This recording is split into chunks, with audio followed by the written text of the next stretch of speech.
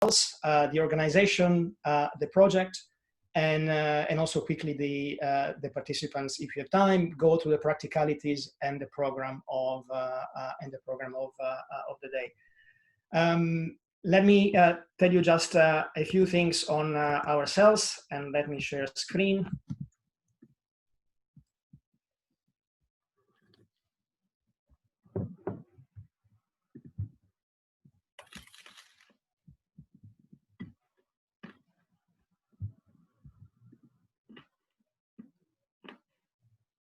I need to ask Jacopo, the host, to enable me to share screen, please.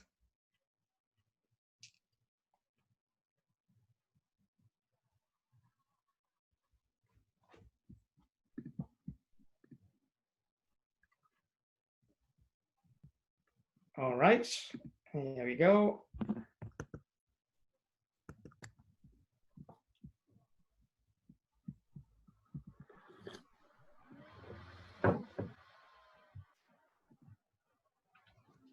So for those who don't know UEF, Union of European Federalists, is a pan-European organization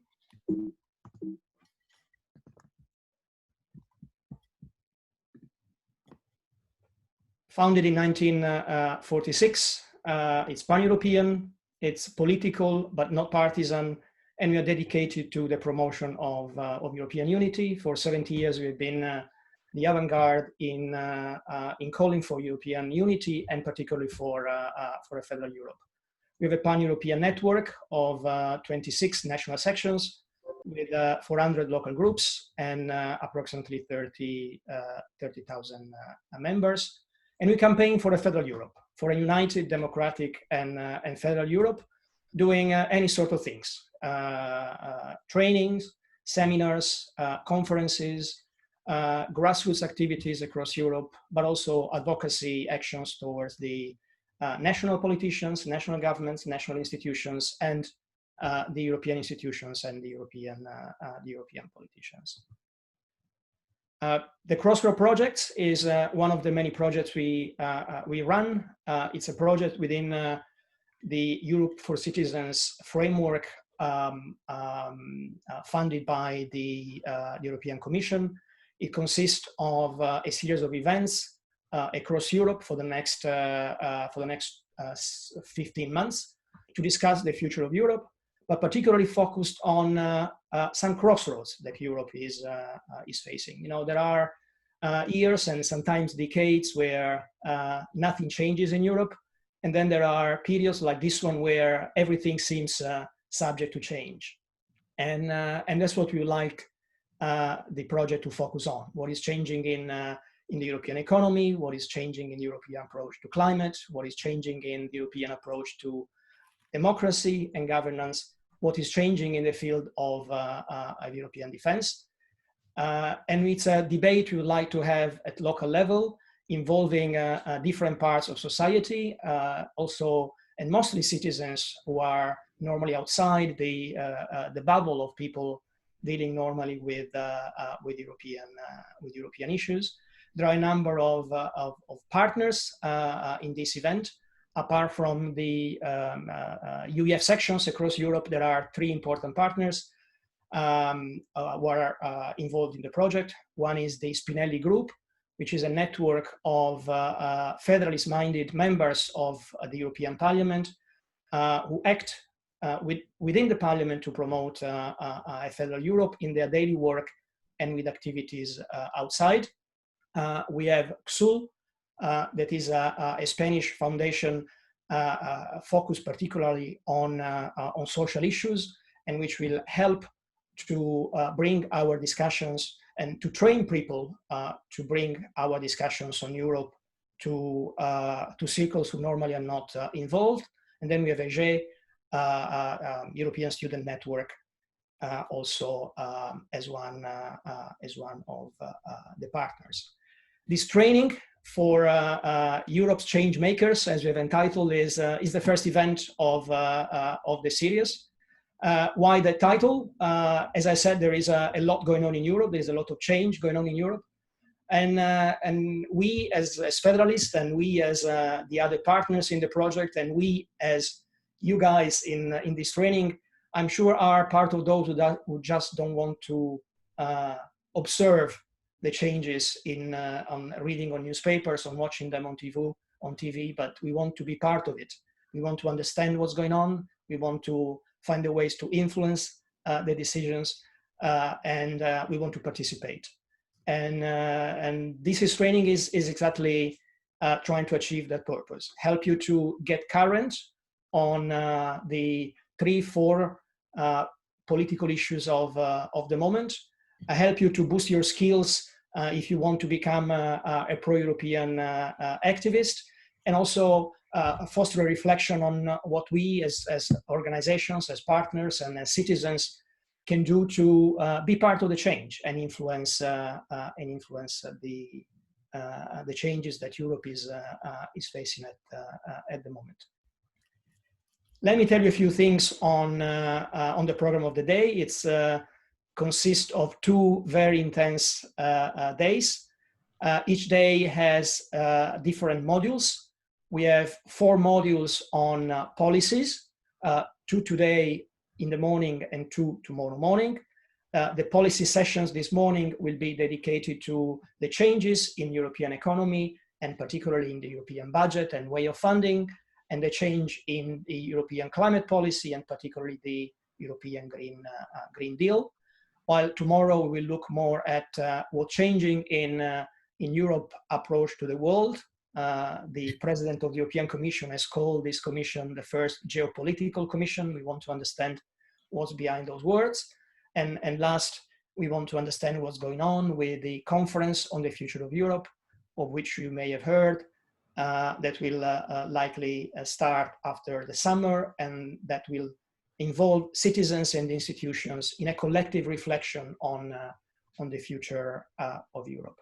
So 4 policy sessions with experts, practitioners, and policymakers, members of the European Parliament. In the afternoons, both today and tomorrow, we will have sessions focused on skills. In particular today, one on how to bring European discussions to circles not normally involved in European politics or politics in general, which is a challenge for everybody. And later a session on how to combat fake news on European matters and promote a positive narrative of the European Union. And tomorrow we will have 2 skill sessions on how can we collectively make change, how to use the input of the previous 1.5 days to develop and be engaged in concrete actions. On the practicalities, I'm sure that you have all been familiar with Zoom, given the popularity it got in the past few months. So you probably don't need much of an introduction to that. Just one important thing, I think you are all in mute, and you will stay in mute during the sessions when the speakers talk. But we want you to be engaged. So we would like you to be active using the chat. You find the chat box at the bottom of your screen. You can use it to comment on what's going on. You can use it to comment on what the speakers are saying, to agree or to disagree. And you can also ask questions. If you want to ask the question yourself, we will give you the opportunity to do so after the introduction of the speakers.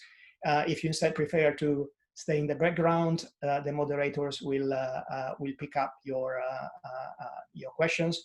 Just write them down in the chat, and please add if you want to ask it yourself or not. Any questions before we do a quick round of introductions on participants?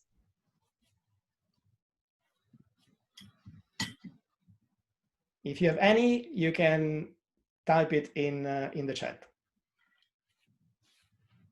Yes, we will share the presentations, all the presentations after the event.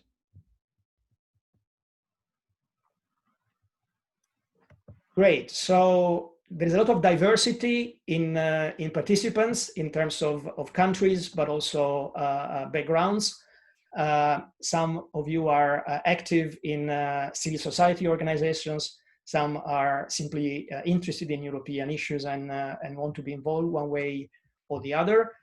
We have 50 people and we have 15 minutes, but I think we can use them for all those of you who want quickly to say who you are, where you're from, and why you're here. And what I'm doing is now I will put the participants list, share screen again, and maybe we can just scroll through the list, and who of you wants to intervene is welcome to do so. This, stop share. Now open your participants list. To do it this way. If you open the participants box, you see who is on screen, and we can quickly go through whoever wants to introduce himself or herself. Or maybe I scroll through and you tell me if you want to speak. Frank Ottersbach. Yeah, well, I live in London. I'm German, and I'm very interested in the kind of things that you said we will be talking about over the next couple of days. Thank Frank. Fons Janssen. Yes, Fons Janssen, 24 years from the Netherlands. And since 1.5 years, I became a active member at Volt. But at the same time, like in parallel, I also try to increase the environmental movement, especially with young professionals on the European level. Because I participated in the Dutch Climate Agreement, and we made a foundation with 700 young professionals for sustainability. And I try to connect young activists with young professionals and youth delegates for sustainable development on the European level. Good. Thanks, Fons. Adam. So hi, my name is Adam Tronečka. I'm from Czech Republic. I'm a member of Pulse of Europe, and I'm also newly a member of Union of European Federalists, and I'm generally interested in European integration. I have been for a few years, so this is a great opportunity for me to learn something new. Thanks, Adam. Alexiane. Hi, I'm Alexiane from France. So I'm a member of a Young Europeans France, and I'm particularly interested in medias as well as European diplomacy. Great. Anne-Sophie.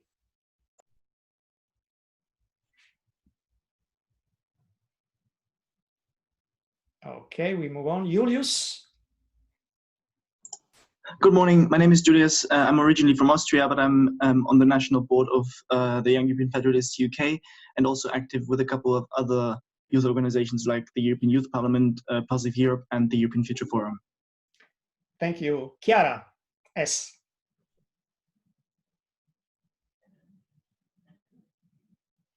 Okay, we move on. Christophe.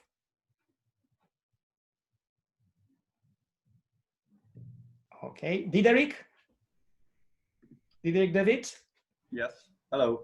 I'm the president-elect of AJ Europe, and I'll be moving to Brussels next year. Cool, thanks, Diderik. Christopher will be more the speaker. We'll present him later.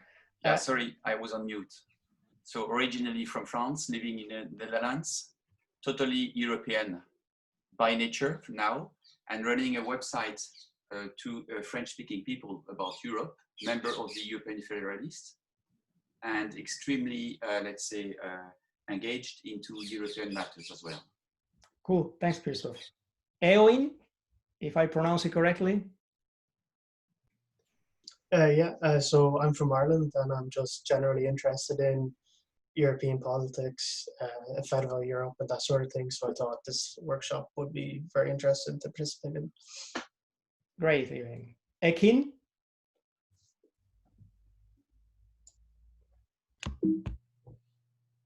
Or otherwise, Fami. Hello, my name is Fami Andresen. I'm actually Indonesian, but I live in France, and I have studied European studies in France, and I've worked also in the Île-de-France region in France as in the European departments. Thank you. Thank you. Francesca. Palladino? Hi everybody, my name is Francesca, I'm 25, and I decided to participate in this because lately I felt a little detached from European Union, but I am still a strong Europeanist, so I hope that this can be a good restart to feel attached again to the European Union. Thanks, Francesca. Francesco? Hello everybody, I'm Francesco, I'm Italian, live near Milan, I'm 37, and I'm an individual member of the ALDE party, so I'm very interested in the topics that will be that we will treat in these 2 days. Thanks, Francesco. Ines?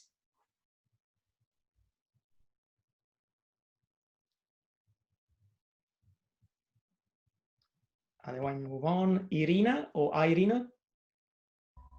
Yes, thank you. Hello, everybody. I'm a member of EF Stuttgart in Germany, and I'm very interested about the topics that we're going to discuss today. Thank you. Ivo? Yeah, I'm from Prague, Czech Republic. I am 20 years Secretary General of the UEF in the Czech Republic, and my actual interest is how to persuade Council to change the position on this conference on the future of Europe, because it's really very astonishing now. Thanks, Ivo. Jan?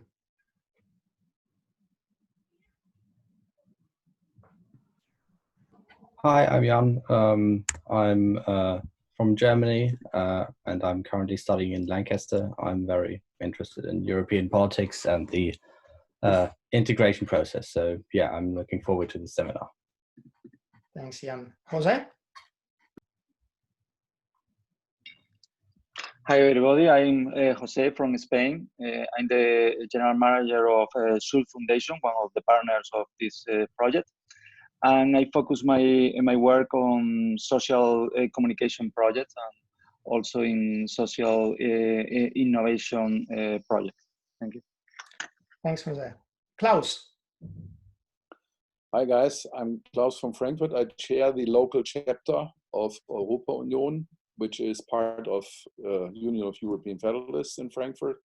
And I have one message for everybody. When I was a young guy, maybe 30 years ago, working for the government, we, as the other young guys, we all said, when we go into retirement, there will be European Union, and then there will be the regional level. In every country, you have regional level, and the national governments, they will be much less important. Now, what mess have we created, okay? I think we really have to fight to avoid that this is going on like that. Thanks, Klaus. Thank you. Anne-Sophie had missed her turn, so we go back a minute to Anne-Sophie. Thank you very much. So my name is Anne-Sophie, and I am part of Green Deal for Youth community, just like Fons I saw, and I think some others here. And I'm part of IJ Europe, where I did work for the Sustainability Interest Group, and now I will work together with Diederik. Thank you, Anne-Sophie. Laura? Yes, hello everybody. My name is Laura. Thank you, Paolo, for the introduction. Really useful for me. Well, I'm Laura. I'm Italian, and I'm living in Brussels since 10 years now. I'm really looking forward for this Crossroads training. I want to talk and to explain my initiatives on the difficult topic we are facing, and I hope we will have success in this. Thank you. Thanks, Laura. Leonidas?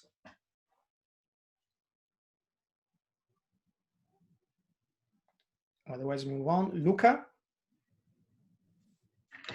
Hello, I am Luca. I am from Slovenia, and I'm not politically active. I'm just here because I'm worried about the future of European Union in 50 years, because I don't think we are doing enough to protect ourselves and to really flourish. Thank you. Thanks, Luca. Marie-Céline? Hey everyone, I'm Marie-Céline from Belgium. I work for IAG, and I'm also a volunteer in the Erasmus Student Network and Generation Climate Europe. and I'm specifically interested in the topics related to climate, countering fake news, and Global Europe. But I found the whole program of the training interesting, so that's why I joined. Thank you. Marta. Hello, my name is Marta. I'm from Poland. I'm really happy to be here with you. I'm interested in politics and European Union diplomacy, so I'm really looking forward to hear great stuff today. Thank you. Marta. Martijn.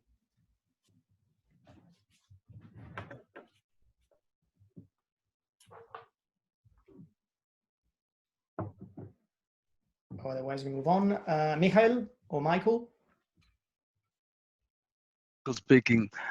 So I'm also in the European Union, especially acting in the north of Germany, but really interested in this conference to learn more about this finance aspect, the climate aspects, and especially the future of Europe, because I think we can do there something in the autumn of this year to bring Europe to the people. Thank you. Natasha?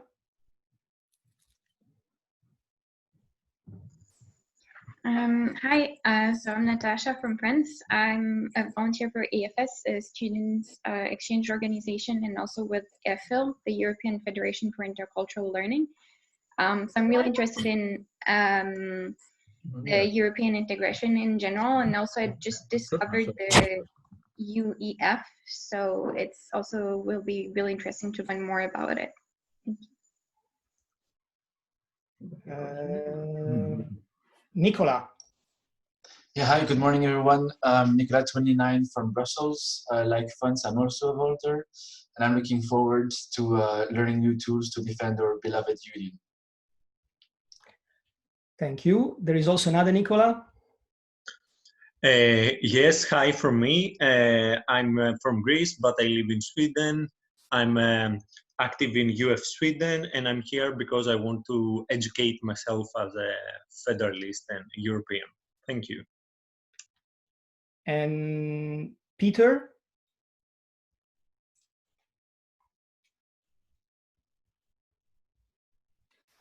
Hi, this is Peter from Normandy. I'm living in Paris, and I think the European Union is a great experiment, and I'm looking forward to 2 intensive days of learning.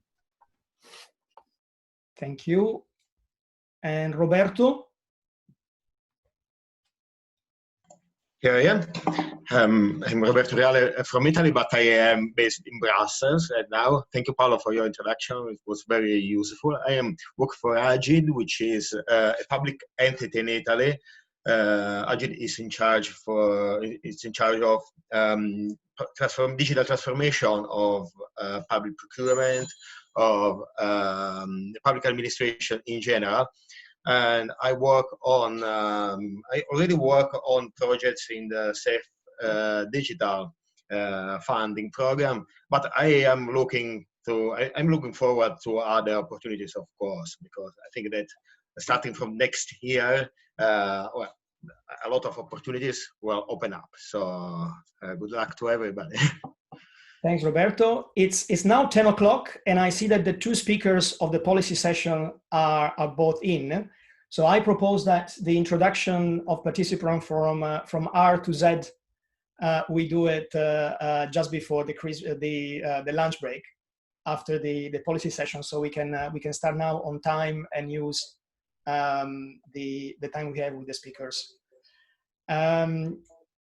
Christopher and Rasmus, you are in. You need to unmute yourself. I am unmuted. Good morning. Hello. Good morning, Rasmus and Christopher. Good morning also from my side. Hi. Okay, so this is what we have called a policy session, and one particularly on European economy. As I said before, there are years in the European Union where things don't change or change very slowly, and certainly the Eurozone and the discussions on the EU budget have not moved much in the last 10 years. And then suddenly there are weeks or months where enormous change is made. And that's certainly the case for the European economy, for the issues related to the Eurozone and to the EU budget and the financial instruments of the European Union. And clearly the COVID crisis has sharpened the mind of people and also moved the opinion of many politicians on what the European Union needs in terms of financial instruments to address, to do policymaking at European level. And we have two very knowledgeable speakers on this subject who will help us to understand where we stand. What are the proposals on the table, which are the key point, distilling the really change-making points from all the rest in this vast and far-ranging proposals that are made in these weeks. Let us understand what are the conflicts between member states and between institutions of the European Union, and understand what the perspectives are for the next few weeks. We have one member of the European Parliament, Rasmus Andresen, from the Green Party, from Germany. He's a member of the Committee on Budgets, and he has been following closely the discussions on the future of the EU budget and of the multi-annual financial framework. So he's really on the front line in the discussion of these days. Then we have Christopher Glück. Christopher is Vice President of the Union of European Federalists, but he's also an expert on these topics. He's Director EU Affairs in Hansbury Strategy, which is a European consultancy with a particular focus on financial regulation. And before that, he has been policy advisor to an MEP, particularly active in the Economic and Monetary Committee of the European Parliament. And prior to that, he was working for the Treasury in the UK.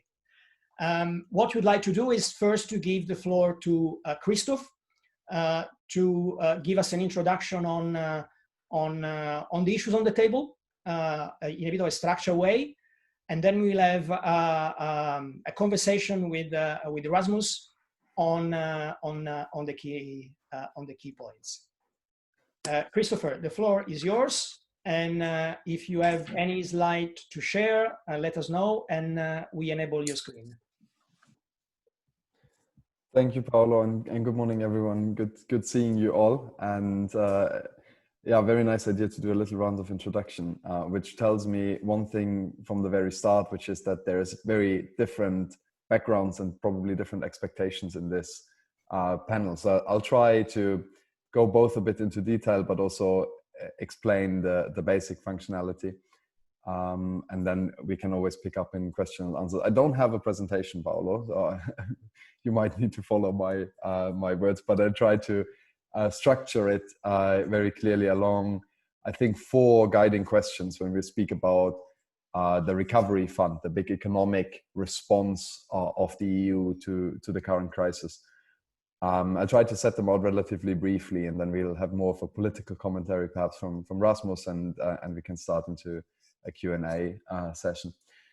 So the first question I'll try to answer is why is the Union doing this?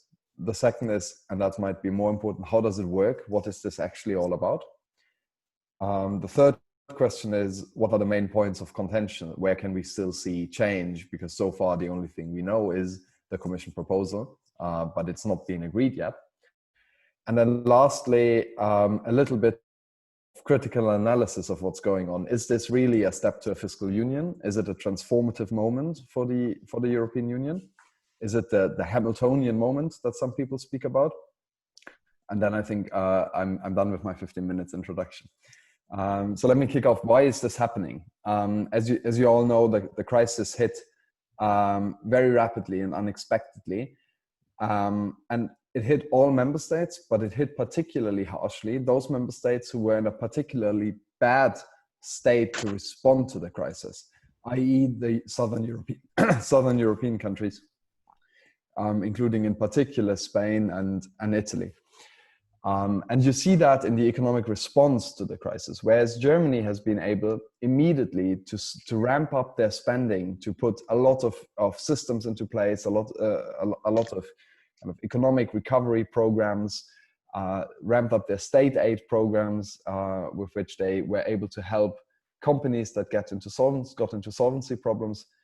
The fiscal space for this, the ability for countries in Southern Europe to borrow money from the markets and spend a lot more than they had initially planned for this year, is just a lot smaller. It's a lot more difficult for those countries to do that. A, because they already have a very high public debt ratio, which means that if they were to do this and ramp up their public debt by another 20%, there's a real risk that markets lose confidence in those countries and stop lending, or the lending cost goes up so much that overall the burden on taxpayers, on future generations in those countries becomes so unbearable that companies already know the tax burden will go up. It's not really worth investing in these countries anymore. So we could enter into a sort of vicious cycle in which the response now lays the roots for future economic problems in those countries. And the idea is very much we need to counter this from the European level, not least because we have a single market and a level playing field between the economies in Europe in the single market, and where Germany is able to support their companies very much, but Italy isn't.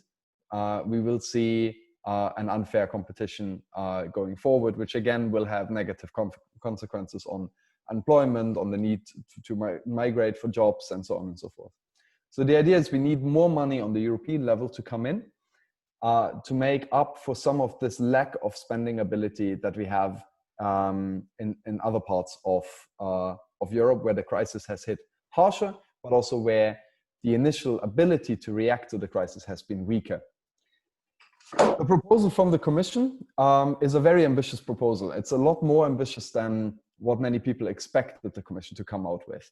What they effectively say is we should spend around 500 billion over the next 2 to 3 years as a sort of stimulus spending in the economy that will immediately help.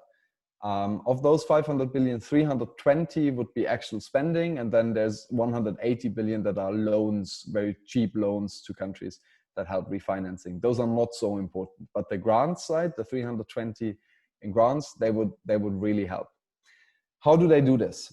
Because usually the European Union is financed only through contributions from the member states. That means the member states decide together in a 7-year cycle how much money they want to transfer from the member states to the European Union. There's a very, very limited part of what we call EU-owned resources, genuine EU-owned resources. These are EU taxes. There's a very tiny part of the budget that is financed through those. The majority of the budget, of the EU budget, is financed through contributions from the member states. And that's the way it has to work according to the treaties. So now, if we want to spend more from the European level, the only way to do this under normal circumstances would have been to ask the member states to put up more money. But that would, of course, have been counterproductive, because that's exactly the problem that we have, that there is not enough money for the member states to spend. So the idea they come up with was to say, let's do the same thing that our member states do. Let's borrow money from the markets and pay it back later. The idea is they would borrow money that they have to start paying back in about 7 years' time and end paying back in about 30 years' time. So we stretch out the repayment over a long period, which means we can spend upfront now where we need the spending, and then the repayment happens over time in a way that it doesn't harm the economic recovery now. How they did this legally is something we can go into if you're interested. It's quite hotly debated if that kind of loophole the Commission found is actually in conformity with EU law. It will most certainly get challenged in front of national constitutional courts and then ultimately in front of the European Court of Justice. But for now, the Commission legal services have signed up to it. The Council legal services yesterday published an opinion in which they said they are okay with it and green-lighted everything. So we can be quite confident that this will go ahead. Also, not least because the member states really want it to go ahead. And usually in the EU, if the member states really want something, it tends to happen. What they would do, I will very quickly brush over this, and we can go into the legal questions of it more if you happen to be interested in them. The idea is that the money is not counted as the normal EU budget, but rather the EU is allowed to borrow money, and this money would be seen under EU languages as external assigned revenue. These are usually very small amounts that the EU gets from things such as renting out buildings, like fringe profits it makes here and there, and that are not counted towards the normal budget. Member states have in the past also used this to spend on individual programs where they had spending needs that weren't foreseen in the 7-year cycle. For example, on migration, there was the idea we have an extra top up and we do this through external assigned revenues. The big advantage of it is it isn't counted towards the European budget, which means all of the rules on the European budgets, on ceilings, on contributions, on the need to have a balanced budget by the end of the year, all of these rules don't apply.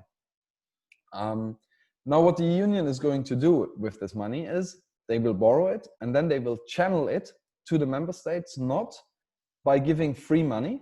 That was the initial idea. We just give money from the EU to the member states, and they can plug their budget holes with that money. Now the EU is not going to do that, which has several reasons. The first and most important reason probably being that it helps to have a certain control over how the money is spent, and it increases the kind of cohesion in the way the EU is going about its policy priorities and spending priorities. So the idea is the money is channeled to the member states through several budget programs, which are organized in different ways. Most important one of which is called Recovery and Resilience Facility. You don't need to remember that, but that's what, when we usually speak about the Recovery Fund, we speak about this one. And in this, the member states would be asked to provide recovery plans where they write down what exactly do we want to do to foster the recovery in our member states. What is the money that is needed for that? And they are asked to have a specific focus in doing so on what the EU calls the twin priorities, the digital and the green transition. So member states are asked when they submit their plans, which are usually infrastructure programs, can be structural reforms of the labor market, these kind of things. They should have a specific focus on the question of the green transition, what can be done to make this member state more carbon neutral, and the digital transition.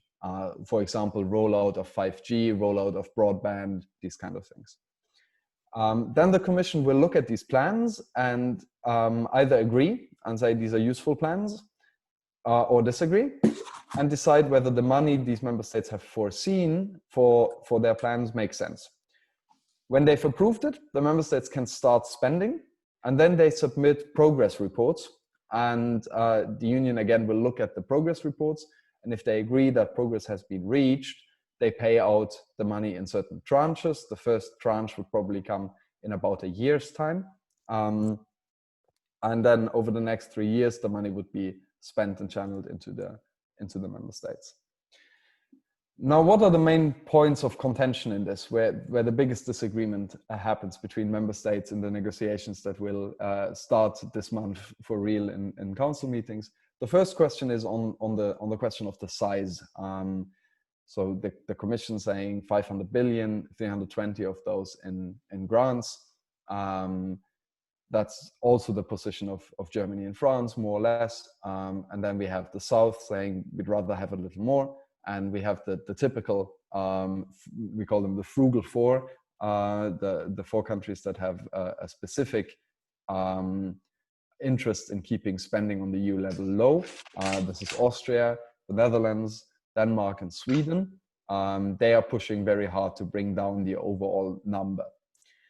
The second question is the allocation. How much of that money is going to which member state? The Commission made a political choice to upfront publish an allocation key with which you can calculate as a member state how much would you get, what's the maximum number you can get if your recovery plan is accepted.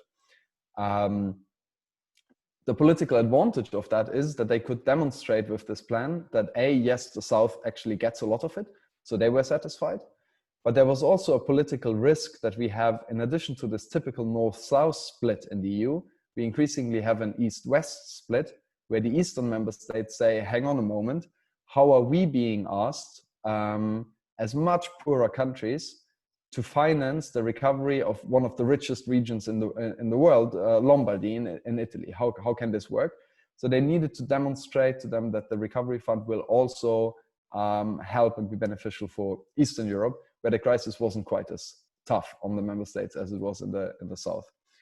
And the Commission managed that with their allocation key, demonstrating that, yes, the biggest beneficiaries in overall terms would be Spain and Italy and France.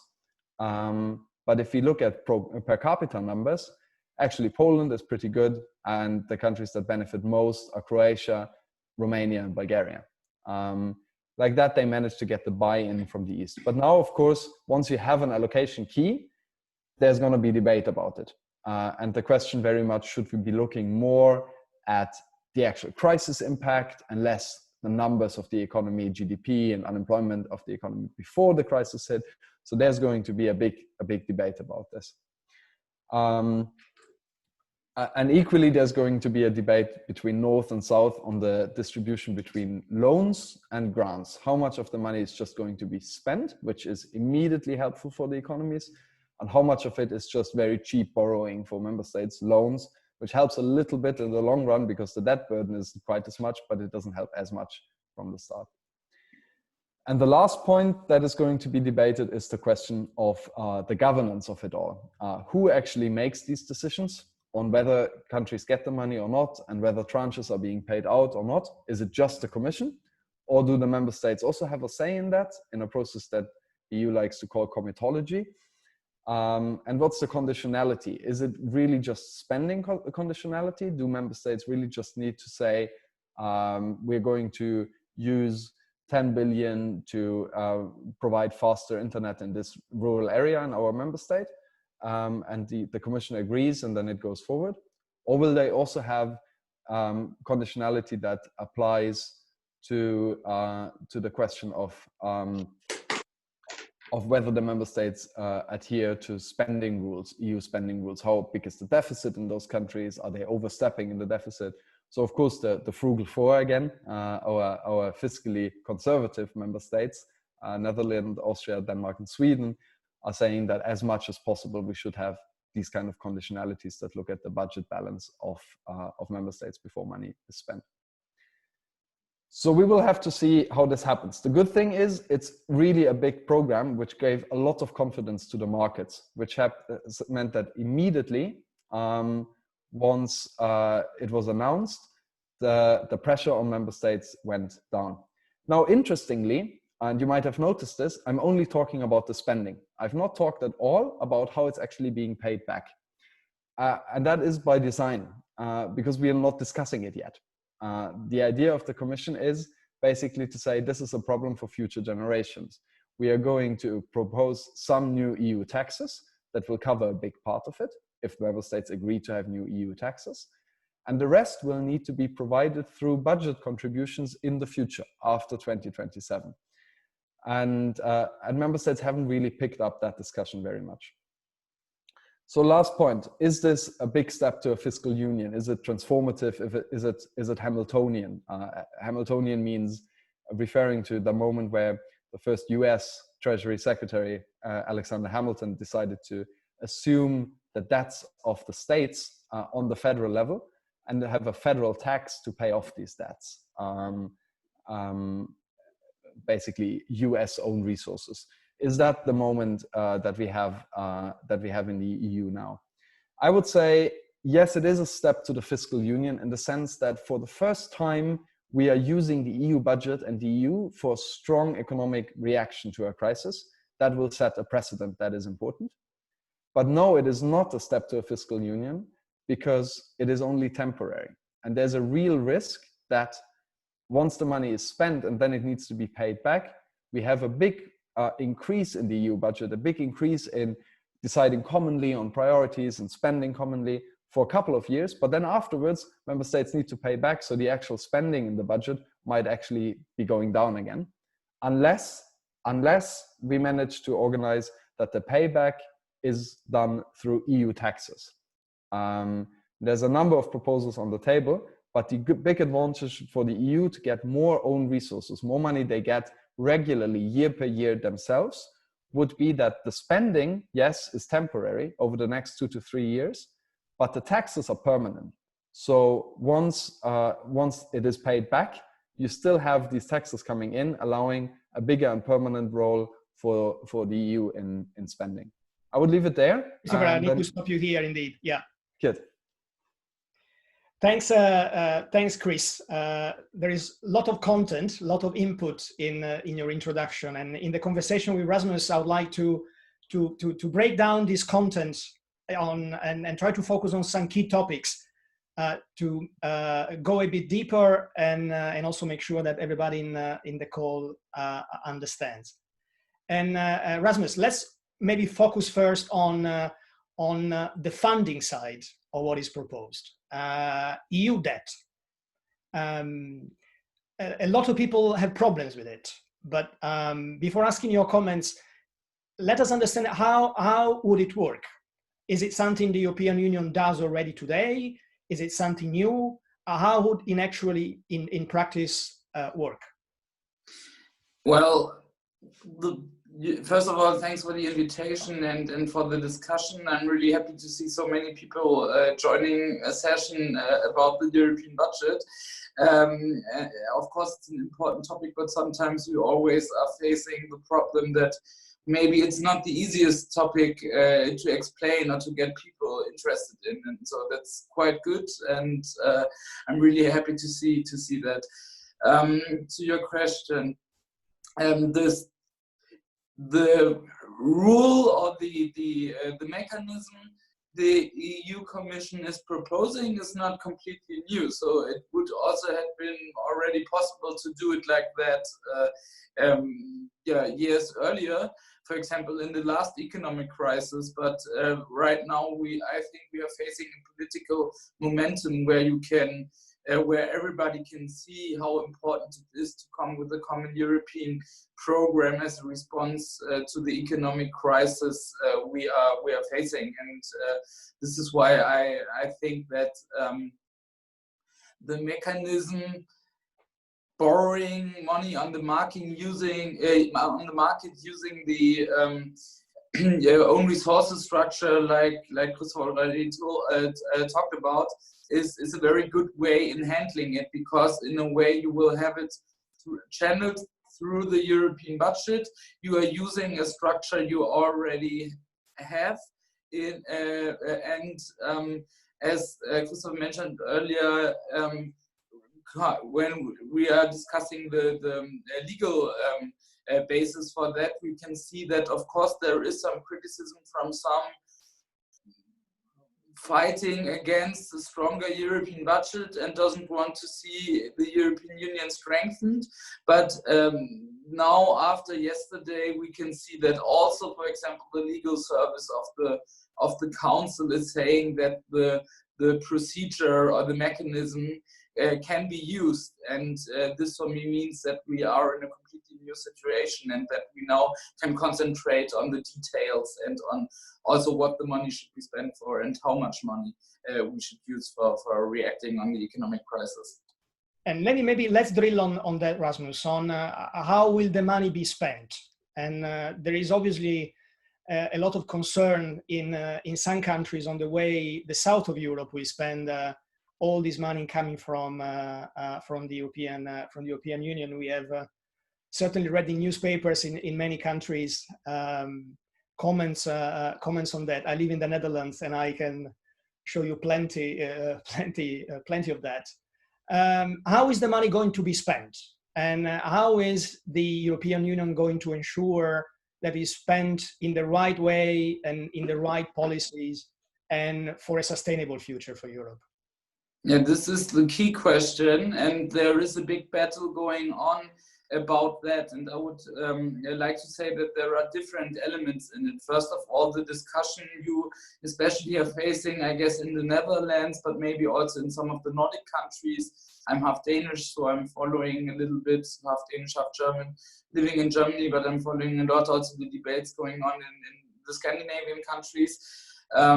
Where it's more about for example, macroeconomic conditionalities, and there are some there is a public opinion in some of the countries saying that you need some more austerity-like structural reforms in many of the southern European countries because their economy is not working, and if they want the help from some of the other countries, then they need to transform their political and economic system. That's not my opinion, but this is a little bit like we had the debate 10 years ago about the euro crisis with Greece and the austerity measures some states got through as a response on the economic crisis. 10 years after, we can see that this hadn't worked really good. You can see that there are still a lot of social problems in Greece, for example, that the economy even is not much stronger than it has been at that point. And so this is one of the debates going on in the council right now and also in the parliament. Then there is another debate on, I would say, a real debate on what the money should spend on. And this is really important because we as European Parliament, but also as a Green member of the European Parliament, I am not interested in to spend the money for everything. So we need to modernize Europe. We need to, as Christoph said, we need to relate or combine it with the priorities we've set and the new Commission had set. So the Green Deal discussion, the digital discussion, research discussions, we have to look on which sectors are affected mostly in some of the member states, and then we have to use the money to modernize the countries. But modernize doesn't mean austerity measures and social cuts in the national budgets. For us, it means to invest it in the right way. And this is, of course, a challenge because we also know that we are not having so much time and we need some strong reactions already very early. And if we're trying also to transform our economy to become climate neutral, for example, then we know that we need much more time, and maybe in an economic crisis this can be difficult because you need a fast reaction also for the financial markets. And this is one of the challenges ahead where we have to work on in the upcoming weeks, and where we as Parliament are quite disappointed also with the proposal from the European Commission, because they are setting the headlines in the right way, like Christopher mentioned. But if you're looking on the details in the programs, then there are a lot of problems. I will ask you later on the Parliament. Let me ask you something else still on the spending side. Very often the debate is portrayed as a north-south debate, but there is an important different side of the debate on the spending on these resources, which is the Eastern Front. And clearly the EU member states in Central and Eastern Europe, or some of them, are uneasy on resources going to richer countries in the south of Europe. But on the other hand, there are concerns on the ways resources will be spent in some of the countries of Central and Eastern Europe, where democracy and rule of law are becoming more shaky. And obviously Hungary, Poland, and to a certain extent Czech Republic are a particular concern. So how do you view this part of the debate?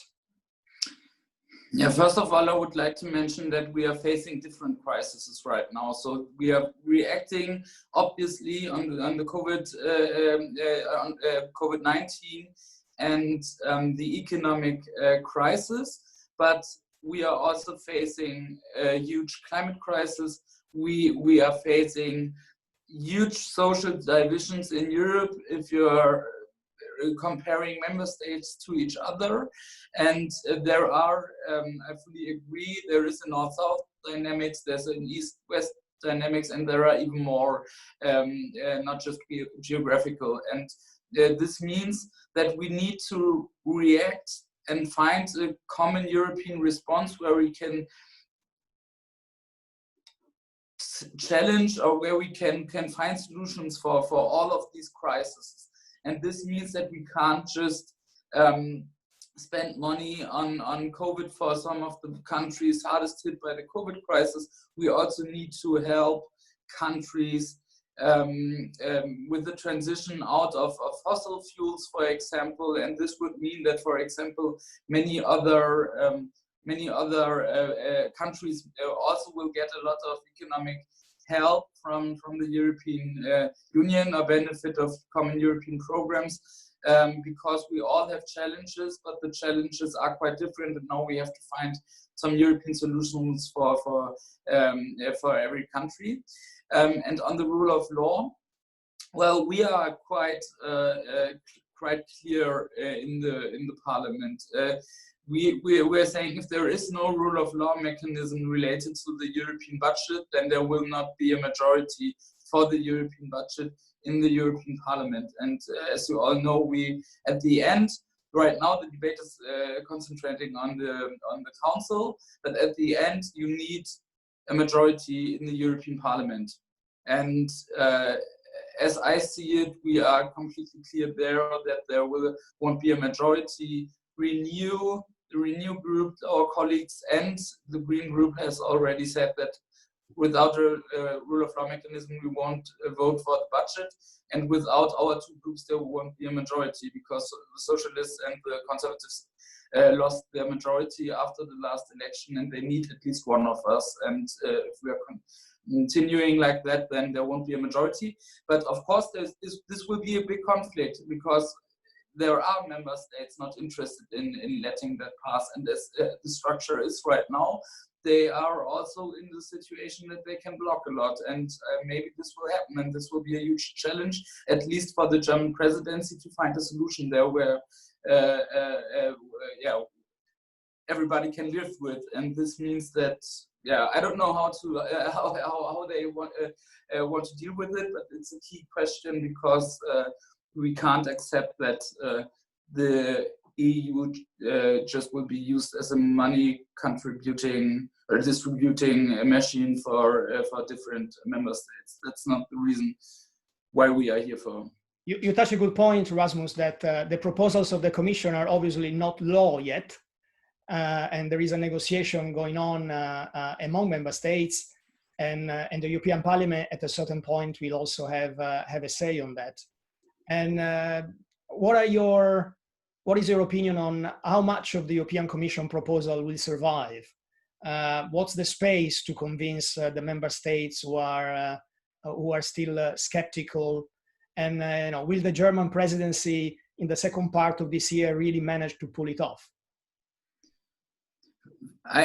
First of all, I think that the proposal of the Commission is quite good. It's a historical chance in a historical situation or moment to change the way we are making fiscal policy, economic policy in the European Union. And now we can see that many states are quite happy with the amount in the proposal of the Commission. Christopher mentioned that France and Germany more or less are on the same page, and this means a lot in Council, I guess. And then there are some member states wanting lower figures, and then there are some who would like to see the budget increases, and then you have the Parliament who would like to have a higher budget. And right, so I think the at least in the next generation EU program, so the recovery part of it, it will be more or less the amount of the Commission, I would say. And then the big discussion will be on the conditionalities, as I said, and on the question how much will be grants and how much will be loans. And because this will be a key fight. And of course, for example, the Frugals are interested in having much more loans than in the proposal of the Commission. But in a way, they need to have an agreement with the Parliament again, and we are much more on the grant side. But I think this will more or less be the key fight, and not so much the amount of the programs. And then it's a little bit different, just one sentence, with the long-term budget. So we're having the next generation program for the next years, 750 billion, 500 grants, 250 loans. But then we are having the proposal for the long-term budget for the next 7 years on a very, very low level. And the big fear also we can see in the Parliament is that we will have some nice years with a lot of important spending for the next 2 or 3 years, and after that we are sitting in the Parliament with a very and the Commission with a very small budget, where we can't strengthen Erasmus or some of the common European programs like Digital Europe or Horizon and so on. And this will be a problem at the end, because the money in the next generation program will basically go to the member states. 85% of the funds will go directly to the member states and not to common European programs. And this is what we are fighting for: common European programs, common European goals. Needs common European programs, but on the amount, I guess we will on the next generation program we will be on the level of the Commission proposed. But then Rasmus, yes, and this is what actually is in the proposal of the Commission. They are proposing a high reaction, a program like the next generation program, and as a compromise with the Council, and at least also with the Frugals, but in a way also with countries like Germany, they are proposing a very small budget on the level of the proposal Charles Michel came up with before the Council in February. It's nearly on the same amount, where the Commission heavily was criticizing the level of the budget at this time. And the Commission now is arguing like, yes, that's true, but if we are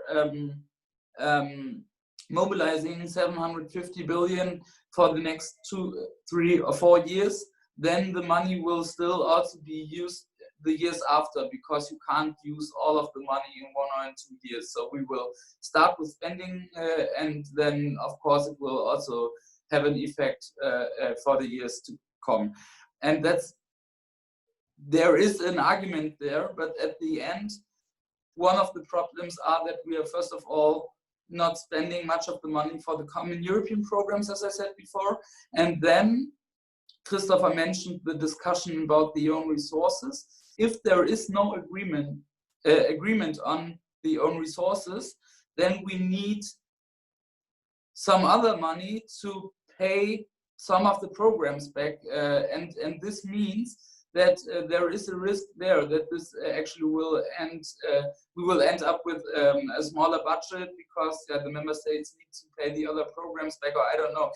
And then we are not having, then we are facing some problems, and then we will have a fallback in some years. And as I said before, I see it as an historical moment and chance for the European Union to strengthen the EU on fiscal questions, but we also need to do that, and it won't be enough to have it for 2 or 3 years. We need to do that permanently, I would say.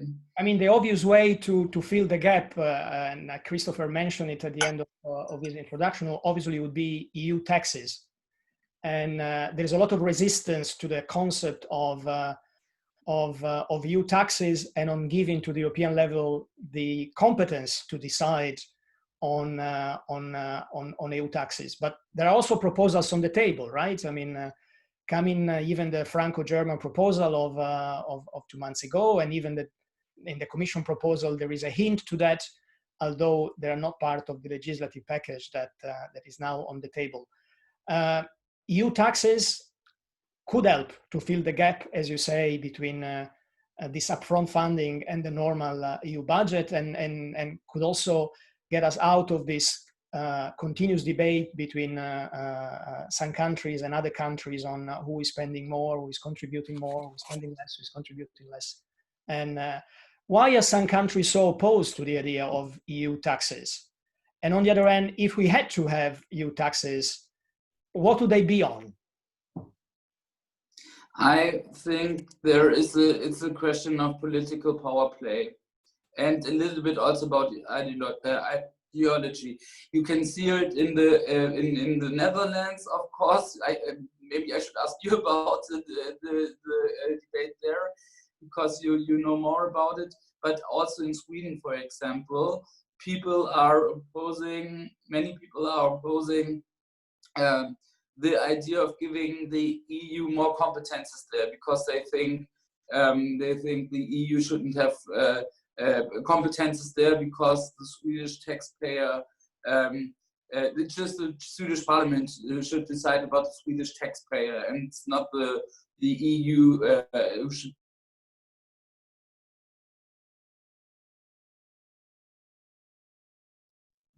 The own resources, the European tax question, together with the repayment of the programs, and this means that many member states could be interested in implementing European taxes because they don't want to pay it back by national contributions, or because they don't want to raise their national contribution to the European budget. And the Parliament loves the idea of new own resources or taxes, because we want to be more independent. For us, we are always asking for more national contributions to the European budget, but that's something we are doing because we are in this structure.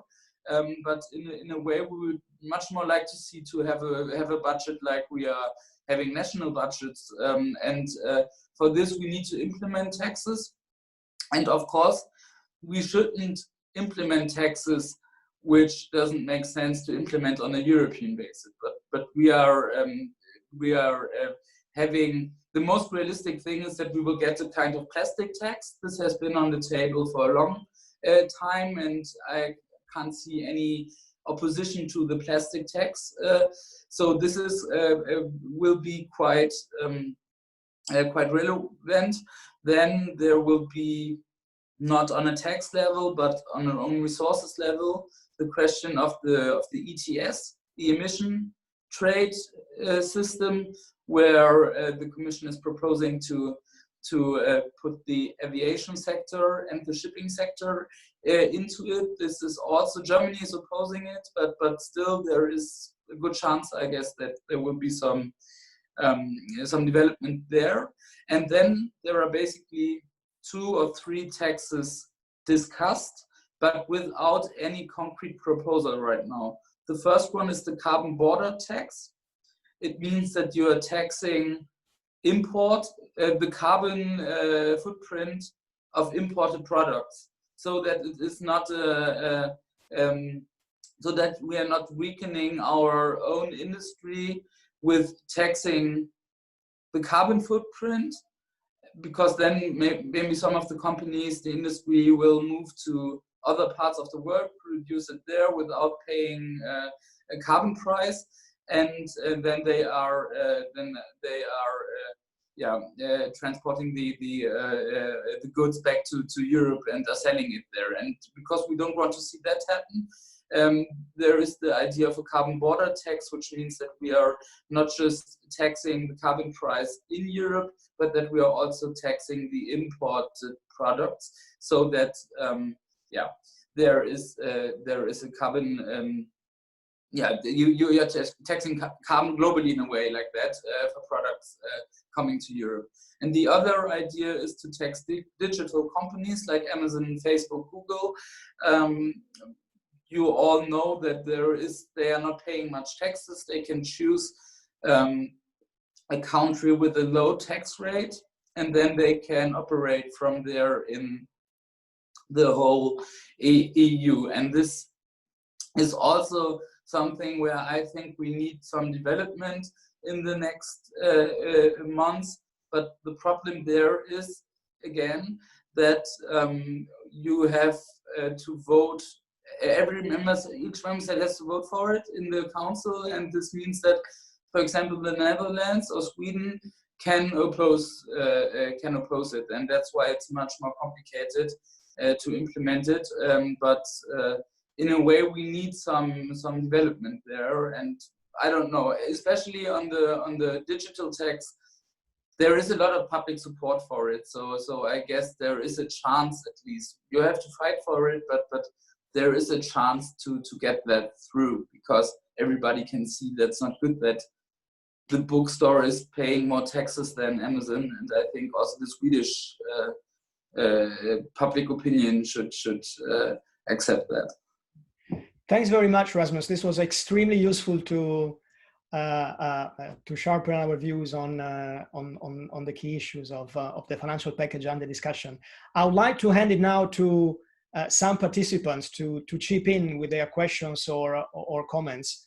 And I suggest that we have 3 questions and then a round of answers, and then we see for how long we can go until 11:15.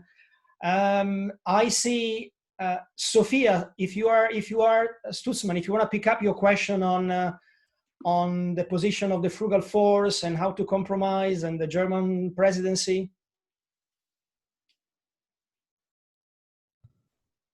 Hi everyone. First of all, thank you so much for your presentation. It was really nice to hear your thoughts. And I'd just be interested in general how you think the German presidency can play a role in bringing forward the discussion and the negotiations about the recovery fund. Then I pick up another one. I have Michael asking something on what the European Parliament can do, but I'll leave it to you to raise it. Yes, do on what? On the recovery? Rasmus, we pick up 3, and then I give you the floor to you and Chris. Hello, Rasmus. We have spoken yesterday, and my point is really that the European Parliament should take now this chance to take the responsibility to really control the spend process, control the ECB. I think the different national, let's say, government was unable to do it right. So we can only see the problems with the Lisbon contract, that there are still some open questions, and that let's say the solicitors and what is it in German, the Gerichte, they have to work on it, EGUH, and also therefore let's take this control, give this control to the European Parliament and try to fight for it. That is my point. Thanks, Michael. I pick a third one. Fons, you have a number of questions on the views in the frugals and the Netherlands in particular. You wanna raise that one? No, I think the question of Sophia was already like in strong line with that, so I think I would like to give that additional attention. Okay. To go through the 4 countries more in depth. Okay, and then the last one on taxes. Laura, your question on harmonization and Yes, it was mainly a remark because we were talking about how to have a European taxation, but I think first of all, we need to harmonize the different system. Otherwise, we will have a tax, but then each member state will implement it in a different way and it's not effective. So that's just my remark. And then on what Rasmus was saying also about the digital part, I think he was mentioning this digital tax. I agree that big business, they are not paying probably enough, but we also have to take into account, I think, the role they are playing in the digitalization policy, meaning that Google, Amazon, they're also providing some training for people. So I completely agree on the fact that you want to raise this digital tax, but also taking into account the role they are playing. So here I'm a little bit borderline, I think, with your views, but that's my thoughts. Thanks. We have, I think, a round of answers now. Christopher, you go first. All right. So yes, on the first question, how can we actually gain the support of the Frugals for this? I think it's actually fairly straightforward. They have all accepted. Remind us which are the Frugals, by the way. Yes.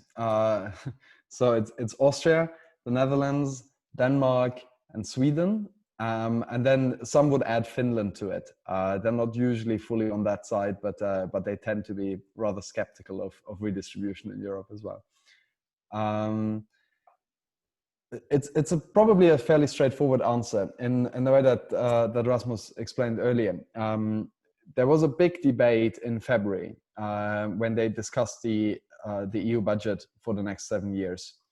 The Commission came out with a proposal which was disappointingly low, and then the Council negotiated, and the Council President, Charles Michel, came out with a proposal that was even lower than that, and yet it didn't get agreement because it was still too high for the Frugals and definitely too low for some of the southern member states.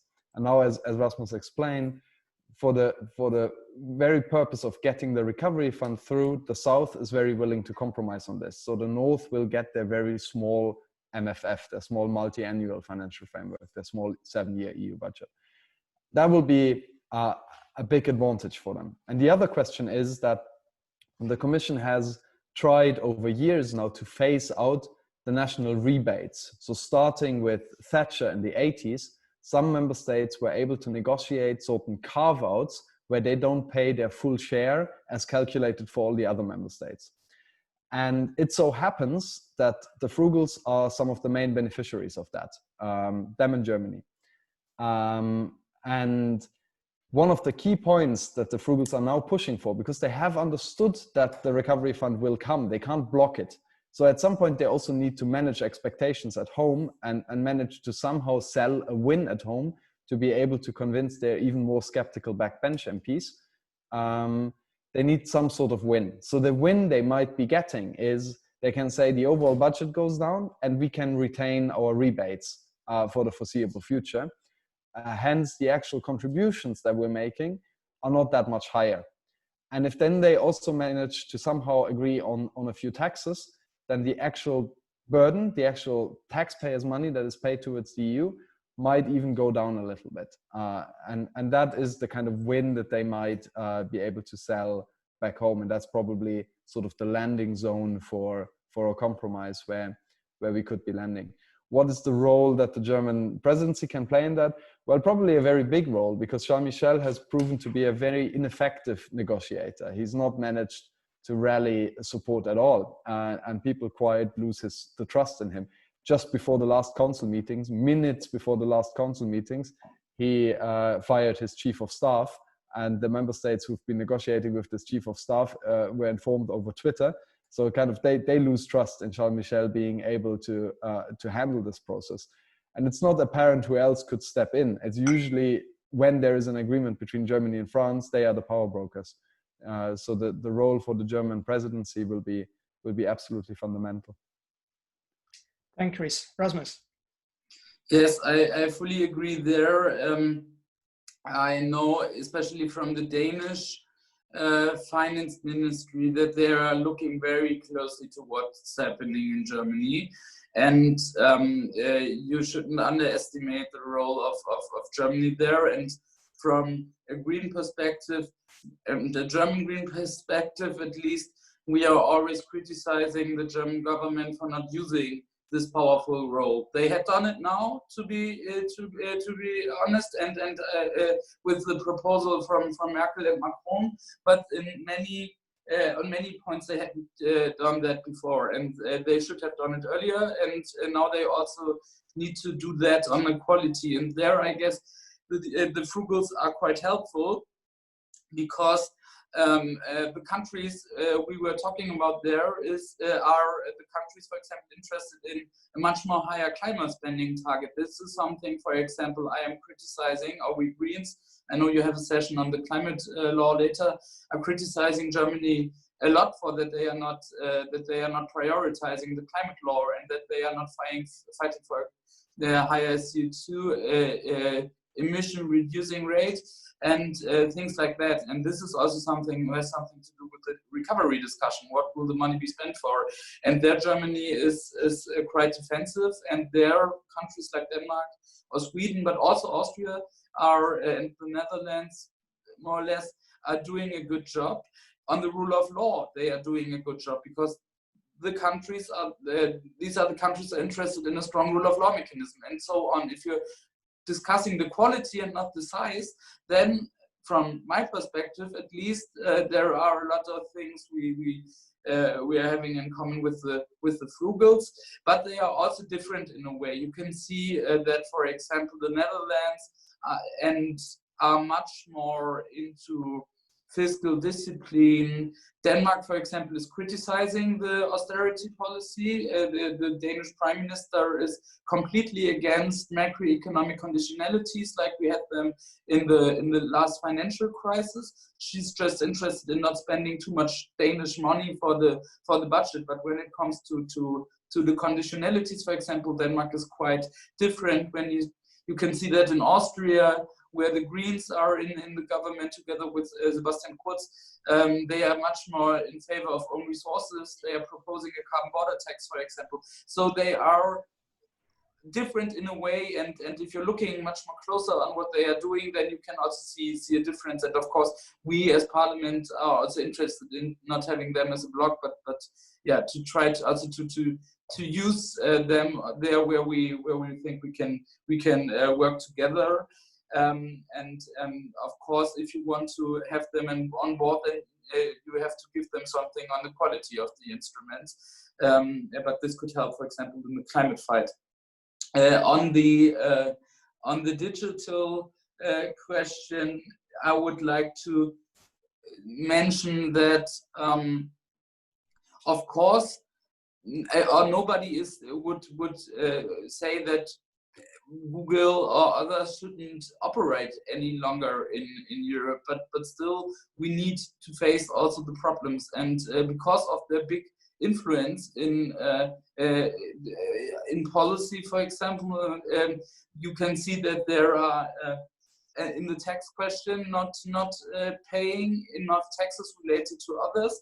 But you can also see that the race of their market share, for example, Google or also Amazon, is quite problematic also from the point of view for a functioning single market, because you don't have any market situation there any longer, because for example, Amazon is too big.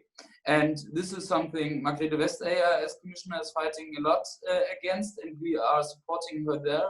But there are some problems related to big tech companies we have to deal with, and I think we need to do more there. And then of course there are also some innovation elements in it and so on, but at least we should be interested in having a functioning market, and also that we will have some own European development in the digital when it comes to digital, so that we are also supporting startups and own innovation here in Europe much more than we had done in the past. And at least from a German perspective, we can say I can say that there is a lot to do, and this would also mean a lot, not because I think the big US tech companies are always bad and everything from Europe is good. That's not my point, but still I think we also need to develop our own solutions and innovation here, and this is also important related to the discussion about big tech here in Europe. Yeah, and then there was something about the Parliament from Michael. We've talked yesterday in another webinar, so I don't want to answer his question again, because I want to. He knows but of course I agree. We need to strengthen the role of the European Parliament, also related to the control of the central bank, for example, and other questions. It's of course quite important. Yes. Thanks, Rasmus. Let me take another round of questions, and then we have a round of answers. I see some critical voices in the chat on actually what the Commission is proposing. So, Peter Davids, do you want to comment and maybe? Yes, thank you, Paolo. For maybe I should put on the video as well. I'm talking from Normandy, which was the Western Front during the Second World War. And in general, I'm very happy with the European Union and very interesting to see its developments in slower periods and leaps, as you said. I think this is actually a leap towards a Hamiltonian moment and the possibility to have taxes and more own funding of the European Union. But there is an ideological or actual debate on how these taxes then need to be paid, because the 50% of taxes is already a lot. In the national countries, there are maybe taxes on the national level, but also taxes on the municipal level. So if we have a tax on the European level, then we should have lesser tax on the national level. How do you envision that? And then for the next crisis, socioeconomic crisis, we need to have be more prepared and more resilient. If there is half a trillion or 750 billion being paid to France, Italy, and Spain, how do you envision that this really will make these countries more resilient, more vibrant, not by austerity measures, I understand. So it needs to be something else. What is that something else? What is that creative way of using the finance? Thanks, Peter. On the matter of EU taxes, I see several comments from Julius Leiter. You want to raise them yourself, Julius?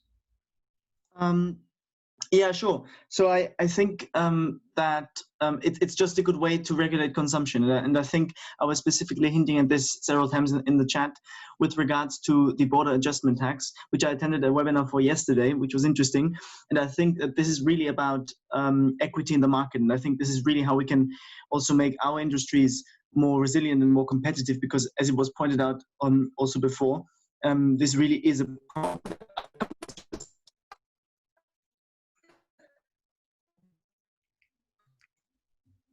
I think I need to continue here because I think I'm having a microphone issue. So this is why I have a second connection in place. So I'm going to continue here. I think we need to make our industries more resilient towards industries from countries which don't have that kind of environmental regulation. And so this is why I think a border adjustment tax would really be a good idea. But I would want to know, perhaps especially from Rasmus, where we are currently in this process. If there is any chance for us to get it someday. And then also the question that I also raised was about the carbon tax, so not border adjustment when things come in to the EU, into the single market, but also about internally sort of adding a price tag to CEO exhaustion.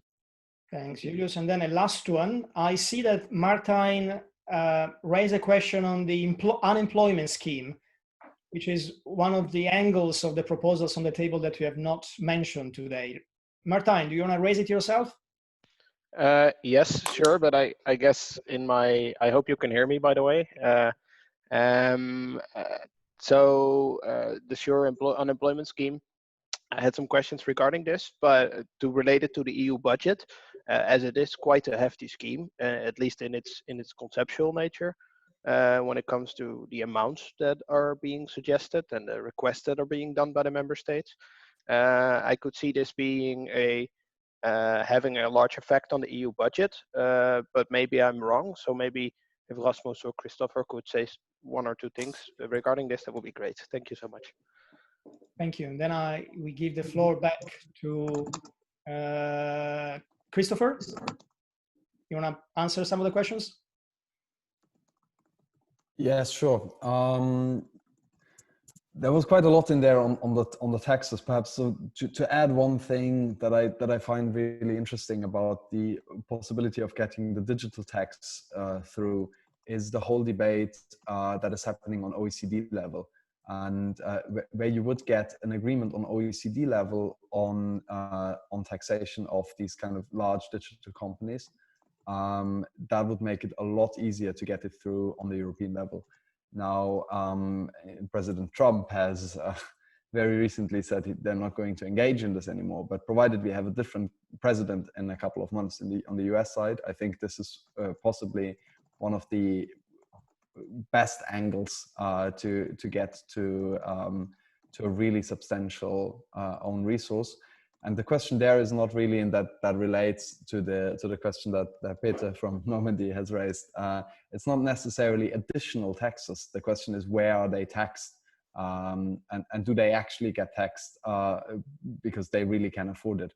Right? It doesn't harm small and medium-sized companies in France if actually Google doesn't make billions of profits every year, or still makes billions of profits, but a little bit less because they actually pay 12% on their profits in France. So these are the kind of proposals, I think, that really can change the way we think about taxes on the EU without necessarily adding an additional burden on the European economy. The other tax we haven't spoken about yet, but that I find quite interesting, is the idea of the single market levy, which is basically an extension of the user pays principle in the EU. So we say that large companies, quite large companies actually, 750 million revenue plus, who benefit most from the single market, then actually contribute a little bit on their profits. And there is quite a good chance that some of this goes through as well, I believe. And again, this is not necessarily something that harms small businesses. On the last question of offshore, the unemployment scheme, it is quite a big scheme with 100 billion. That's true. But again, it's a temporary scheme, so it's money that is spent upfront in the budget, and then is going to be phased out in a couple of years. So there is the idea that we would get a proper European unemployment insurance that is there to stay as a permanent system of support for member states coming under pressure. That's not going to be tackled with this program. So there is going to be an impact on the budget, that it needs to be provisioned. These 100 billions need to be provisioned in the budget. But it's like the recovery fund. It is something that we provision for the first 3 years, and then it's being phased out. Thanks, Chris. Rasmus, for your final answers. Yes, on the maybe on the last question, or the last point Christopher raised. That's of course true, and the situation when it comes to the proposals and the wishes of some of the member states. But at the end, my hope would be that we are also related to Assure using the knowledge we are developing now with the program for maybe finding a solution also for the years to come and years after this crisis, because it would be stupid to have an instrument, to have developed an instrument which will work out, at least we have to evaluate, but if that will be the case, and I think there is a good chance in that this will be a good program, and then would be completely stupid to kill it again. Maybe we will not have it in the same way like we are having it now, maybe not with the same amounts, but to kill it again completely, and then to set it up again in the next economic crisis. And we don't know what will happen in the next 20, 30, 40 years, but we will know that at a point we will be in a new economic crisis again. And we need measures like that. And this is why I think we need to look on it, and also related to other proposals, we also need to find ways in how to develop that, so that we maybe not now, because it's a very tough discussion, but maybe in some years can build up on what we have started. So this would at least be my hope. But it's true, it's a complicated debate, and many member states are opposing everything related to new competences, and at least on social questions. But yeah, maybe there is a chance. Related to the to the question of European taxes and national tax burden. For me, it's not the key. It's not a very important or key question, because the taxes we basically are discussing are taxes that we're not having in many of the member states, and that we can't implement in the same way in the member states. You can take the discussion about the digital tax. Of course, France came up with something, but in a way, the digital tax will be something new, where no member state can do it in a good way and by their own. So it's the same a little bit with the carbon border question, because we have a European market, and we are having custom duties, for example, also on a European level, and this means that we could implement that best on a European level, and not, for example, in Germany or in Denmark alone. And this is why I think the national tax burden, or the tax burden for each taxpayer, will not be so different related to what it is now, but there are others who are not paying so much, would pay more. Related to the carbon questions, related to the carbon price, of course, it's true. As Greens, we would like to see a carbon tax, a stronger carbon tax. There are a lot of problems related to the emission trading system, but from a pragmatic perspective, I was talking about the ETS system related to the shipping and the aviation system. I think this will be much more realistic to get it. But you're fully true that there are problems related to the ETS, and there are better mechanisms for pricing carbon, but in a way we need also to build majorities for it, and this is quite complicated. For the carbon border adjustment tax, the situation is that the Commission will come up with a concrete proposal next year, where they have to find answers on the question Julius, you raised, but also for example, on the question of the trading rules, world trading rules related to the WTO, where some states, again Sweden for example, quite in favor of free trade, are skeptical because they think it's not possible to implement a carbon border tax within the WTO rules. There are already some proposals from institutes, like for example the Institute for World Economy in Kiel. They are proposing that you will come up with a standard price for different kinds of products, and if companies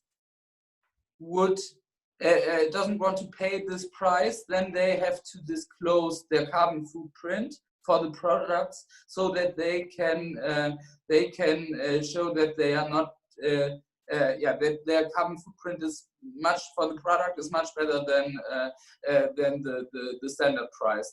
So this means that you have a mechanism where you don't need so much administration maybe for it, or lesser than maybe in other models, but still the companies can with more transparency show that they are better than expected, and then they are paying less taxes. And this would be, I think, a good way in handling it, but you have to look on the details, and it's quite complicated. But if you're interested in it, and I don't know, you have been in a webinar about it yesterday, so you may even know more about it, then you can look also on the website of the Institute for World Economy, Institut für Weltwirtschaft in German. You can find it on their website, I guess. Thank you, Rasmus.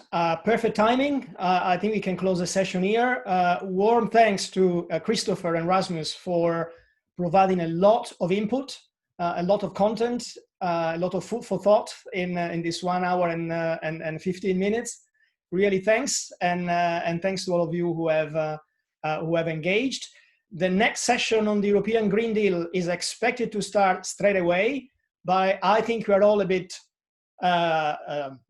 tired by this 1.5 very intense session. So I suggest we take a really few minutes break for a bit of fresh air and perhaps a coffee.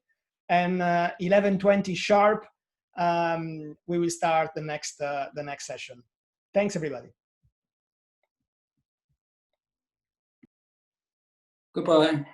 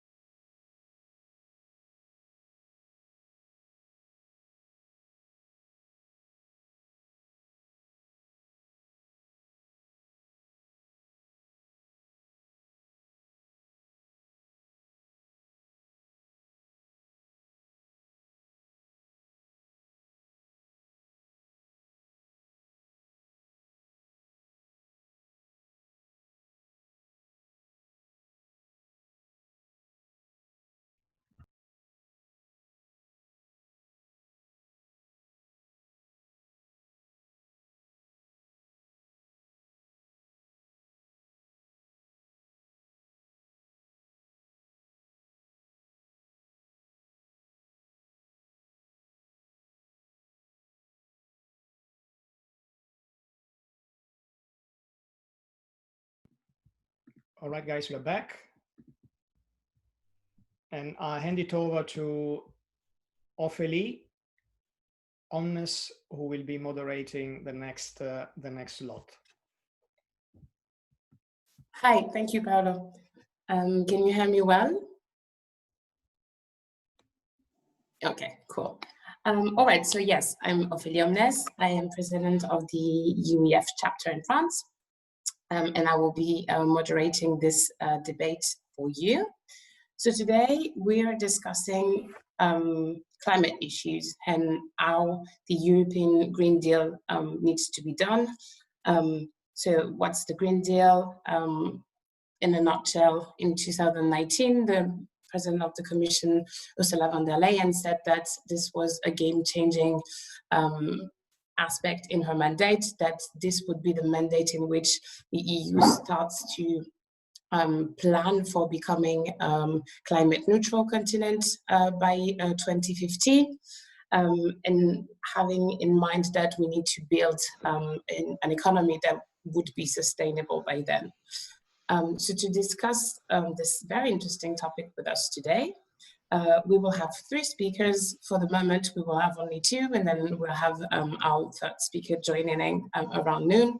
So let me present them for you. The first one is Roland Joebstl. So he's a policy advisor of the MEP Michael Bloss, who is a German MEP in the Green Party, following the Committee on Environment and Industry and Energy. And he has long experience in climate and energy issues. Together with him, we also have Valentin Dupouey, who is the head of the Commission unit at the European Green Party. So I'll straight ask a question directly to Roland, to ask him if he can explain to us what's the Green Deal, like a bit more precisely, because people have been talking about this for a while now, but can you give us a bit more insight on what it means, practically speaking? What is the so-called climate law that the European Union has put on the table at the beginning of this Green Deal launch? And also, how is this Green Deal and how will it shape the current reforms that the EU has on the table? Roland, the floor is yours. Thank you, Ophélie, and all of you. Welcome to this very interesting session here. It was really great for me to listen to Rasmus on the previous session, because I think there's a very strong link between the Green Deal, the financing, and the climate ambition.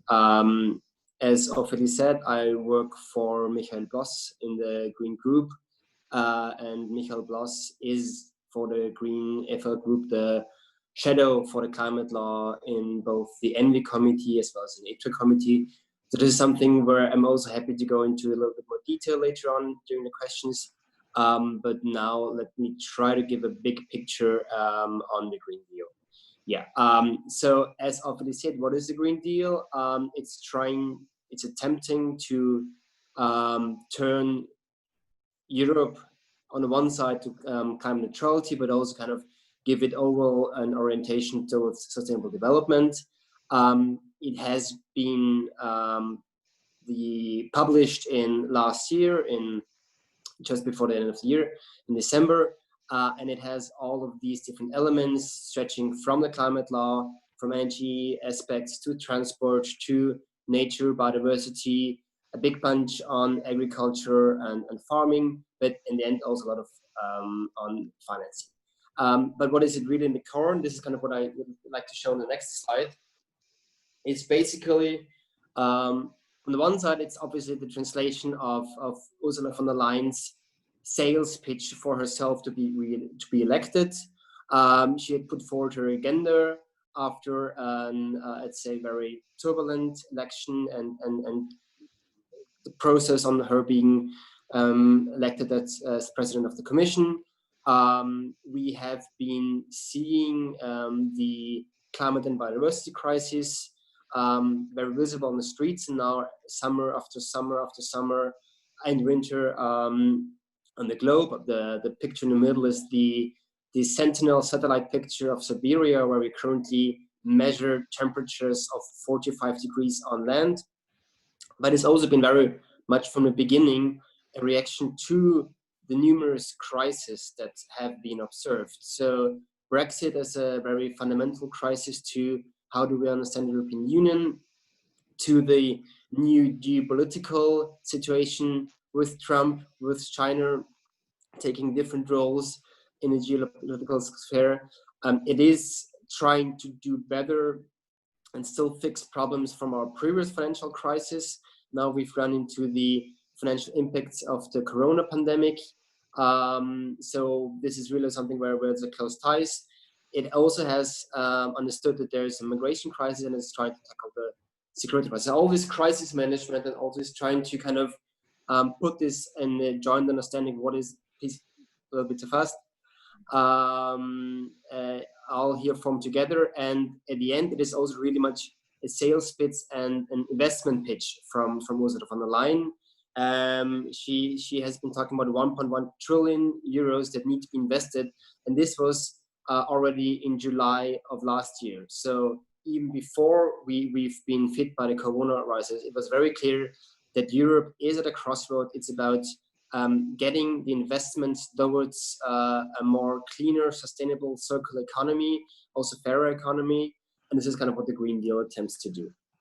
Now, next.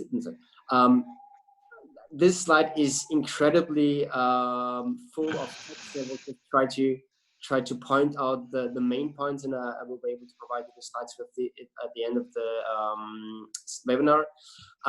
On all these different elements, you have a bunch of different initiatives. On the legal sides, on the legal proposals, I think it's very important to have in mind what just has been discussed with Rasmus, that all the implementation of the existing climate and energy package depends very much on the ability of member states to mobilize investments, to get the regional funds, the structural funds going. And all of this is kind of still blocked with the outstanding decision on the multi-annual financial framework, where, for example, the common agriculture policy is a huge chunk. So on the one side, all of this progress kind of depends on the ability of Europe to get a deal on the MFF. Which is another reason why a lot of other legal instruments haven't been put forward. From the legal instruments which have been put on the table, which are really, really new, the climate law is indeed the first major part. It has been introduced in March. And as Ophélie said, it is there on the one side to enshrine the climate neutrality objective that we have set with the Paris Agreement into a law legally binding, but it's also going to set the new 2030 target, because it has been a very, very clear message from the IPCC in their 1.5 special report that unless we have a major emergency program in the next 10 years until 2030 and we really turn around our emission reductions, we will lose the ability and chance to limit global warming to below 1.5 degrees, which would then trigger massive economic and social disturbances. All the other areas that you have there on the table, so from the new industrial strategy, which is supposed to give a new positive investment agenda also for heavy industry, to circular economy, to farm to fork, to biodiversity, to the now coming up on the 8th July hydrogen strategy and sector integration strategy for electricity. All of these other strategies are kind of just preparations for the big bang, for the big spring makeover that we will be seeing in June 2021. So on the one side, we need to kind of have a clarity on the MFF. We need to have the climate law to set the direction, climate neutrality, and the speed, increasing ambition to 2030. Now, to then be able to really adjust all our other sectoral proposals in June 2021. And this will have to be obviously the renewables targets, efficiency targets, building codes, CO2 standards for cars and vans, the EU ETS, the effort regulation, all that part, in addition to many of other things which will kind of help make this real. And you've just been spending interesting debates on the carbon border adjustment mechanism or any other tools that would kind of ensure that carbon pricing has a role in our industrial policy. So all of that is the Green Deal. Some elements of the Green Deal I think are very interesting. In the bottom low area, you have the Just Transition mechanism, the Just Transition Fund. Initially, it was proposed to be about 10 billion euros, leveraging roughly 35 billion euros through private capital as well. This has now been proposed to be increased through the recovery fund. But at the end of the day, the Just Transition Fund is kind of the deal sweetener and the offer from Europe to those countries and those regions who are currently most struggling with a very high dependency on coal, lignite, oil and gas to really manage this transition.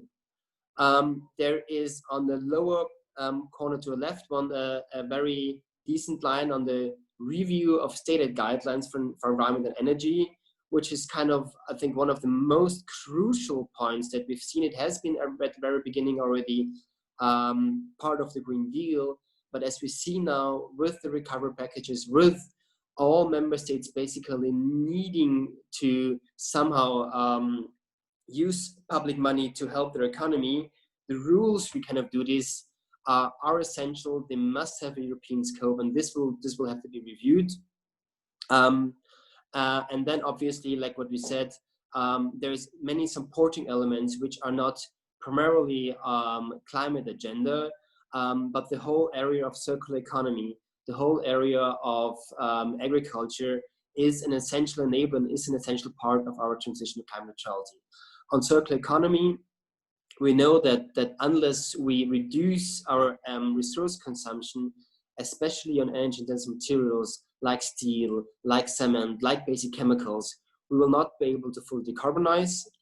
And on the agricultural sector, we know on the one side that the agriculture sector itself has a significant amount of emissions, which we will not be able to cut by switching to renewable energies, because these are emissions from farming, from fertilizers, from cows, that we can't just replace with renewable electricity, but we really need a reorientation of the agricultural policies. I think the negotiations on the CAP of the Common Agricultural Policy are probably just as difficult and problematic as the overall MFF.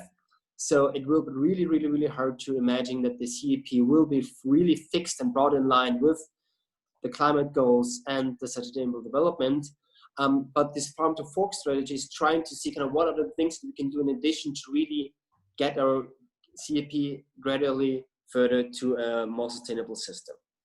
So please, next slide. So what is the key question on this whole thing?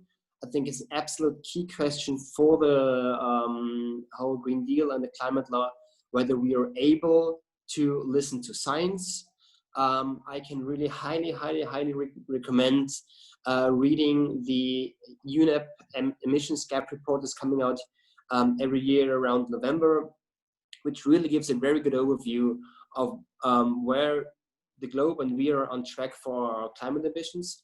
And they're very clear that it is absolutely essential to follow a pathway of 1.5 degrees.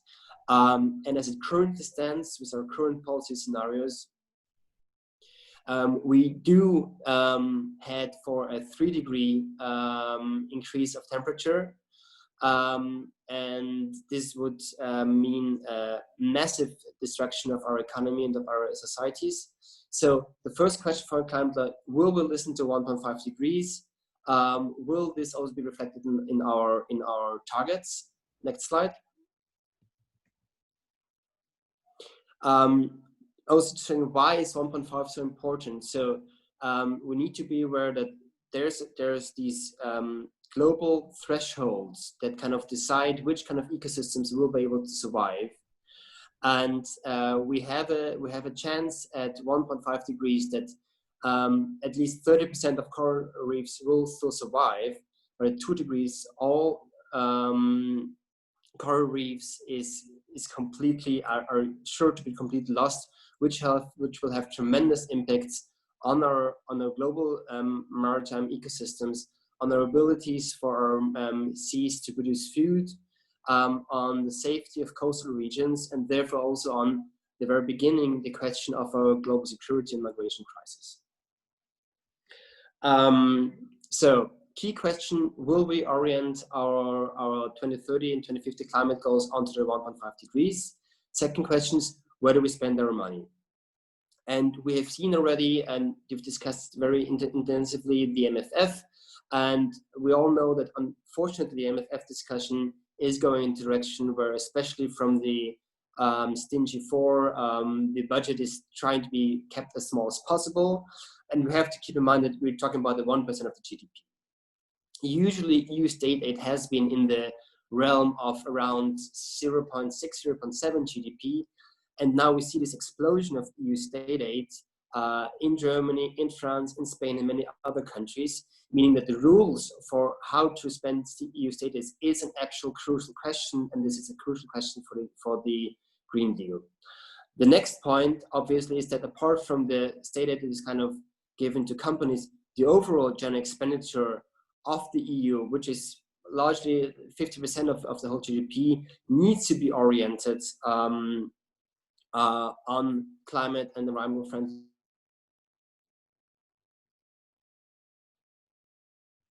package, mandatory public procurement role. It has proposed with the new circular economy package.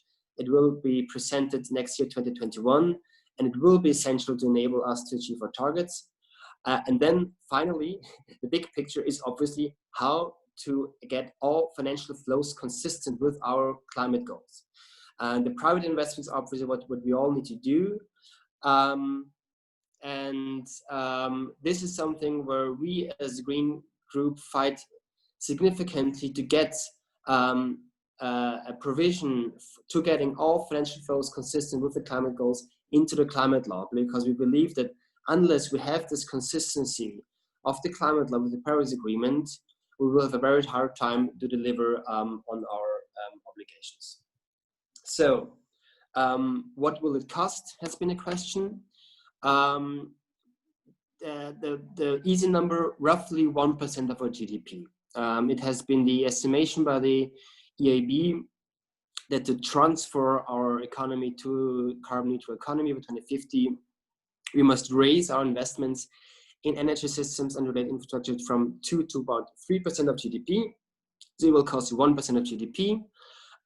Obviously, there's different scenarios and different orientations how this spending will be done. What all the scenarios show, and that's the graph on the bottom low side, this is the analysis that the Commission has done for November 2018, the vision document that set out the climate neutrality target 2050, showed that all these investments will enable us to actually lower the total system costs as % of GDP. So while we will have to invest in the next 10 years massively, we will be able to cut on our energy system costs, in addition to reaping numerous benefits for health, for more resilient economies, for more livable cities, and innovation. What will it cost if we don't happen? I think this number has been communicated in a number of different venues. We must be aware that already today, Europe suffers 13.3 billion euros of annual climate damages. This is something which is both heat waves to floods, heat stress, loss of crops, loss of transportation, possibilities if the Rhine River has a low watershed. And if we run into a 3-degree world, which is kind of the path of our current actions, this will increase tenfold. And this will basically mean that unless we act and really turn around on the climate front, we will see the global damages happening today. So all of the damages you see from coastal regions of Florida to the typhoons of Asia will in volume happen in Europe. This has been kind of the key message. What are the key differences? What are the key battlegrounds between the member states? As has been decided, obviously, I discussed earlier, I think the Green Deal and the Green Deal and the MFF hasn't really change the overall orientation of the member states on the preferences. Those member states that do have a very strong focus on the automotive industries, they will continue to struggle with strong measures there.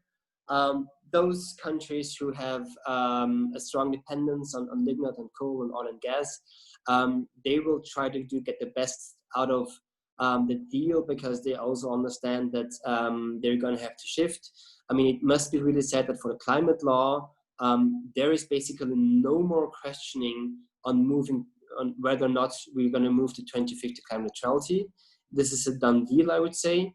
We've had the council conclusions December of last year, but obviously there's a very strong fight over what is the appropriate target for 2030.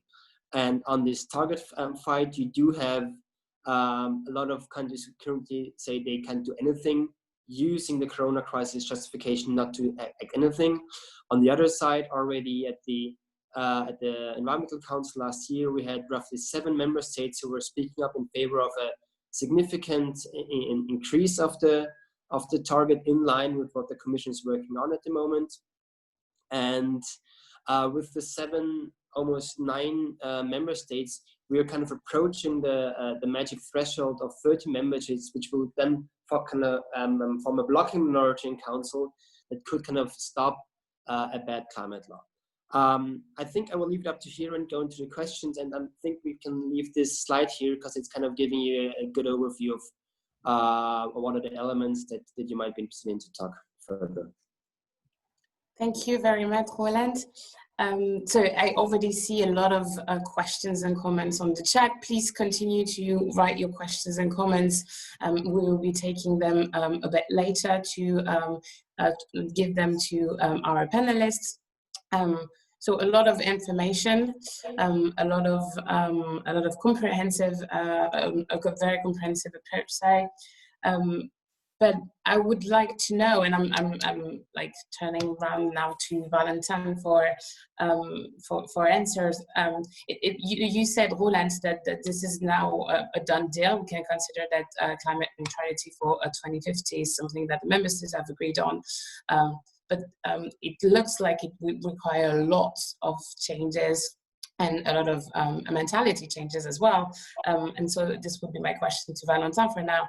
How do we convince people that we actually need all those changes in their jobs, in their everyday life? And same goes for the industries and companies, of course. Valentin, the floor is yours. All right. Hi, everyone. Can you hear me? Yeah, good. I will try to share my screen. I have a very ugly presentation. I feel almost ashamed sharing it, but let's see. How do I do that? Paolo, do I have the rights? Yeah, I think I do. At the very bottom, wait. There's a button saying share screen. And then arbitrator. Apparently, I need to authorize something. Wait. Maybe Paolo, maybe it's easier if you share. Let me do that. Yeah, the presentation. So yeah, I can start in the meantime.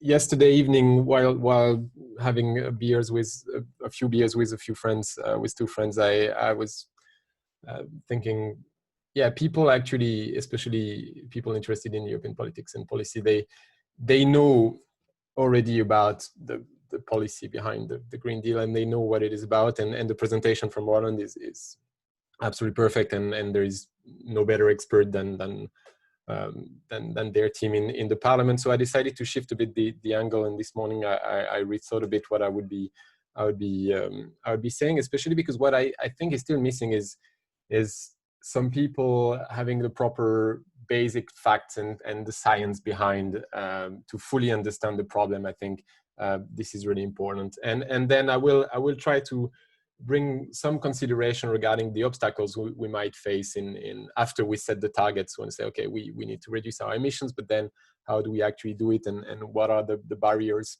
we will face? So Paolo, if you can go to the next slide. So I think it's really important to remember that all the science that we use pretty much in this field comes, I mean, vast amount of the science comes from the IPCC, which doesn't do research, it does a review of the best available science. And it is a body composed of scientists and of representatives of governments, and it is very likely that it is also underestimating the problem because of the scientific restraint and because of what is imposed by government. But what is true as well is that the scientific consensus on the problem, both on the causes and the consequences of climate change, as Roland said, is a near perfect scientific consensus. We know that 1.5 or 2 degrees will increase the extreme weather events, will increase the rising sea level, will make overall life on Earth not as easy as it is for us. What is even more scary is that the unknown, there is still plenty of unknown, even by the best available science. It doesn't look good at all. Especially one element that I think Roland didn't mention, for example, is the feedback loops. You might hear this term more and more. These are elements that are reinforcing themselves. The most famous one is probably the permafrost, this constantly frozen soil in Siberia. It starts melting. While now that it starts melting, it's going to release more gases, and this is going to reinforce the global warming. And there are a lot of these climate loops that are not very well understood, but they look all more scary than what we already know. So the first conclusion here is that the famous sentence by Greta is probably very right. You should panic about what's coming up, especially if you are under 30 or if you have kids. Paolo, if you can switch to the next slide. I will skip this one. I'll maybe mention it later. Next slide. Yeah, some also basic fact that I think people don't necessarily remember or know is that still at the worldwide level, 85% of the energy we use comes from fossil fuels. So I think it's important to have the scale of where we are at the moment. In Europe, it's about 75%. So still, the huge amount of energy we are using comes primarily from fossil fuels. And I think a lot of people have in mind that, yeah, we are growing renewable at a very impressive scale, but we're still very, very, very far from getting rid of fossil fuels, which are the massive first problem for CO2 emission. Can you, next slide? Yes. Another basic fact that everyone needs to know, this is the CO2 concentration in the atmosphere for the last 1 million years. And as you can see, it's been fairly stable for a very long time. And then, well, you can see from the modern era, we are increasing them incredibly fast. I think this graph is quite famous, but it's also a good representation of the problem as well, and of the human impact, the impact of human activities on the environment and on the atmosphere. Paolo, next. Yeah. Also, still to have the right numbers in mind and the right scale. This is a representation of the greenhouse gas emission at the worldwide level since the beginning of the industrial era, and as you can see, if you see approximately in 1990, which is our the baseline for the reduction, the increase has still been very sharp. I think since 1990 at the worldwide level, we still are at a 45% increase or even more. I don't have the exact number here, but just to remind you that yes, Europe, we need to act, but the problem is global, and as long as the trends continue like this at the global level, we are still very much screwed. Next slide again to give also an overview on the energy again. Sorry, the slide is in French. I think it's important also to realize which energy sources are growing still today. On the left-hand side, you see oil, coal, and gas, and then on the right-hand side, you see the renewable hydroelectricity. Well, nuclear is aside there. The wind, the solar energy, and other renewable. And you can see it's 5-year gap between each bar. And you can see that in the world, still the fossil fuels are the one growing the fastest. in terms of absolute quantity. So again, at the worldwide level, we have not even started to solve any problem. Yeah, next slide. I think this one, yeah, this is the EU primary energy consumption. It's just one indicator among others. But just to give an overview, you can see that in the EU, the first three biggest energy sources are still the coal, the oil, and the gas, and the new renewable, meaning the wind and solar, are still representing a tiny fraction of the energy we use in Europe. Okay, this one has been already sort of presented by Roland in a different way, but it represents the decrease since 1990 of the CO2 emissions in Europe, with in the black dotted line where we should go to hope to have a decent livable planet, and then the yellow and green lines where the current policy commitments are taking us. Back, Paolo, sorry, yeah. And what it shows there is that we have not even started to achieve a decrease of the magnitude that is necessary to remain within the Paris Agreement commitment. I think this cannot be repeated enough. At the moment, the numbers, they don't add up. We are not doing enough. We're not doing fast enough. We need to achieve around 7% decrease per year if we want to have a chance to remain within the 1.5%. And this is far from happening at the moment. All right, next you can skip that maybe. Okay. Yes, then we're going from some basic science, physics, let's say, elements to something that is already a bit more political. I think you probably all have heard about the concept of decoupling. This is in the first paragraph of the Green Deal and the climate law. It basically says, yeah, that's the objective we are trying to achieve. We want our economy to continue growing, but we want to decrease our pressure on the environment, and first and foremost, decrease our emissions. So this is the main goal. How do we ensure that the economy is growing and the pressure on environment is decreasing? So this is very well represented by this graph. You have two different elements here. You have, well, three different elements. You have the GDP that is growing, hopefully, and then you have the environmental pressure. And then here you have two different kind of decoupling. You have the relative decoupling, so you increase your GDP and you increase but less the environmental pressure on the environment and the resources used. And then you have the absolute decoupling. This is what we are trying to achieve. We want to decrease in absolute term the pressures on the environment.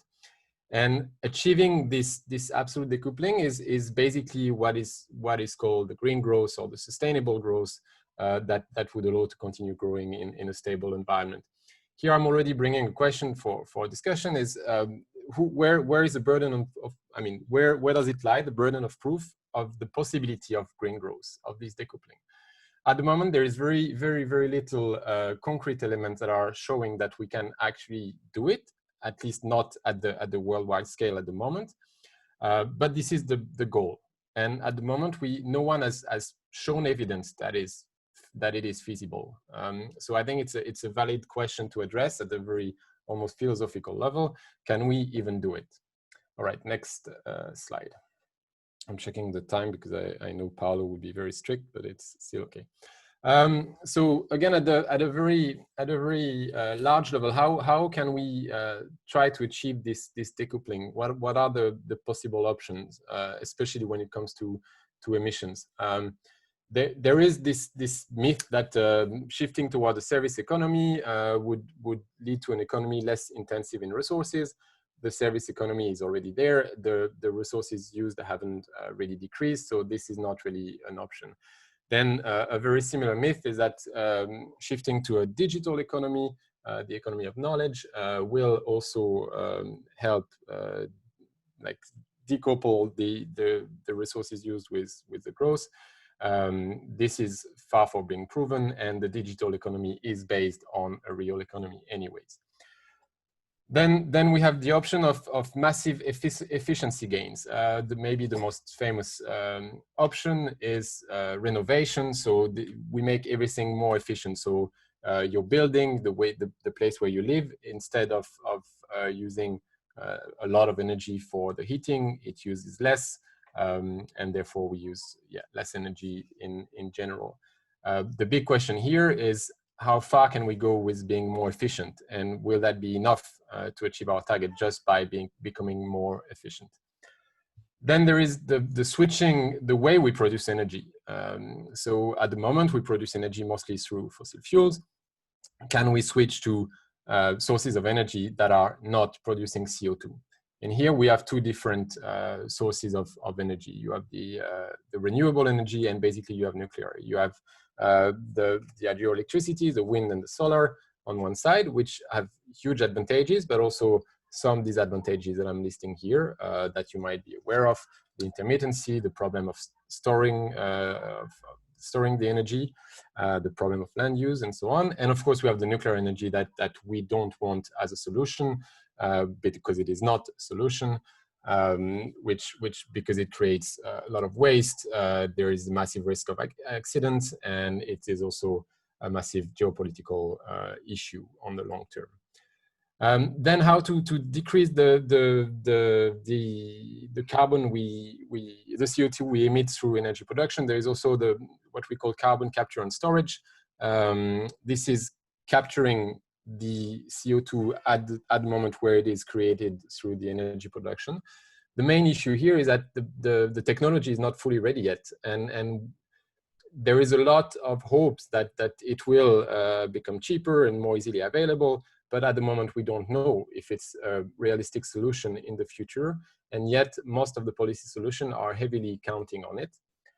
The other solution is if we decide that, okay, we cannot only do efficiency and we cannot replace all our energy production with low carbon. The other is the very controversial concept of degrowth through what in French we call sobriété, which doesn't have a very good translation in English, but it would be sort of energy sparing. It's just deciding consciously not to use energy. So instead of having a big car, having a smaller car, instead of flying, not flying, deciding not to engage in some consumption patterns. But this in de facto is being sober in consumption. And de facto, this means lowering the entire economic activity, which means in reality degrowth, which is a very controversial concept, and which is portrayed by its enemy as going back to the state of cavemen, but it is now more and more used as a concept. And then we have all the what I call the science fiction option, a bit like I put the carbon capture and storage there, but also the very techno-optimist option, like let's say everyone is going to have a wind turbine on their roof. We're going to do some geoengineering, put sulfur in the atmosphere to bring down the temperature, or the nuclear fusion, which is far. We are talking decades of being ready, and so this is just sort of a warning not to trust too much the pure technological options. Well, I'm going to ask you to wrap up. Okay, quickly. Then the Green Deal we can skip because it was very well addressed by Roland. Then we can skip.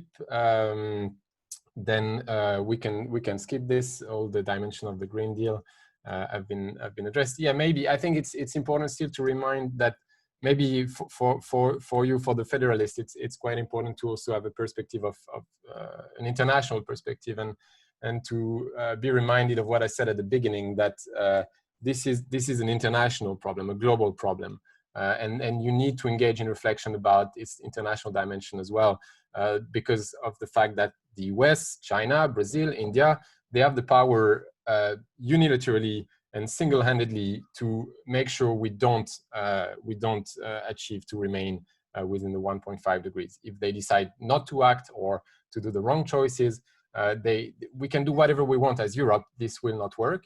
So we need to reflect a bit on what we can do in this respect. Then just some resources. If you want to know more about the famous techno-optimists or the science fiction option, you can read Jeremy Rifkin, The Third Industrial Revolution. If you want to learn more about the ones who don't believe that we should continue growth, probably the most relevant book is Prosperity Without Growth from Tim Jackson. If you are very pessimistic, this is a bit my position, and you think we are really screwed, you can read Pablo Servigne, How Everything Can Collapse. If you want to dig into quite interesting new political model, I really encourage you to check Johan Rockstrom planetary boundary concept and the donut policy model. And if you are into really governance and new institution, I recommend Elinor Ostrom, Governing the Commons. These are all elements and that I think can really inform the debate very well for the future of what we need. All right, Ophélie, I stop here. Thank you very much for being brief and for this very interesting perspective on the targets, whether we will be able to meet them or not, and how can we try to convince people that there is something to be changed at least. I'd like to welcome the third intervention in this morning session. I've been told that Monica Frassoni just arrived and just joined us. Monica is the promoter of the NGO Stop Global Warming at EU level. And she's a former Green MEP who's very engaged in the party for many years. Monica, can you hear us? Yes, I can hear you loud and strong. Great, then the floor is yours. Welcome. Thank you. I'm sorry for the background noise that you probably will hear. I am in a car, just arrived in Paris. I'm very happy after so many months of not being able to move. Anyway, so what I wanted to concentrate a bit, my small message, is the fact that the Green Deal needs a lot of public support and needs a real train of initiatives that can make sure that policymakers understand that this is not something that can be done top-down. It will be done top-down, but not totally, and that there is a real support for this transformational change that is needed in order to achieve not only the 1.5 degrees maximum, but also a change of the society and the economy that is actually going for the best, and it's not making us live worse, at least us who are privileged in the West, than before, and also introduces a whole new set of values that are completely different than before, but are really going for the better. So I think that what is really important now is to understand what kind of civic and social mobilizations can accompany and accelerate the implementation of the Green Deal, because if you have a look at how the discussion is going on, both on the New Generation EU, which has basically no earmarking for climate policies, and the discussion about the budget, which does have a earmarking for the climate policies, but relatively not very strong, it's only 25%, then you see that it cannot only come from European institutions or public institutions, the real change that we want. In this context, there are several ones that are going on. I will just briefly speak about one, and that is the Stop Global Warming ECI, which is a European Citizens Initiative, which is an instrument that we as Greens have criticized, because even if it gives the possibility for 1 million citizens to subscribe to basically what is a draft bill, the possibility for the European institutions and notably for the Commission not to take it into account are still quite large. On the other hand, it allows an organized mobilization that has a goal and that has a very clear objective to have to make a law to be adopted, and it's not simply a vague demand or a vague request.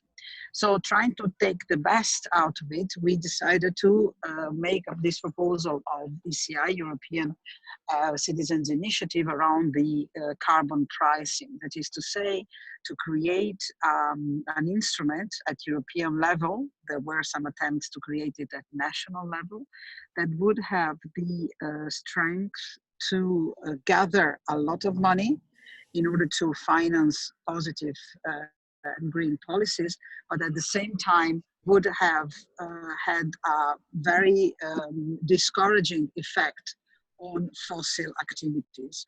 And here I would like to say that for the moment, the risk of going on with an old fossil-based model is still very much there. And this is probably the biggest risk for the green transition that we have now, in the sense that we still have a lot of subsidies that are given to fossil activities, that both oil, but above all, I would say gas, are trying to find a new virginity. Every time you hear talking about hydrogen, you are sure that there is somebody behind that would like to give a longer view, longer life to gas.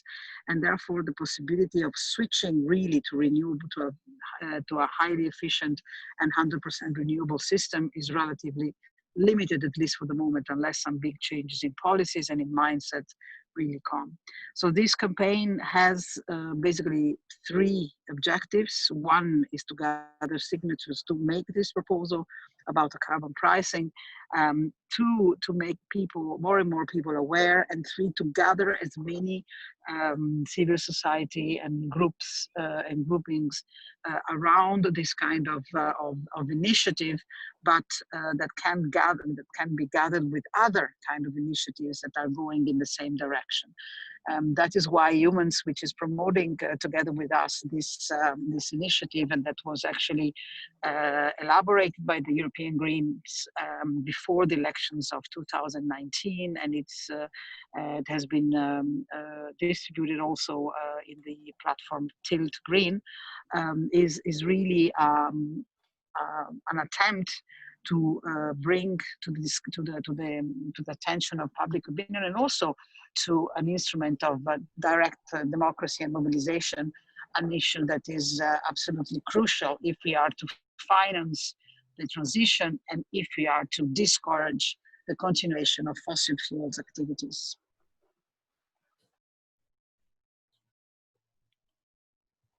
Thank you very much, Monica, for this very motivating speech on also what we can do more practically speaking, especially with this ECI, and the mention that it's important that people would be taken on board in this entire change structure in order to help the transition. Okay, so we still have a bit more than 20 minutes to go. And I see a lot of questions on the chat. So what we're going to do is we're going to go by a round of 3 questions. I would like you, so I'll be giving you the floor so you can ask your questions to our panelists. Please have the short questions, and then I'll ask the panelists to have short answers so we can try to take as many questions as we can. Okay, so first, I saw questions from Arthur about the coexistence of the coronavirus crisis and the needs that we have in terms of climate. Arthur, can you please turn on your microphone so that you can ask your question? Hi everyone, this is Arthur. My question is, does the panel think that Arthur, I don't know if it's me just, but I can't hear you. And the climate change transition at the same time will be detrimental? I mean, I'm happy to jump on the question Archer had in the chat. Okay, yeah. It's still very difficult. So I think that we will read out the question you wrote in the chat and see later on if we can come back with the audio and the video. Can you hear me now? Can you hear me now? It's still like very difficult. All right. In the meantime, maybe we can take another question because there are so many of them. I can just like pick and choose one. Okay. Yeah. Let's take another one. I think Laura had a question as well. That's linked to also questions from Nicolas and Alexian later on. But Laura, do you want to ask your question about the international role of the EU when it comes to climate? Well, it's not, thank you. It's not really a question, it's just a remark because we were talking quite generally. And I think it's quite important to keep the point on the international scenario as well. Otherwise, we do something for Europe, but you cannot in some way, entre guillemets, sell it. And if you don't sell that strategy, then it's just for Europe. And Europe is not, as I said, an island. We have to see the thing in a holistic way. So if other countries, big countries than US, China, they are going to follow us, it's not immediate, of course, but they are going to buy our idea, then maybe we can work on it and have it effective. And what I mentioned to another participant is also that I think Europe is taking the soft way, as usual. It could be effective, I hope so. I think we need to find also some more concrete ways, something more structured that could be also used in an economic scenario or industrial scenario, because these other countries are really focused on that. I mean, we cannot deny this. So we need to find arguments that are effective for them. So we need to put ourselves in their shoes as well. Okay, thank you very much, Lara. So last question, I'll give the floor to Peter, who was mentioning whether recession would be better for climate than recovery, but maybe Peter, you want to take the floor to elaborate your question. Well, thank you for giving me the floor, Ophélie. What was mentioned in the last presentation of the previous presentation of the Green Party political advisor was that if there is less economic growth, then there is less impact on the ecological footprint. So now the airline industry has not to worry about its carbon footprint this year because there was so much less flights. What we now see is that we get an economic recovery fund, for instance, to stimulate the tourism industry and the festival industry. And this will create a lot more mobility and a lot higher carbon footprint. We also see that the French government uses its flexibility in the economic stability mechanism to raise the debt and to use that so that poor families can also buy an electric car. Now, the energy cost of making this electric car is about as much as the whole lifetime of gasoline use of a petrol car. So it has a huge impact on the ecology. As we have had speakers from the Green Party, why do they not simply advocate no recovery fund and less economic growth, So this will be better for the survival of mankind on the long term. Thank you very much, Peter, for this interesting, tricky question. Coming back to Arthur's questions, I think Roland can take it and answer it. So basically the question is, how is it possible to tackle both coronavirus crisis and climate change one? And will there be one detrimental to the other, or can there be tackles altogether? Roland, maybe you want to start, then I'll give the floor to Valentin. Please be reminded that we would like to have short answers so that we can take another round of questions before you close. Thank you. So I think Peter's and Arthur's questions are very much related. And I think from the analysis that we see, it's very clear that we need to really change the structures of our economy and industry significantly.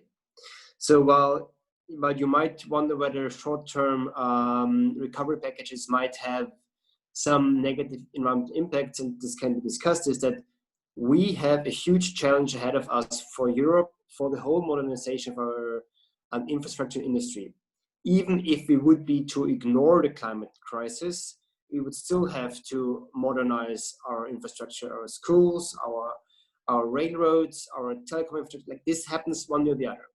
And this is not a green position, but it's actually the recommendations from the IMF and the World Bank that the additional cost of doing it in a climate-friendly way is easily paid off by the benefits that you get along the value chain. So indeed, we just don't have the opportunity not to invest. We don't have the possibility to say, we do not fix our building stock. We do not have the ability to send people into mass unemployment. This will not fix the climate crisis. I think this is very clear. It's really a positive thing, especially also on the agriculture and biodiversity nature angle. We need to massively invest in our health ecosystems. These are obviously different investments, and something where Arthur said, can we have 1% additional growth to finance this one?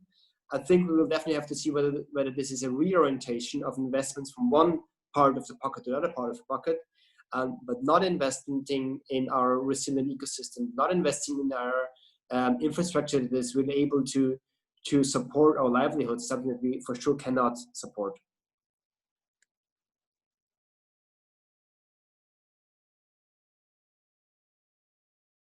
Thank you very much for the comprehensive and short questions. Valentin, I think you're left with the question about the role of the EU on the global level.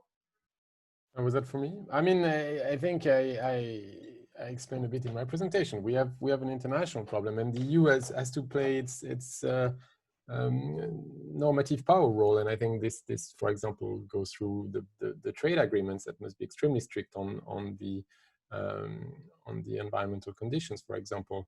But I don't have much more to add. I'm not an international geopolitics expert, so I don't want to step over.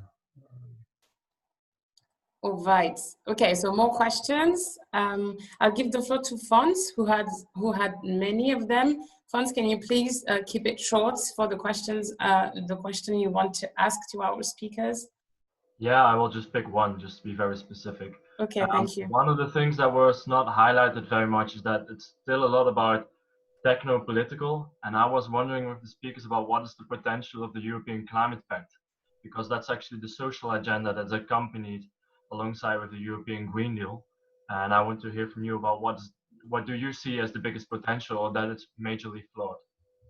Thank you very much. There was Nicholas as well, who had a few questions for our panelists.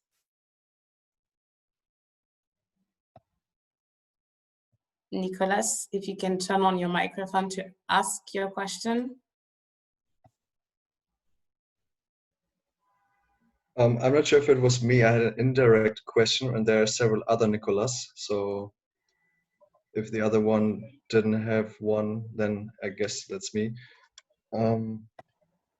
There were some comments regarding the comparison between fuel cars and electric cars.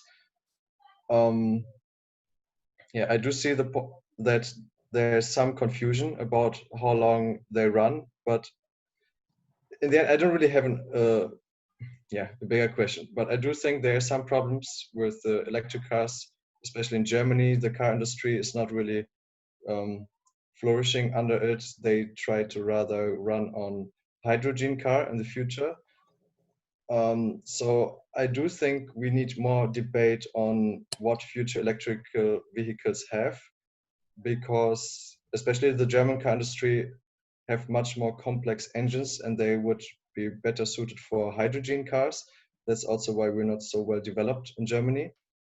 I think that's a big impediment. We talk about the science, how I agree that in the end that electrical cars, I think, have an advantage, but also there are, I think, structural problems which actually make the implementation really difficult, especially for the German car industry. They're not so happy with it and will strongly lobby against it.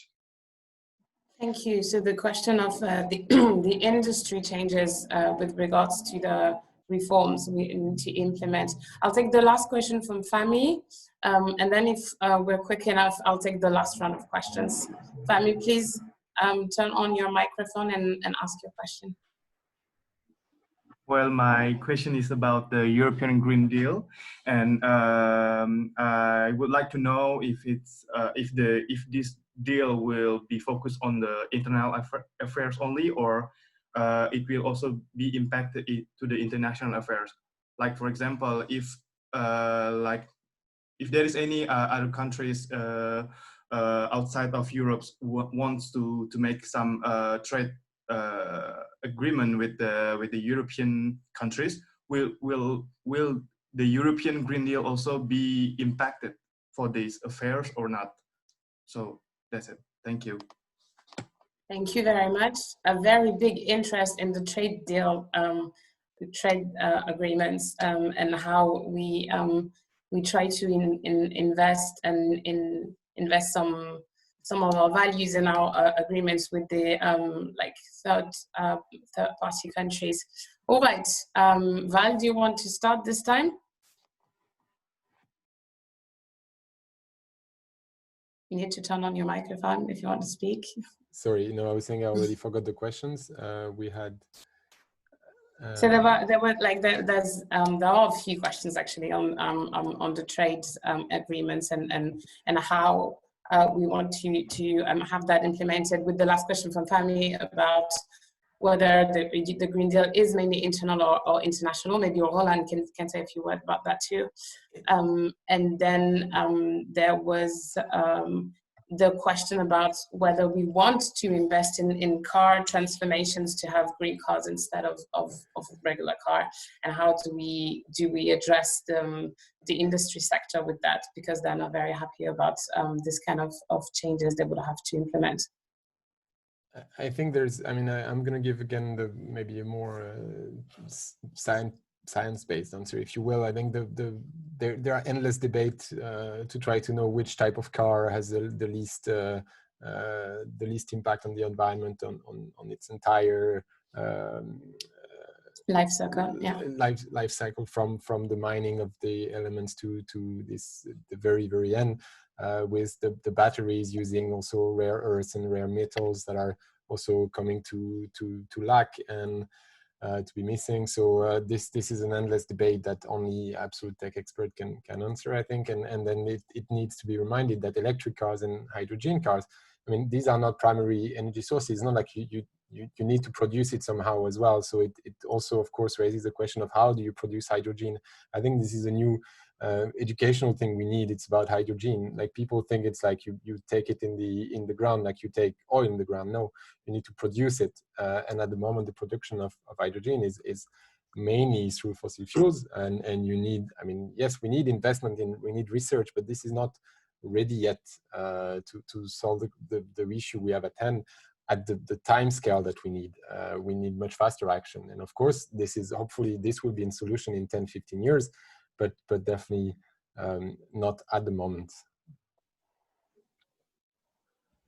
Thank you. Roland, if you want to add a few words. Yes.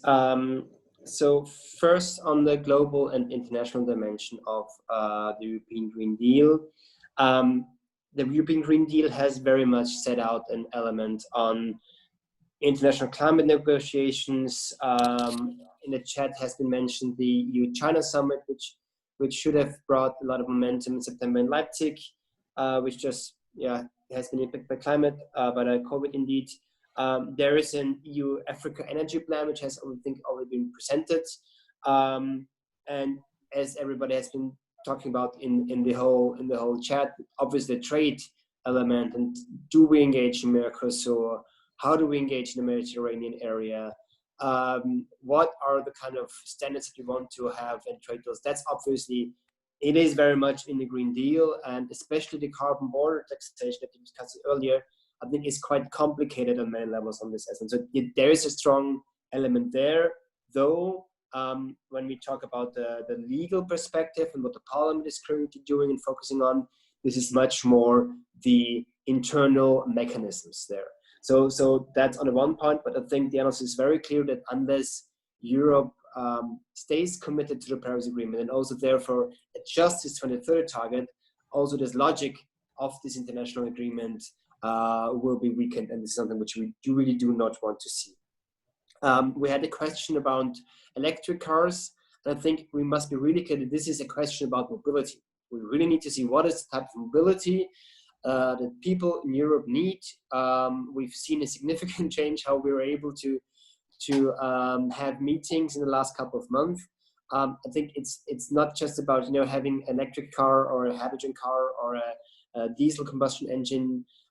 If you lack the space in a city, and if your kids are not safe, and if your air is if you don't have the proper, if the heat is just heat, then it doesn't matter whether it's a electric car and hydrogen car. It's really about how to create livable cities, cities that have infrastructure where you can walk, where you can cycle. That's what you need to look into. And at the same time, and this is something where I want to then link on to the Climate Pact, we also need to have a better understanding of what it means for the rural areas. We want villages to be prosperous. We want people to have a future in villages. This means we have to have a much better understanding and more appreciation and also value for our food, which is very cheap at the moment, which is wasted, unfortunately, to a large extent.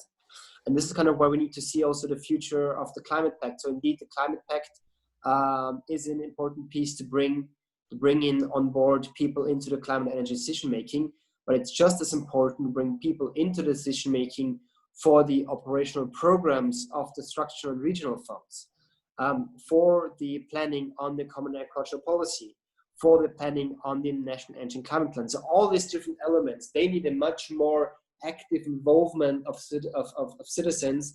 They also need to be, these also need to be given a proper voice in there. And this is something where my MEP Michael Bloss is on a very, very important political work as well. This is also about how do we access to justice. Europe is part of the Aarhus Convention. We're not giving full access to justice to citizens at the moment. We want to enshrine this in the climate law. And this is one element, how to make sure that also public authorities on all levels, from municipalities to the federal levels, can be held accountable if we have if they need to be checked whether the decisions making have been done in the best interest. And then I think these were the questions that I wanted to cover. Yes. Thank you very much also for mentioning the rural areas and the impact on the common agricultural policy, which is also something that is really important when it comes to changes, and something I've been looking into for work purposes. So thank you for taking that into account in your answers. I see that there are still quite some questions and comments on the chat. Unfortunately, we're reaching the end of our talk. As we can see, there are a lot of questions and a lot of comments on what it means for the European internal market, what it means for our trade agreements, and the fact that we need to include this into our deals to make sure that sort of influence the international regulations through the targets we're trying to set for ourselves. So of course, this is an open debate. It's the beginning of the EU reforming planning when it comes to environment and climate issues. So I suggest that we keep ourselves updated and posted about the outcomes and the developments, because I think we could discuss that for hours really, but unfortunately time is time, and the day is going to be very long, so you might be happy to have a proper lunch break. I would like to thank very much our speakers, Valentin and Roland, for their very comprehensive and very interesting input about this very complex questions and discussions. I'd like to thank Monica as well, although I think she's left already. And I will give the floor back to Paolo for details about the program later on today. Thank you very much to both of you, and thank you to all of our participants as well for the very interesting and engaging debate. Thank you for the invitation. I don't know if Paolo's left already. Yeah, no, okay. Thanks, Ophélie. The plan is to start again at 2 p.m. As I explained earlier in the morning, we have 2 skill sessions, one on how to bring Europe out of the EU bubble, and the other on how to combat fake news and promote a positive narrative on the EU. So back at 2. We will leave the Zoom open. So if during the break you guys want to stay on and have a chit chat on whatever, the topics of the morning or the topics of the afternoon or just yourselves, the Zoom is open, so you can use this space freely. Otherwise, I see you at 2. Thank you. Buon appetito.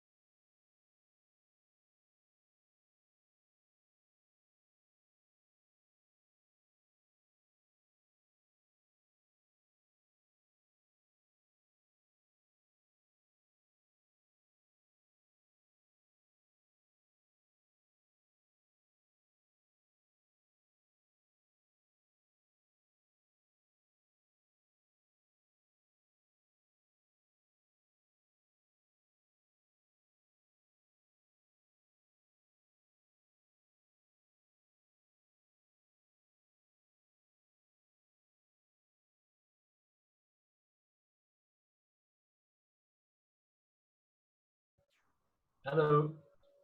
Is anybody already back? Maybe willing to have a short conversation, just a bit informal. Hey Fons, I'm also here.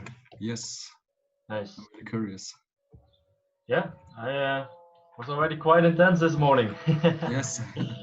Well, like I really had this feeling like that we're all sitting in this conference and then we have the speaker and then we've got just a few options for Q&A, so they really have to pick the best questions. So I agree. I think it's a disadvantage with online conferences.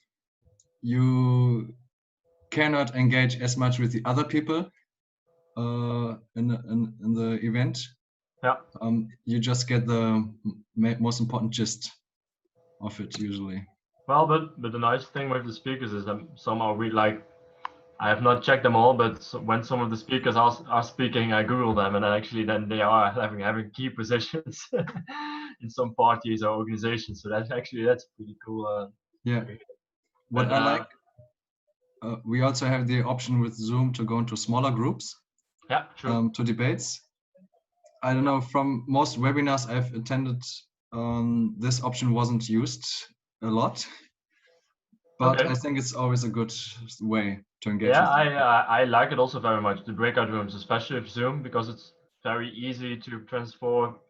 Hey, Adam, to bring the people in smaller groups. And so far, I've been in a few conferences hosted by the European Commission. One was about the European Climate Pact. They also had a stakeholder event which really worked well, like a 2-hour session.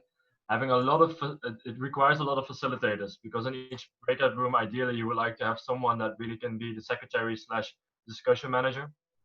I also, like, there were a lot of opportunities actually for especially youth to participate, because last week, also on Monday, there was the European Young Energy Day. So young professionals and young people interested in energy are forming now a European Youth Network on energy. So with the existing associations like Yes Europe and Energy, which is the EIT of Europe on energy. And actually Tuesday was actually also that was less known, was a youth conference on the Interreg, so the regional collaboration between border regions and collaborations between countries on common topics. And within also Europe, or also with non-EU?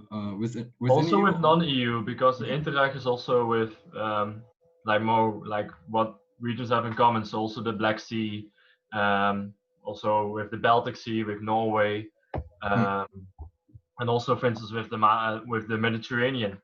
Although I think that's maybe too big, but I know there are also quite some non-EU countries that are involved with it. Interesting. I think it's a good time with the corona that we can attend so many conferences we normally wouldn't be able to. Yeah, that's the thing. The Brussels bubble needs to be digital, and then if you are really proactive in searching what is actually available, I totally agree. You get to know more. And right now with Green for Youth, we have now a community with 100 people from 20 member states, and there we also really share the relevant events and nice relevant news updates from countries and in Brussels. Cool. What is happening, and that even makes it even easier, because most of the things are just poorly proactively communicated, because it's not always in the first interest of the organization to put it for the broad public. Oh, I didn't quite understand what community it is. The Green for Youth community. It's a community that I started since October. Yeah. So actually at the same, as I said very shortly in the morning, I'm active nationally in the Netherlands regarding the Dutch climate agreement. And I know Diederik Samson, who is the right-hand man of Frans Timmermans, the chef, cabinet chef. That sounds really good. And he was participating in the Dutch climate agreement. Can you? I'm trying to Google it. I will type in his name. No, yeah, from the community. Yeah, so we do not have a website yet. I have shared the link in the initial chat, but I will share it again if you want to. Yes. We are quite action driven, and we are reassessing our community again. So hopefully halfway this summer, we tried to make a website, just to make everything public in this link tree. This link already is consisting of multiple links, and there you can also see the outcomes of the relevant events that we have hosted. So basically, we are supporting the existing youth organizations in each country to host a national event on the European Green Deal to raise awareness. And we have set up dialogue sessions on the European Climate Pact. So how can we connect the young professionals with the new young climate movement by Fridays for Future? How could we bring them together and work on like concrete change about what do you want to achieve? I like that. Everybody is really about, sure, we have the targets, sure, we need to do something more, but as the Climate Pact is also made, we need to accelerate the action, and we need to connect more stakeholders with each other. And I have some questions on this. First of all, is it linked to a party? Second, is it lobbying then in the Dutch implementation of the Green Deal or in the EU-wide implementation? So it's non-partisan. So me and Anne-Sophie are joining here. So because we want to learn more about the developments, it's political neutral. Also, we have very few people active in politics. Like I'm more an exception. But I keep it also separate with the things that I do at my political party and what I do with Green Deal for Youth. I heard you saying you're a member of Volt. Yeah, true. Yeah. But I keep that separately. Yeah. Like no people of Volt are in our community. So is it like youth outreach? Well, maybe one other person here in the chat that used to be here was Marie-Céline. She was from AJ. And AJ is also part of Generation Climate Europe. And that's the major new coalition on climate action and environment. So the big 8 youth NGOs on European level. So they are pushing for structural youth participation in EU policy regarding to climate and environment. And what we do with Green Deal for Youth is doing more the boosting the grassroots participation. So making sure that young professional groups are attached to it nationally, that we connect mayors and regions. You already have the Covenant of the Mayors, you've got the Committee of the Regions, how to make sure that they also effectively engage the young citizens in order to talk about climate and how to make it concrete. So how does the Green Deal translate into your national climate agreement and into your maybe a local policy, and how to boost the youth participation in it? How can more people be engaged, for instance, in the renovating the neighborhoods? It becomes, at the end of this year, will become very concrete with renovations happening everywhere in Europe because of the renovation wave that the European Commission is planning. And what we are trying to do is just to highlight to relevant young professionals in the building industry to voice proactively about, okay, how are we translating that in our country, and how can our generation also create ownership in this? I think that idea is very interesting. I'm very curious how it will develop and whether there will be something in Germany, or is it already? Yeah, we've got some, for instance, Felix Kaminski. He's also active at GCE, Generation Climate Europe. He used to be a youth delegate on the SDGs. He's in our community. I think we've got 3 or 4 people in Germany. And I think what Germany with the youth is doing quite well is that they have still the most proactive Fridays for Future communities. So for instance, you have seen maybe their Fridays for Future letter on the Common Agricultural Policy. No. I can share a link with you if you want. Sure. But yeah, I think one of the things that I'm still amazed is you see with the European Green Deal is that you've got the Commission that makes the proposals, but everybody is sending their proposals and their one-pagers and their manifestos to them. Yeah. And there is actually not a lot of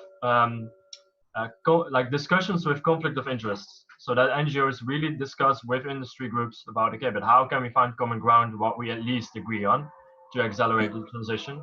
And actually that happened with the Dutch climate agreement, because these stakeholders were really on the same table every month for a full year to discuss all the nitty-gritty stuff in the European Green Deal, but in the Dutch climate agreement. And although it was not transparent, it was very vividly in the public debate. People were following it constantly to see how the discussions were continuing. And now the European Green Deal is even more vaster because it's like a much more holistic package of policy. Yeah. But people mention the name very much, but very few citizens know about it. Okay, but what does it consist of? That's true. And that's a pity, because then you do not go into the second level of discussion or the third level, and actually that is needed Yeah. to really have citizen participation in specific topics. I totally and agree on that. Get people motivated to keep being in track of it. Luckily we already have a lot of civil society NGOs in Brussels that keep track of it, but we need to increase that number of group of people that from their profession or from their region are checking with the relevant. I think a problem also with the lack of understanding is that I don't know about the Netherlands. I lived in Amsterdam for 2.5 years, but so I don't know. I didn't watch TV there, but I think in German TV, the thing is about politics. Most of our discussions are quite national. We don't talk. There are no real like EU officials in there explaining how things work. So I think there's still a lack of understanding, especially regarding the Green Deal, of how it works on the European level. I think our media is quite German-centric. Well, I think that's in general. In general, it is in Europe. Yes, at least you have Acte, which is a German-French collaboration. Yes, like I think it's problematic to really understand the Green Deal. So I think it's good to have initiatives and making the bridge also between member states and the European level. Yeah, because the biggest bottleneck that I see mainly is the European Council, just with the budget and the European Green Deal targets on the climate law. And what is very important is that more citizens focus on the topics with the European dimension. People often forget the National Parliament Committee on European Affairs. That's the target group that needs to be looked at much more by young climate activists, but also young professional groups. Because what I see in the one-pagers that like representative lobby groups are making with the business groups, they forget to proactively ask their own young professionals what they think about the plans, and maybe not only about the content of labor, about how are we transitioning our sectors, but also just basically human capital. How can we prepare the existing young workers to fulfill the goals that they have set themselves? I have another question regarding the GD for youth. Yeah. So what can your organization do, like the added value that is not happening yet? What exactly, how exactly do you differ? You said you want to, I briefly skimmed the website. It says that you want to build the bridge between activism and the institutions. Yeah. But in what way will that really differ? Because I think, as you just said, Fridays for Future writes letters and so on. So our goal is not to write, like we started with writing a letter because we were actually the first group that said, hey, we need to be directly proactively voicing sounds on the European Green Deal. Already in December, we made an open letter. But our goal is really to bridge the youth stakeholders. So Generation Climate Europe is already like the big representative body. Fridays for Future is the grassroots activism mainly in cities and sometimes on European level, but they do not have a European collaboration structure. Like some people from Aachen, from Germany, they are having a lot of European talks in their Telegram group, but they are not concretely keeping on collaboration. Okay. And in some countries, mainly Central and Eastern European countries, the ecosystem of youth organizations for environment and climate is still very low.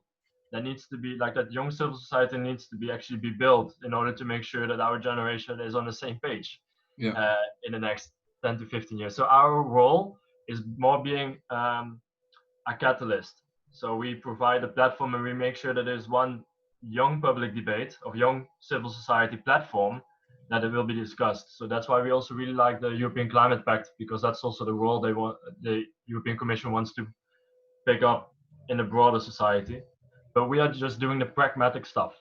Like we say, sure, but how are we going to execute it? And really proactively also do self-criticism about our national youth councils. How well are they representing the different types of youth? How well do they represent certain rural areas?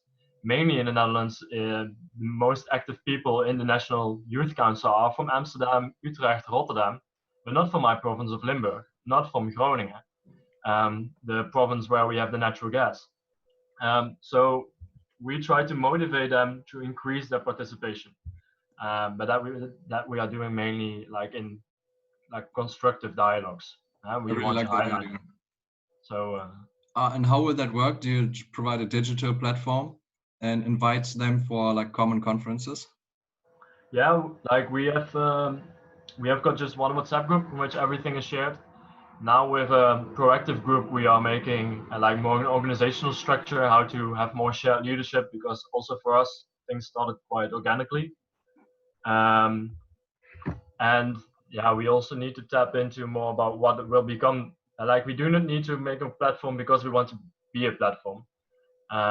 For us, it's more important to really have the good interventions and maybe making use of the existing platforms that are existing. And so with the European Climate Pact, they want to make the European Green Deal platform that citizens and all different types of business and NGOs or citizen groups can just join in, tap in, and actually accelerate the climate action. So cities will regreen their cities. How can that be done? Sharing best practices between citizen groups and city mayors, how that can be achieved. And that's something that we want to, so as a process we want to accelerate. And that's also what we gathered in our dialogue sessions of the European Climate Pact, which you can see in the link. Cool. I will pay attention on it in the future. So Adam, how is it in Czech Republic regarding the youth participation on the European Green Deal? So the European Green Deal, to be honest, is not like a really big topic here because, well, there were some demonstrations by the, how's it called? Fridays for Future. Yeah, there were some demonstrations by the Fridays for Future, but that was a few months ago, and it was in the time when the European Green Deal wasn't even on the table yet. So it's not like a thing that young people would really discuss, even though even in my bubble where there are many young people participating. And have you ever heard about Visegrad for SDG? Sorry? Have you ever heard about Visegrad for SDG? No, I haven't.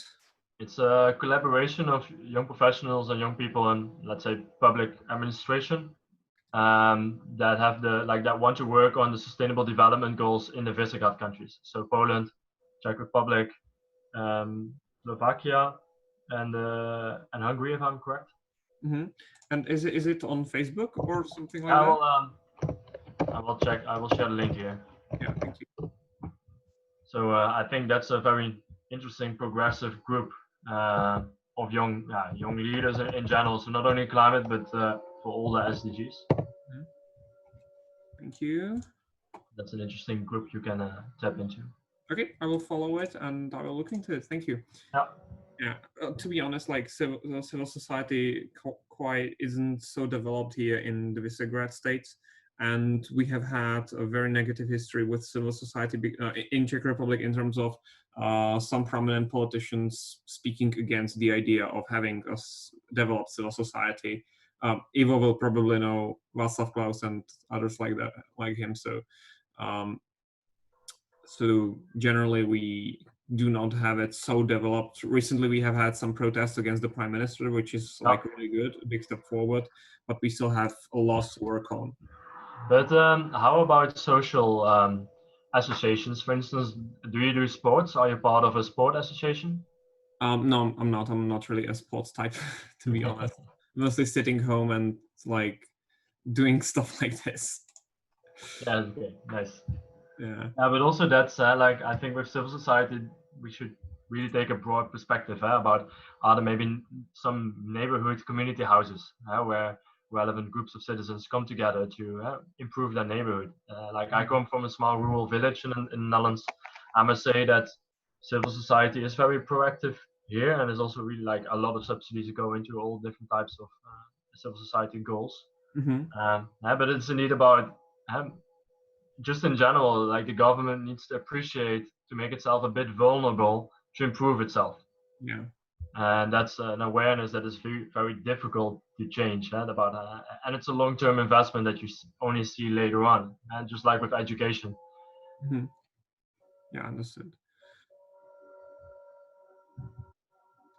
For SDG, I think I might even. How has the Corona crisis affected the investments plans in your countries, in Netherlands and Czech Republic? Like in Germany, after huge pressure, the Grand Coalition gave way to not subsidize fossil fuel cars, but electric cars, because we had a lot of protests recently about this. I think that's really great. You don't have your own country, but maybe in a different way. How did Corona affect investments? Maybe or at least the plans. It's hard to say because most of this I haven't been following this topic so much, to be honest. The only thing I know that the thing that was most publicly displayed was subsidizing small companies or people who only make money by themselves, like single persons. But there have been some issues with allocating the money, like physically, and that has I heard that has hurt a lot of people. But to be honest, I haven't been following this so much. But the problem in Czech Republic is that our prime minister is also a businessman. He is the fourth wealthiest person in the country. Yes. And the main thing for him is to give money to the big companies like his company is. He has maybe you have heard about the resolution by the European Parliament a few days ago, so you know what I'm talking about. So it's quite visible that the main thing. Actually, last July I was in Prague, and actually then there was a big scandal indeed that new things were found out with how he was using the money for that with his agricultural business. Looking from the Dutch perspective, we have a lot, just like Germany, we've got a lot of recovery plans. The Netherlands economic situation was actually perfect. Was just booming, and also a lot of young people and old people are now just getting payments by the government not to go bankrupt, because there's a lot of flexible labor. We've got a quite flexible labor market with flex contracts. And much more than in other countries. But the big society debate is indeed about having green conditions on the packages. And the biggest debate was actually on the KLM, which is the collaboration with Air France. And yesterday it was big public debate because they were getting a few billion, whereas there were actually no additional green conditions. Which is really bad, because it's really easy if you give a grant. Oh no, it's a loan, but also with providing a cheap loan that you can even step that up. But that probably has to do with that the green people within our Liberal Party at the VVD, they exist, but they are still not in the majority.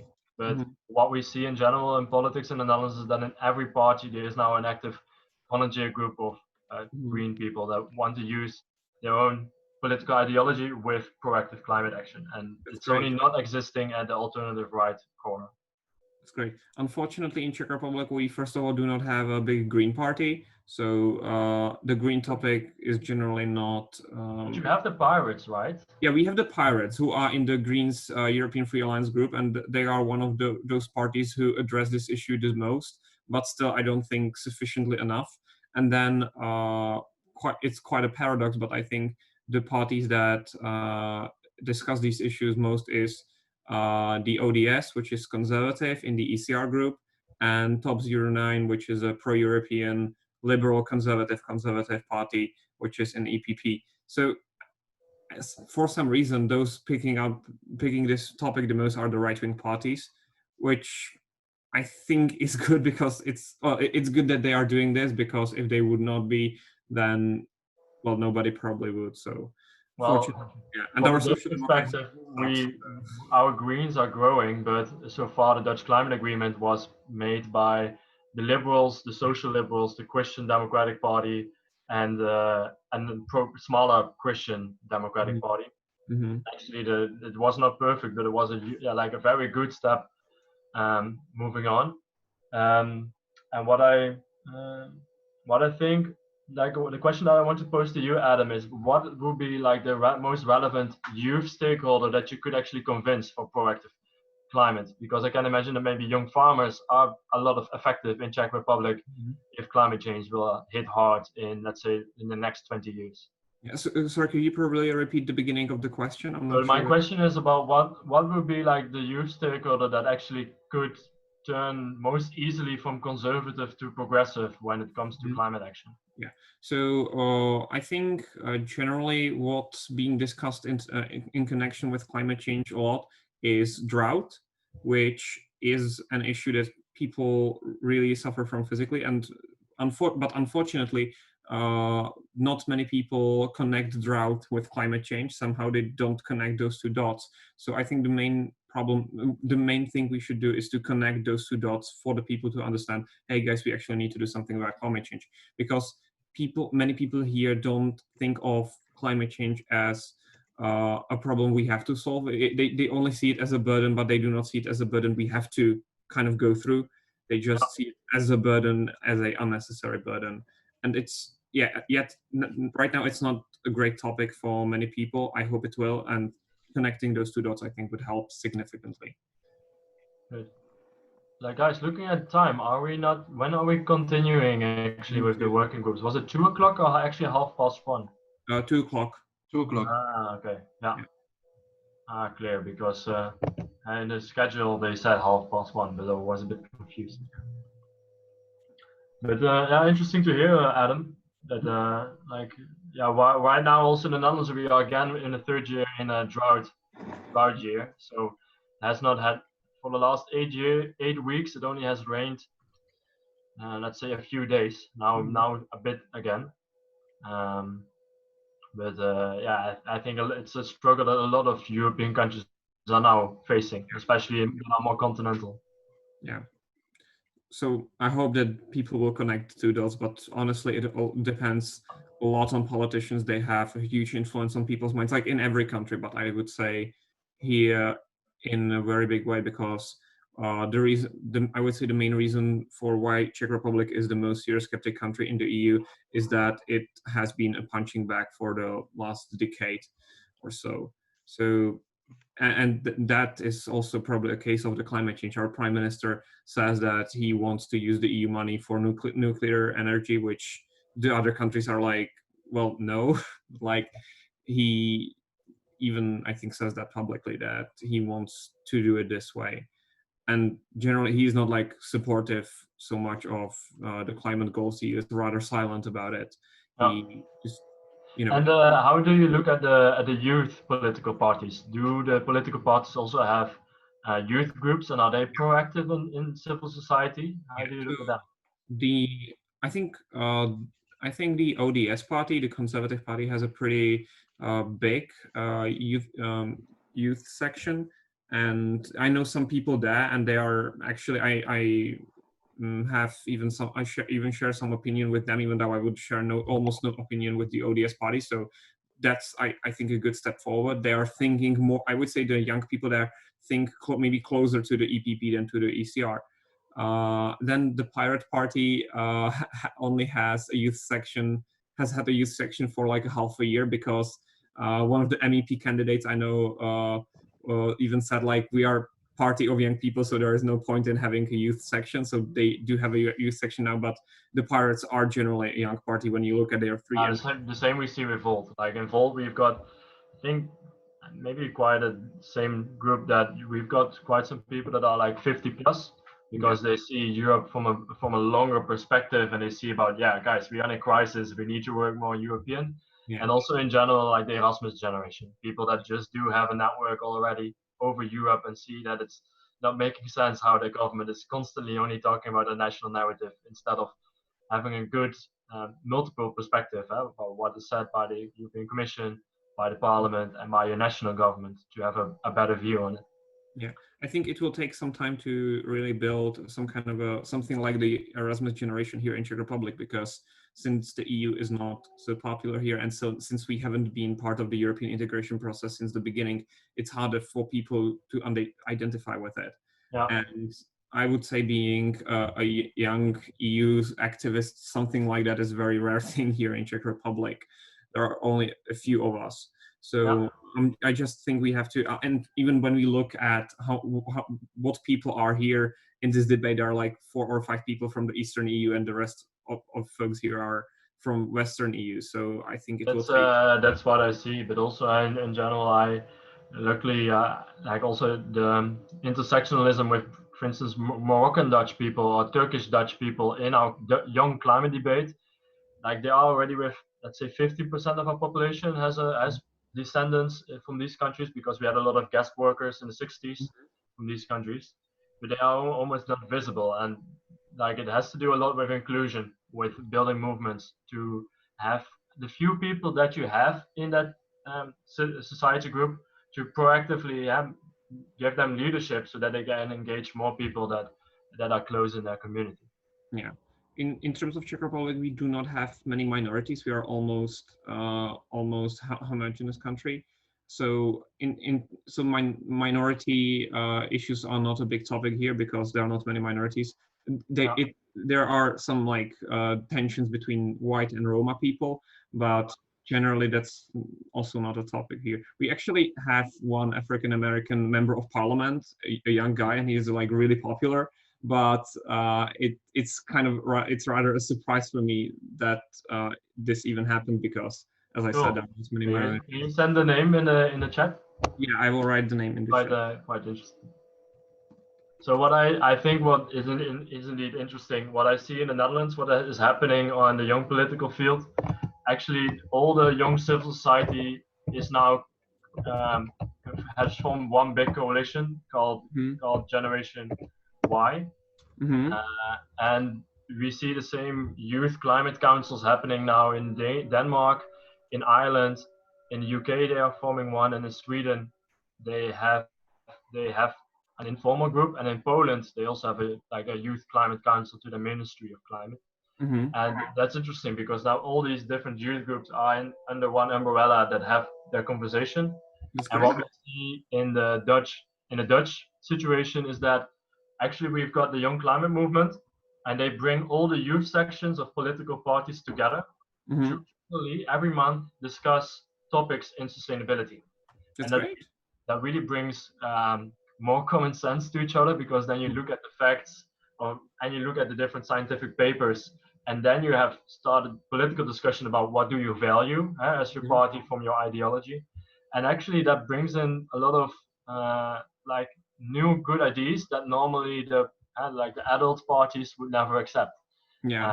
But because they do that like political broad, only the alternative right parties are not doing that, because they do not want to legitimize this group. But from the neoliberals up to the very left, everybody is working on these topics together, and that helps a lot with young public support. It's very interesting. I think that those young people who participate in politics in Czech Republic would probably agree, the vast majority of them, that climate issue exists and it's a serious problem we have to deal with a lot. But I'm not sure whether we have, I don't think we have some kind of umbrella like that, and I'm not even sure what the connections are between the youth sections of the parties, because I'm not a member of any of them, because I'm not really sure yet which party will I join eventually. Like what we have in the Netherlands is with our National Youth Council, we've got a European working group. Maybe you can ask your own Czech Youth Council to see if they have a European working group, because that's a very interesting, always a group to understand. Maybe young civil society in Czech Republic is not strong, but the Youth Council often has like a lot of member organizations that are youth organizations. So in that sense, the few people that are organized, that you know them better. Yeah, I think I know the former president of the Czech Youth Council, so I will ask her, and she will definitely know. Maybe some other people want to talk a bit here. Arthur? Can you hear me? Yeah, Can it's you hear still me very now? slow. Lightly. I think it's better than We can hear you before. better now. Yes, it's quite strange. I think there's something wrong with my microphone. Or maybe the connection. But yeah, now I can hear you very, very slowly. Can you hear me now? It's sometimes better, sometimes worse. Yeah. Have you? Can you try without the video if it's better then? I know. What do you mean? I'll stop the video. I think Can you it's hear better me now. now? Yes, I think Yes, it's now better. it's better. Now we can hear you. Very good. Wow, splendid. Yes, there's something wrong with it. Yes, how are you all? How have you been doing? Good. It's very hot here the last days. I'm in Bonn and we have... Here in London is boiling. Oh, it's yeah. absolutely boiling. Yeah. I have to leave you for now, but I will be back after I eat. Okay. See you soon. Yeah, I'm trying to keep cool with doing this to myself. I don't have a ventilation in my room. But I enjoy the discussion today, the workshop, to meet other people, to talk about the topics. I'm studying European studies. I will graduate this summer. And yeah, I look for more opportunities to engage with it. Like studying is for me very theoretical. And I think these events make it more real life to me, more tangible, everything. So yeah, I really enjoy in my free time being here. Nice. So have you participated in the same here. I found the discussions very, very informative. Yeah. Very helpful. Especially the first one on the financial package. Yep. I think I found the second one a bit technical, but I think they are both important, especially now more than ever. I agree. Yeah, it's very cross-sectional. There's so many different topics, and I think it's interesting to see also how they connect to each other. Of course, we can only touch the surface of everything this weekend, but I think it pretty much sums up some major challenges and what is happening. Yeah, even on the top levels. Definitely, especially I think given the structure of the union, namely the institutional structure, does not make it easy to actually act on these issues easily. It's very complicated, very. And also the lack of media attention. You really need to follow the European websites like Euroactive, or you already need to be in European community groups to really get the relevant news. Because or you need to follow specific podcasts that I'm doing sometimes. For instance, only since a few years, I think since 2 years, we've got a weekly newsletter by our national public broadcaster that sends every Sunday like a 10-minute news update from Europe. And actually that's for me the most helpful update, but very few people read it, of course. Do you think it is enough in terms of having a wider impact on the European process at the decision-making level? Or do you think there must be perhaps a more direct, effective way to make sure that all the proposals are being considered by the European Commission and the Council as well? Yeah, I would say let's split this question maybe with your question on the budget and maybe on the European Green Deal. Maybe Nicolas, you've got already an opinion about that? Yeah, I think there's some like multiple levels with this question. I mean, I feel like you hinted to both to the general participation and the public debate on the EU and how we can participate in our medias about it or the public discourse. But on the other hand, also the institutional structure that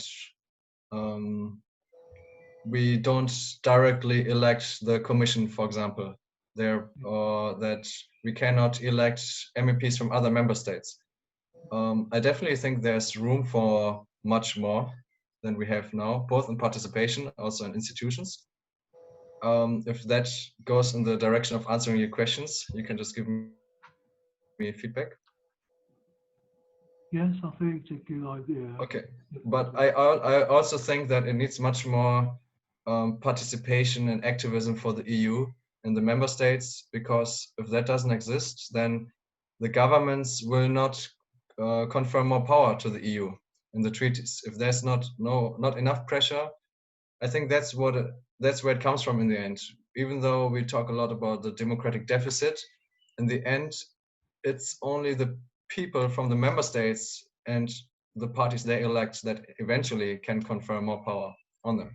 So, do you think it is the most efficient way of France working on these types of issues, or do you think a more federal approach will be more suitable, given the complexity in the decision making within the EU? I think that's a really good question, a really fundamental question, also about the reform of the European Union. I think that first of all, it's designed for the single market. I think we have a lot of good ways to make decisions when it comes to economic aspects. But I do see problems with environmental and social aspects, because they have often not been as much developed as, let's say, just the internal market.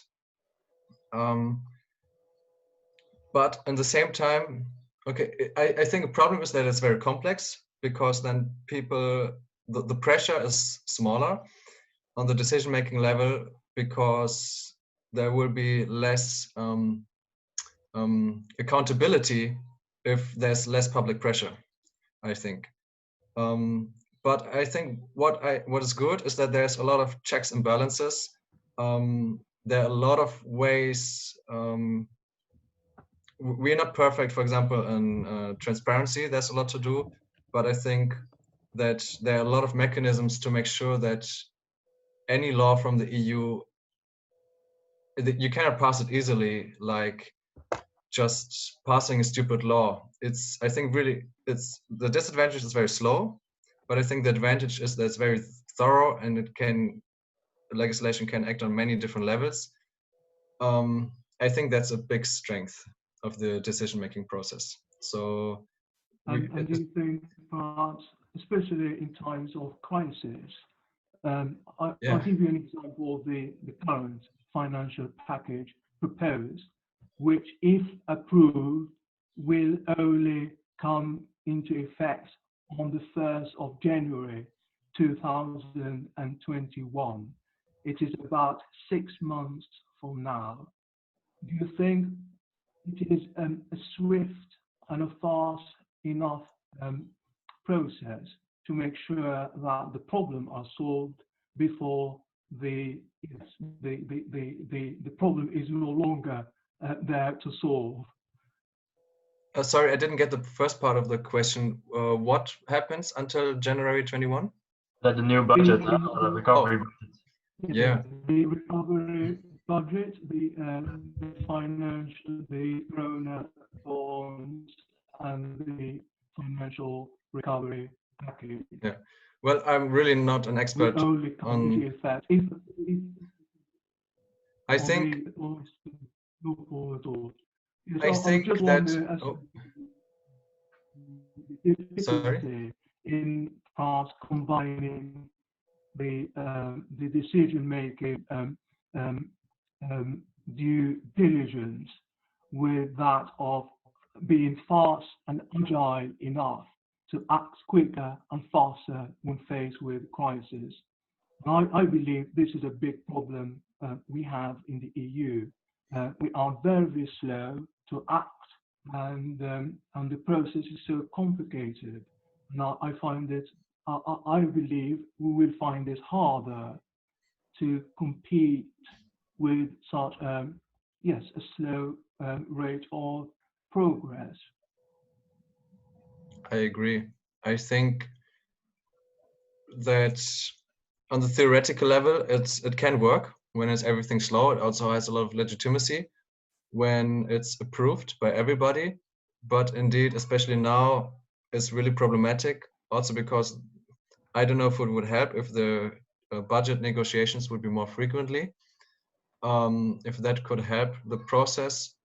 Well, I don't know, maybe somebody else can comment on that. I don't really see the big negative impact if it would be admitted, let's say, a quarter later, 4 months later. I don't know about the legal consequences, but I mean, maybe it would be a budget from 21 July until 27 July. I don't know if that's legally possible.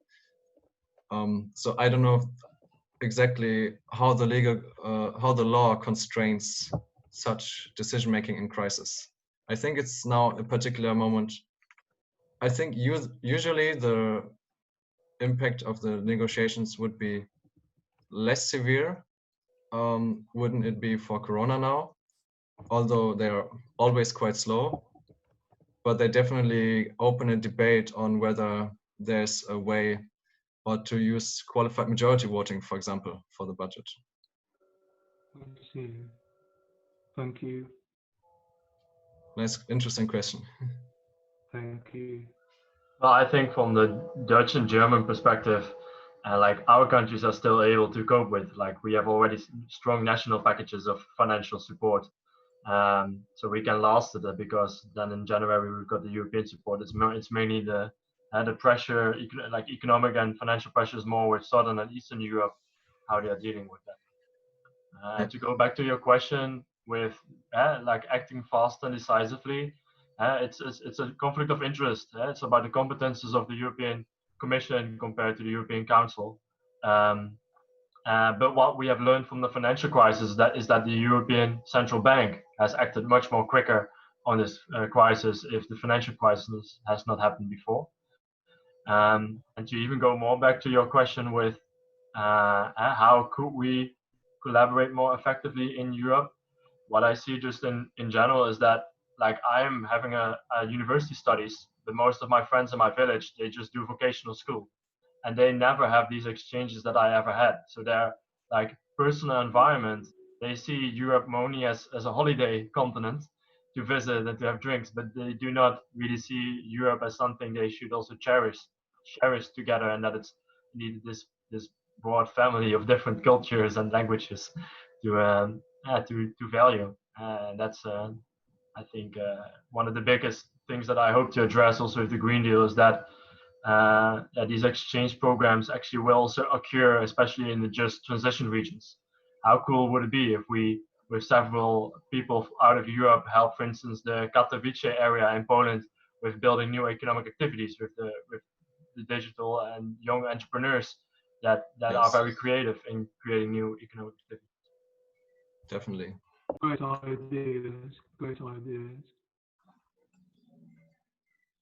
I think there should be also, more solidarity also for the coal sector to give people their good transition, or people from the young people from these regions to give them a perspective if coal mines close, especially in Poland. Do you think it is something which should be done at the European level or at a member state level?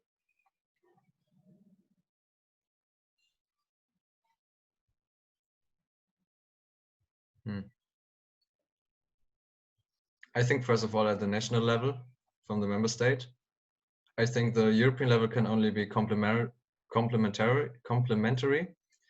but also again that's a topic where I can only think about ideas. I don't know the real circumstances on how it works with new job perspectives in the coal sector, unfortunately.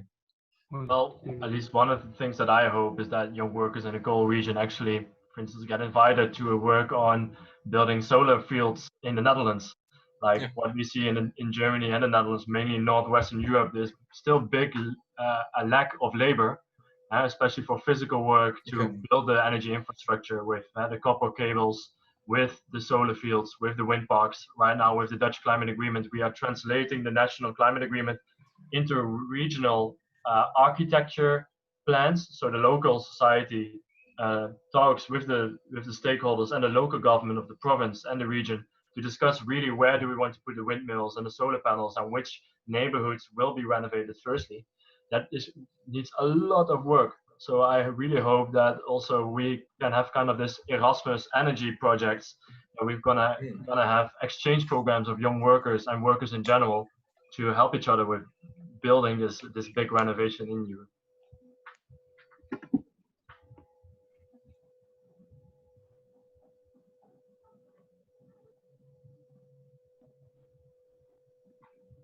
Good ideas, thank you.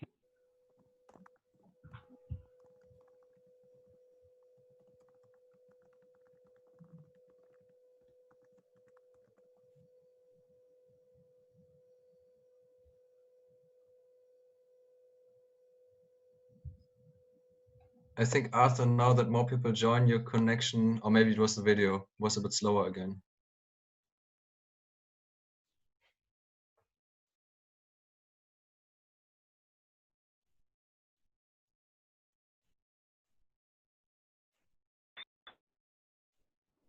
Yes, I think I have a problem with my video connection, I think.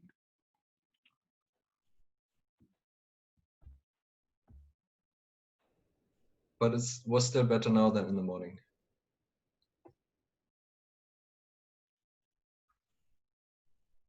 Thank you, Nicolas.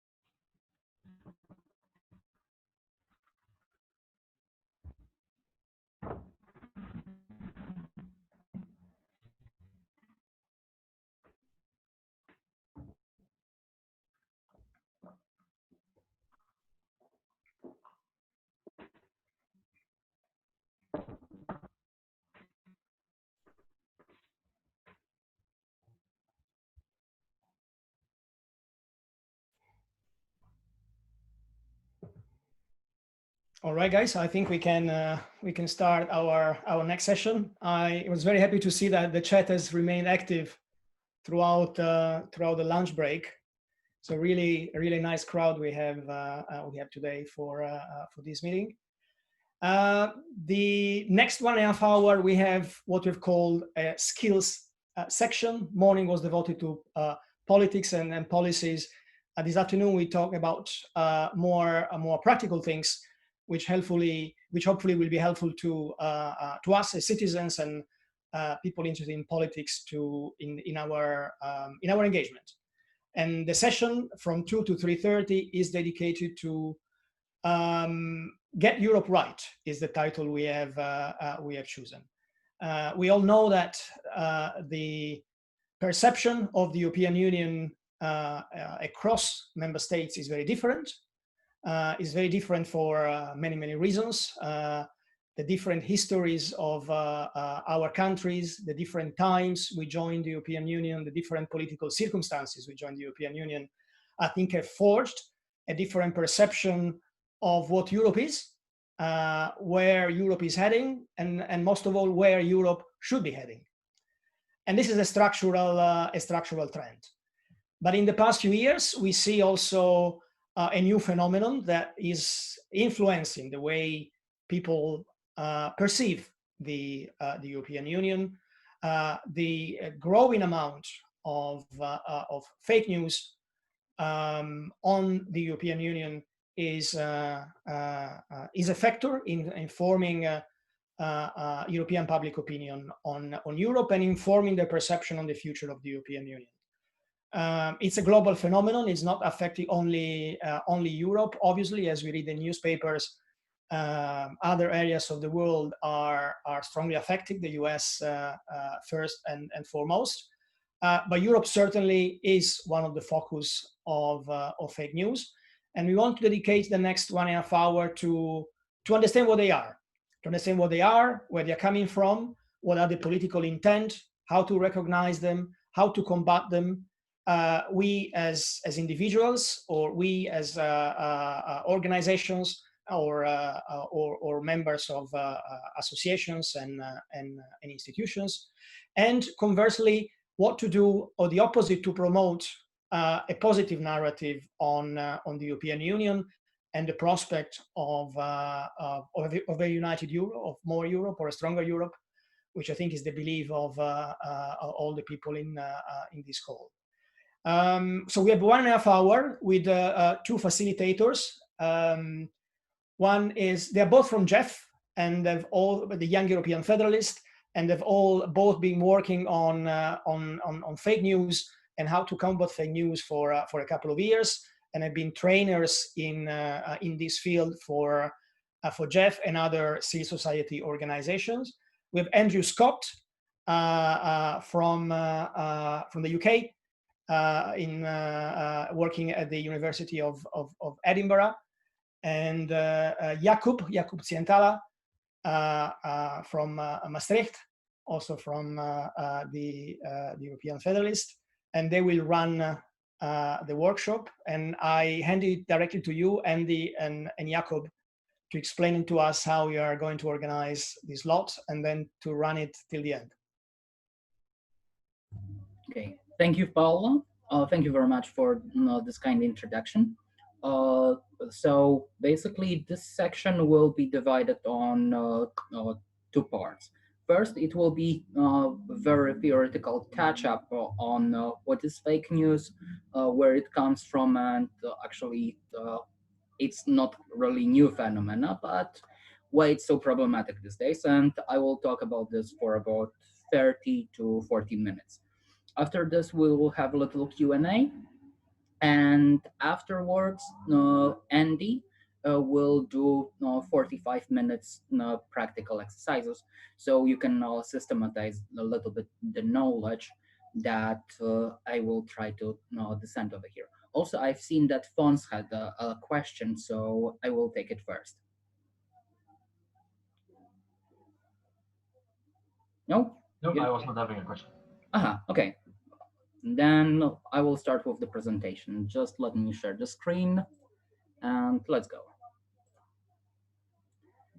Okay, is it visible from my side or not really? Okay. So let's start first with definition of fake news. What is it and what it stands for? Okay, why does it, current slide, okay. Okay, why doesn't it move? Let's see. Oh yeah, all right, now we are okay. So fake news is a type of deliberate misinformation or spreading false information. It can be sometimes treated as hoax, and it can appear in various forms of media, say it from traditional print to more modern broadcasting or internet-based social media. In past 4 years, I think we've all seen our fair share of fake news, and debunking websites that have been appearing for quite some time. Generally, they appear and they are published in just one goal. It is like they mean to mislead and they mean to mislead the public and prepare some financial gains or political gains for the party that is publishing it. We will be talking a little bit later about different types of fake news and how they are different from each other. But it's also important to remember that there is a very thin line between satirical and parody websites like The Onion or the Humbug News and fake news, because these days it's relatively difficult to discern all of them into what kind of news they are. So we will also, I will show you also how to debunk like the fake news article and share with you a couple of tools that you can utilize in order to actually debunk fake news articles or eventually some videos and so on. And you will share with you more practical knowledge. So let's go to the types of different fake news. First type of fake news that you can encounter on pretty much everyday basis will be partisan news. So basically something that shows you only part of the story, and quite often it will be even something that is broadcasted in mainstream newspapers like Guardian, CNN, websites like BBC or MSNBC. Pretty much, if there is somebody who wants to show just part of the truth, especially if you are reading an opinion article, not the real news, you will encounter some sort of stuff like that. Then the other type of fake news that I think is probably one of the most often debunked are conspiracy theories. I'm not even gonna talk over here about flat earthers or Area 51, because we are all pretty much familiar with this, but let's talk about, say, 5G and how it creates coronavirus. I think this is the latest conspiracy theory that had everybody wrapped in their minds. Then pseudoscience. So basically we will have some sort of stuff that is promoting something that has very little with scientific knowledge. And again, we can come back to the conspiracy theory that 5G tower will cause you radiation because there will be some scientific language included in the article, which will make it sound a little bit scientific. But once you are starting actually looking through the definitions that are present in this article, now this will be something rather from esoterical science or esoteric arcana than actually real science. Another thing that we will have that will be also quite present will be headlines. So this will be big shouting headlines that this person did that and that. Say Hillary Clinton is going to jail. And basically this will be also very related with clickbait. There is a small difference between clickbait and headlines, but basically the headline will be very long, will give you the partial digest of what's going on, but then the whole article will be about something that is completely different, or it will be just the very beginning of the article. Then, of course, there are like different images and say videos. So that would include the deep fakes, which is like its own category, and it's a little bit more complicated to make. But images in our day of age are spreading relatively very fast. So we are visual animals and we are always seeking for visual clues. So with the rise of social media, we are always looking at the posts that are containing images, and they are usually spreading faster than any other post that would have full wall of text. Like we are basically lazy and we don't want to read that much. So eventually it reads to the fact that algorithm started favoring images which are being spread pretty much all over different forms of social media. And here we can talk even not only about Facebook, but also Instagram, which deals with its own wave of fake news, but they don't really do that much about that, as much as the mainstream Facebook does. Then, of course, we have ads, and ads will be misleading in this type that basically they will only present you with some sort of clickbaity option to do something, and perhaps you will be able to get it now because it's running out of time, or it will try to present itself as legitimate news. So, for example, it will try to tell you that the cure for coronavirus is here, and click on this link to learn more. And basically, this will lead you to some crystal healing practice or something. Then propaganda. I don't think I have to explain pretty much propaganda because everybody of us understands that is purely political advertising, and sometimes propaganda can be very nasty and tied with hate speech. So we will have over here a lot of partisan news that will be only meant to share within the group and reinforce the echo chamber of the bubble, and sometimes attack the other side. Then there's your old style error, and sometimes it happens whenever some newspaper or news source is not double checking their sources, and they are prone to actually share some informations with just a little bit error here and there, which sometimes can be fatal. Then there is sponsored content. That mostly concerns basically YouTubers and people who do commentary news. It doesn't really concern that much the mainstream news websites. However, sometimes you will see whenever you're opening like old-fashioned gazette or newspaper, I'm sorry, whenever you're opening like printed newspaper, you will find some article which will be sponsored content, but it will be in between regular articles. So it will be very difficult to actually distinguish from regular article. Then we have, of course, satire and hoax.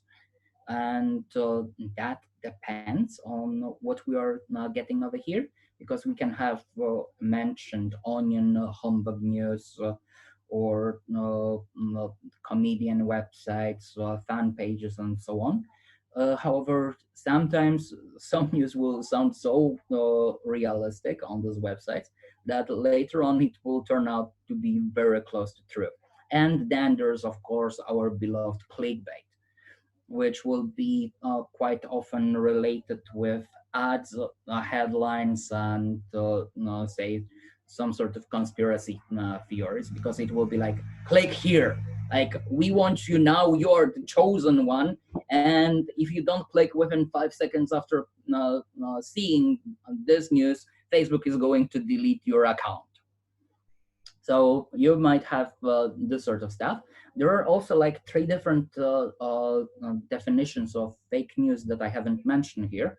So one would be misinformation, which is accidental misinformation that doesn't really concern and didn't have ill intent into spreading false news.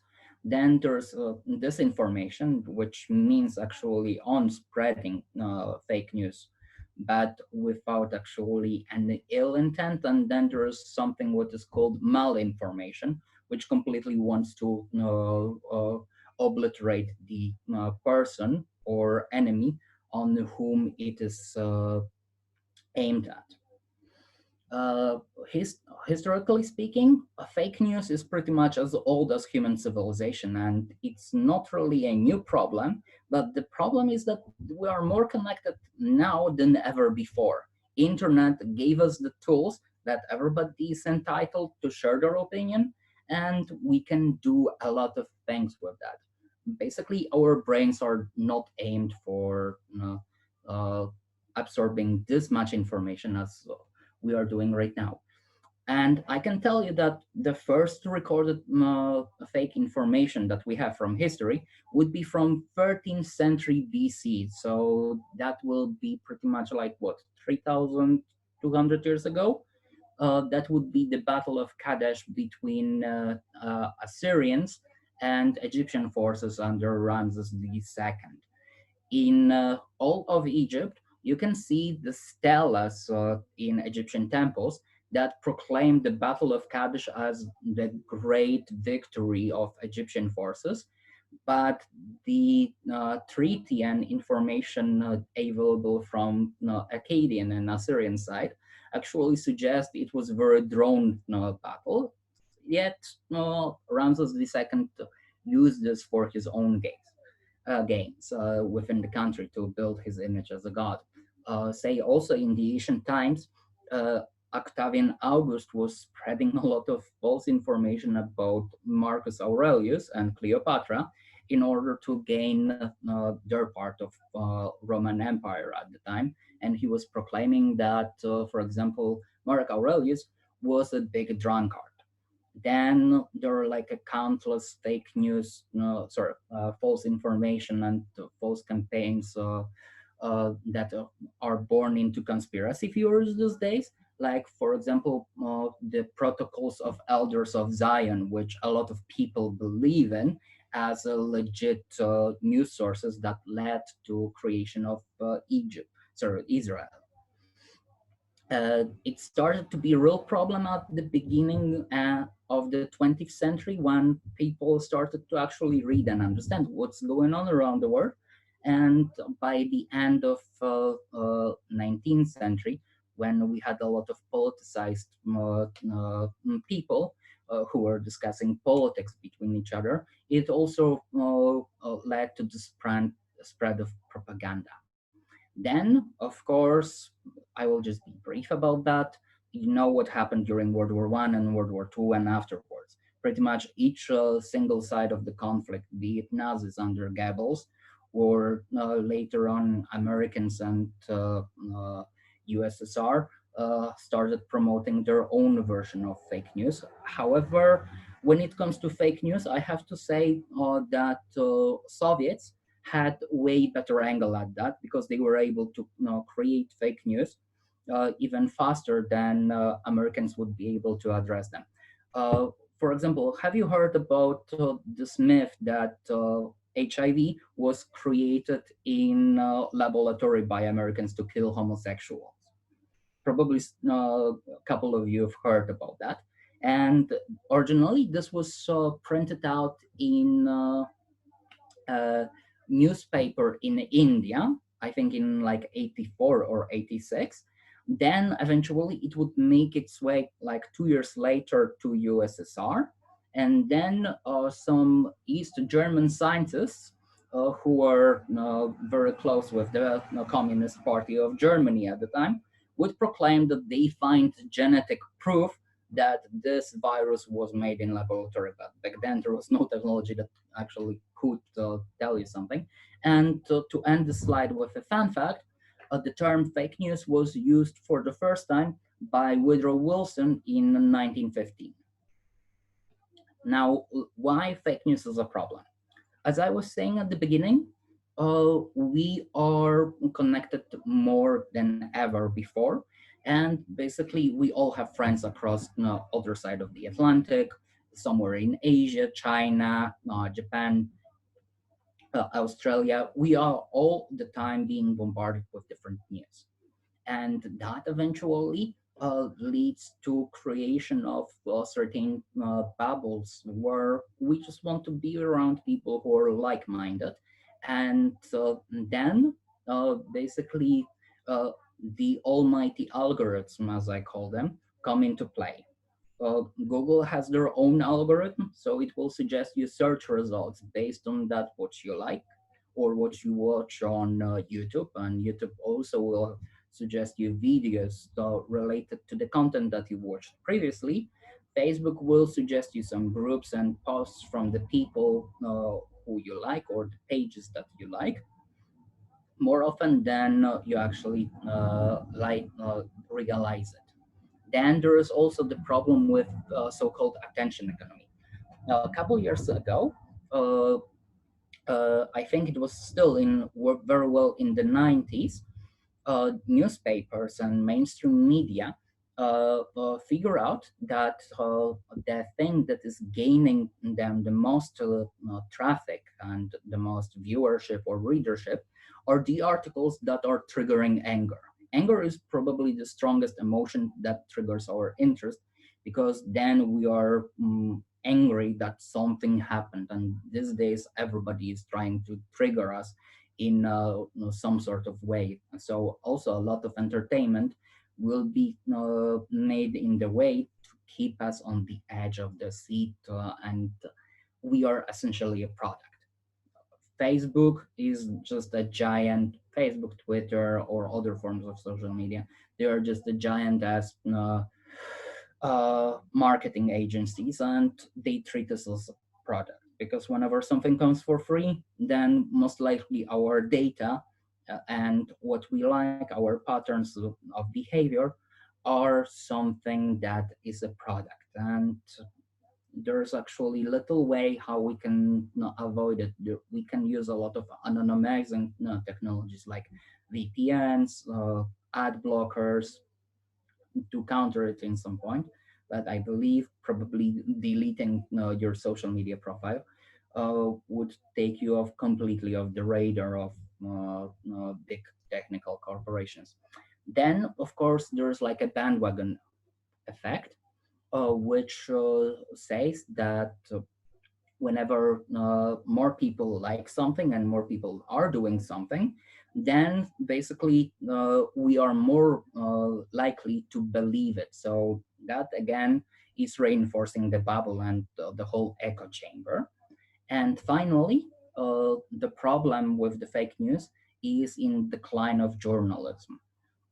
Say even 40, 50 years ago, there would be a couple of trusted news sources. You would have a newspaper that would be conservative, you would have liberal newspaper, centrist one, leftist, etc., etc., and everybody could more or less correlate the information sources between each other. But now, basically, everybody is able to start their own blog and start writing some news. So you can do a lot of stuff with this sort of stuff. Finally, how to recognize the fake news article. There's no really way to tell it on the first sight, because myself as autistic person, I think I can say that we all are pretty much very autistic when it comes to recognizing fake news, because there's just too much data to deal with. And I think everybody reads like shit ton of articles every single day. So first, you should look up who is the journalist who is writing this article, if he has like some sort of credential or digital footprint. This is usually the best way to verify if somebody is a trustworthy journalist or it's just another Alex Jones with his Infowars, or Keemstar with his drama alert on YouTube. Then you have to look at the style, how the article is written. So over here, it will be very important to how the language is structured. Is the language neutral, dismissive? Is it praising one side and denouncing another one? So say it will use like specific keywords that are meant to actually awaken your anger and make you feel something. Or is the article written in rather well-paced and mannered way? Then another thing is to whom this article is intended. So basically, who is like the target audience for this article? Is it the general population, or is it a specific ethnic or social group? that this article is supposed to arouse. This is also one of the easier ways to debunk fake news.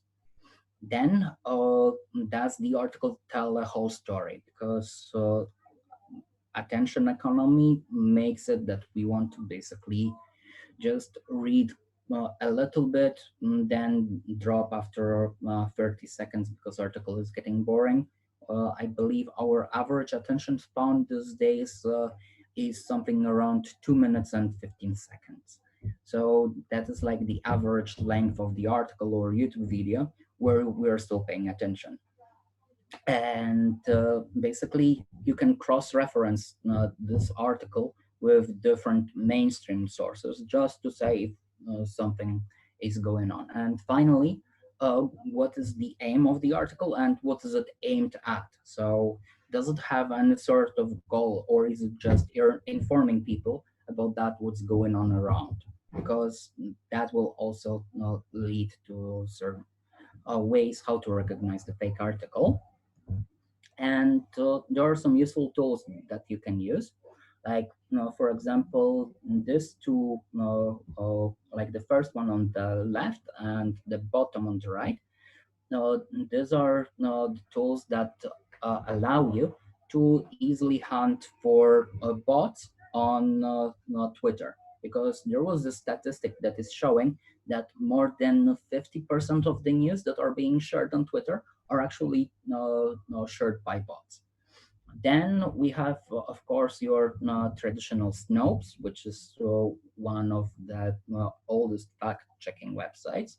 There's Tentai that you can use to cross-reference different image searches that you can find. Get Bad News is another very nice initiative where basically people use blockchain to verify if the news is not true or not. I will give you later on the links to those websites with their full description, so you don't have to worry about taking the notes. Then Bot Sentinel is pretty much another tool that is hunting down bots on different social media websites, not only Twitter, but also Facebook and Instagram. Then we have Disinformation Index, which is another fact-checking tool, which works as a plugin in your browser and can verify if the news is basically a rumor, if it's outright disinformation, or if it's safe. Then we have Climate Feedback. This is basically purely about news that are concerning climate change and climate deniers. Interland is a very interesting initiative. This is actually a game created by Google that aims at constructing and creating fake news, recognizing fake news.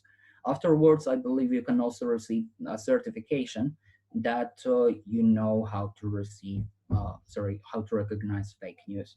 Then there is a DIRT protocol. I don't really remember what was it about, but I will share that with you in the email with several other tools that I wasn't able to just put in this presentation due to time constraints. So now let's talk a little bit about sources of this information. So there will be, of course, state actors. And since we are talking about Europe, the biggest enemies in this case will be Russia and China. Russia has been blamed pretty much for a very long time for spreading misinformation and supporting alt-right groups inside Europe and spreading different forms of misinformation. We all know about their troll farms that are basically funded by the state. Then there's also China, which has an entire army unit that is dealing with spreading certain propaganda. But until I believe last week, European Union didn't act on it and didn't really address anything in this sort of sense. But then Joseph Borrell, new high representative on foreign affairs, has stated clearly that China is a systematic enemy. Then we have non-state actors, so basically it will be different political groups, terrorist networks, and whoever wants to spread their own misinformation. And the biggest guilty of them all, social media. Now, I am open to questions.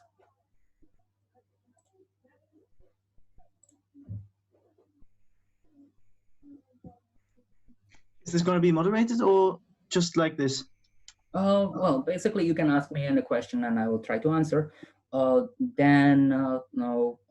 After a couple of minutes, we will go with the session to Andy about practical stuff. Okay, sure. In that case, I'm just going to kick things off. I'm wondering about all those different sources that you've quoted. How do I know if I can trust them? And how do I know what their intent is when providing this service? And how am I sure that they are actually not having an agenda themselves, for example, to fight alternative opinions when it comes to, I don't know, any controversial issue, refugees, climate, whatever? This is actually a very good question. The main thing how to trust something is basically based on that how you feel about something and how you can cross-reference it with different how you can cross-reference it with different news sources, because say using Breitbart, the alt-right news source as your main information source will be pretty much very different. Plus, it's probably the best way to actually counter your own bias is to use news aggregators. So you will have, for example, applications like Buzzard. I believe right now it's only available in German, which will cross-reference you with on the same subject with newspapers that are giving you two opposite sides of the view. One will be very much liberal, another will be conservative or something, so you can actually make your own opinion on the subject. Then let's see, what do we have from the questions? Okay, Peter was asking, what do you think about countering fake media section as the EU department? I have to say that when it comes to EAS Stratcom, yeah, I believe it's EAS East Force Task Force, they are doing really amazing job. Like, this is a very small department of people. I think they are like under 20. And EU versus Disinfo is one of the better sources for the news, like fake news combating website. Then also there are a lot of grassroots initiatives active, especially in Central Eastern Europe.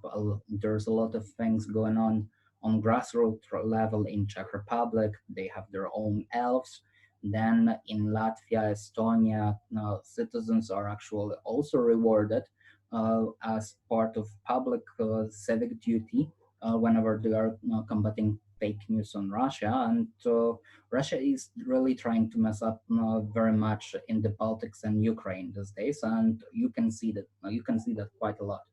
Also, say the information about I think it was from early April or March, that for example Poland would deny flight for Russia, for Russian forces to deliver some masks to Italy. Later on, it was actually discovered that Russia didn't even request flight through Polish space, but they were flying through Romania.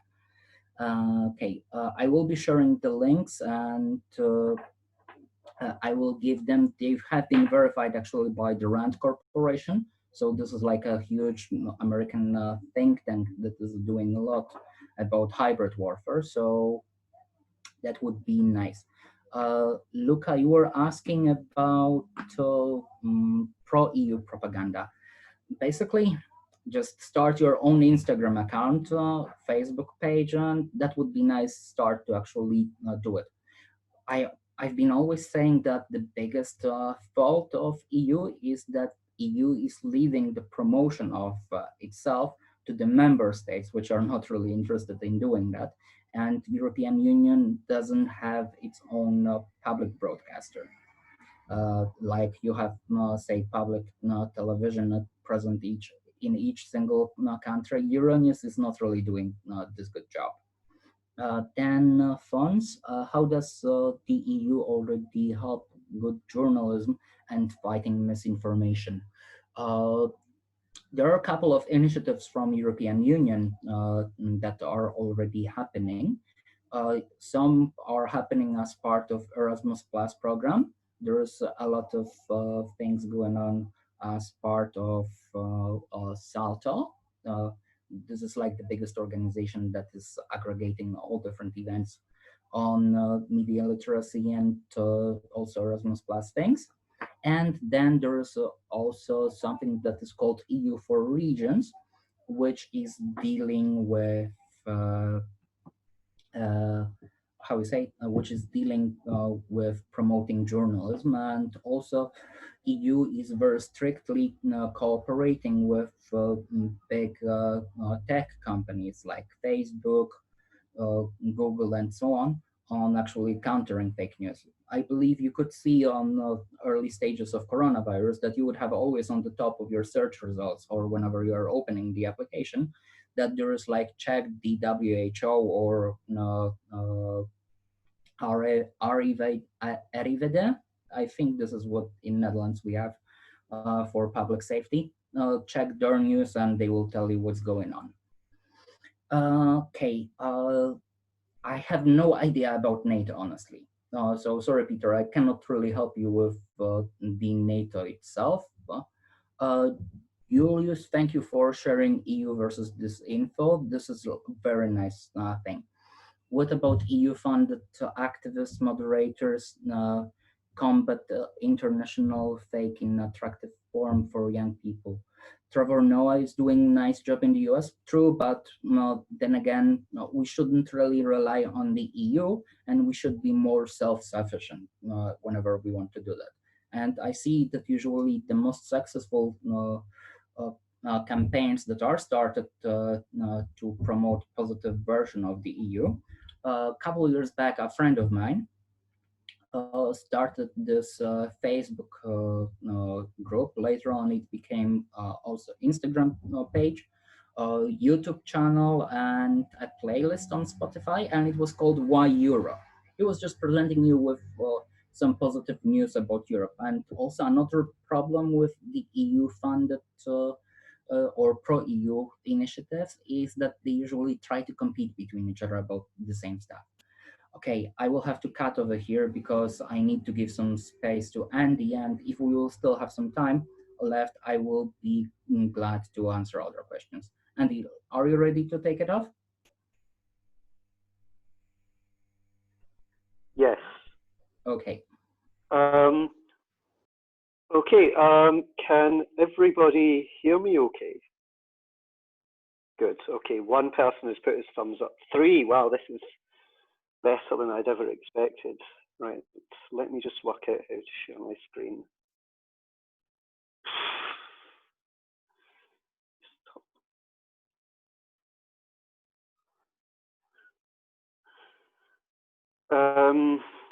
You can tell I'm not very good at this.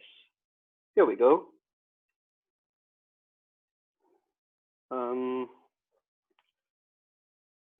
Okay, I'm just going to quit out of this chat because my computer is making me reload again so I can share my screen with the permission settings. Andy, all right? if you send me the presentation, I can share screen at my end. It's like a kind of interactive thing, so I'll need to do it. It's fine. I'll just quit and be right back in.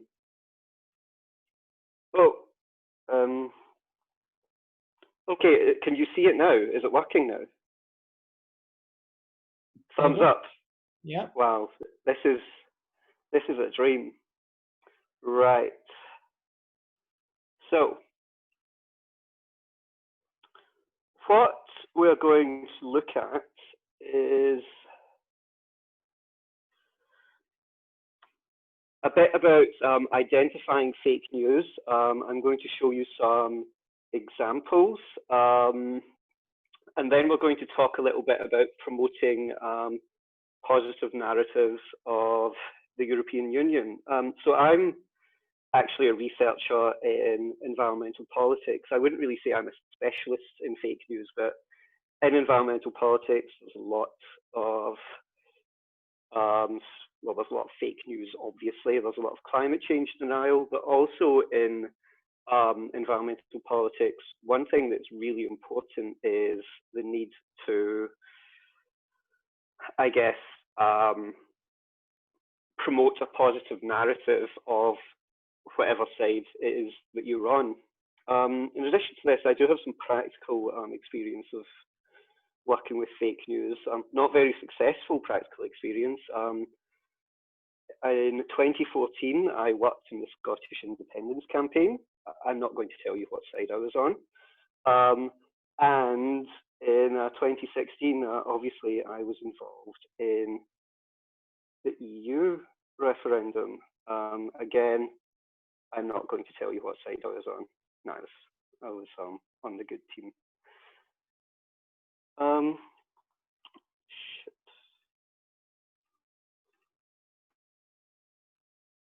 Let me just get this presentation up again. Could we give me a thumbs up if you can see the presentation? Okay, good. So I thought it'd be nice to try and get something a bit more practical. So I want you all to join in, okay?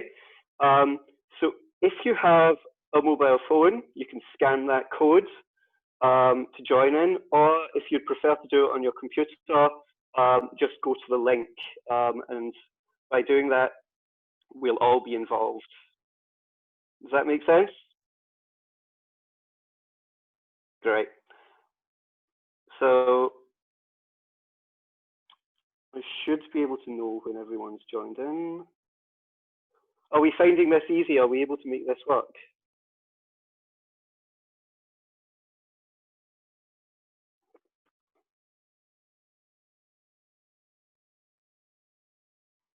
How's it going?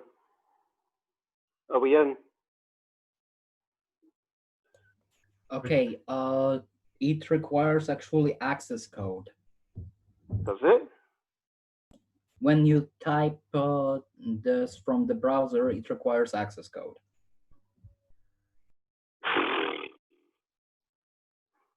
Does anyone else need the access code? Luckily enough, already 38 people have managed to join in. Yeah, okay. You can join in anytime.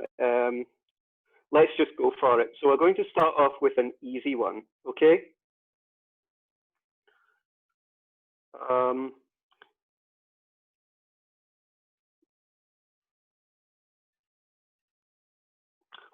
So I want you to take a look at this image. Zoom in. So this is a Google search result.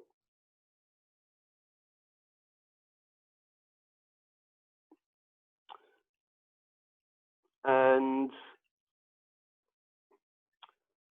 we're going to move on. So I want you to think about what's happening here.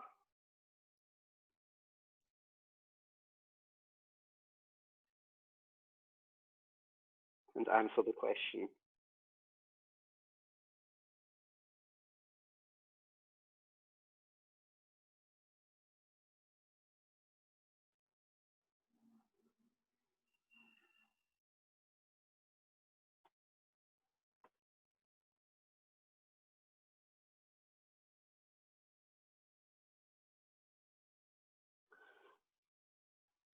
Okay, we've got a tremendous 8 votes out of 41 people. Fantastic. That is exactly the amount of participation I was hoping for. It's like an American election. So we've got 4 people who thought these are not real Google results. The image has been edited. And another 4 thought they were real Google results, but there are fake news. Now, these are both, I think, reasonable conclusions to draw. But yeah, it's the third one that's the case. These are real Google results. And anyway, well done, Vincent, number 1. So these are real Google results. Could anyone tell me how they got there? Again, submit this with your phone.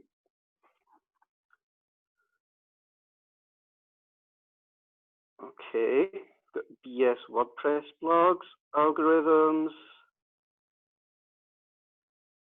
test, that was me, most clicked posts, the most cited, Photoshop, algorithms,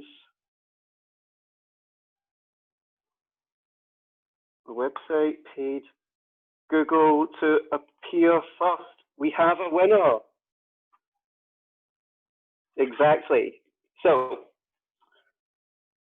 I'm sure you're all aware that Google's business model is, there we go. So I'm sure we're all aware that Google's business model is to basically sell advertising space to the highest bidder, and you can bid to be put on top of the search results for anything. So this is what we call AdWords fraud, and this is when fake news sites pay to put their articles in Google search listings. It's pretty common, and it's something that, to be honest, you should easily be able to notice. I mean, if we go back, we can see what we've got: 17 News, WordPress.com, Heavy.com, Media, Light.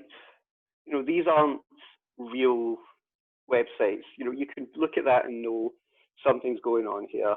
This is not necessarily the most trustworthy thing.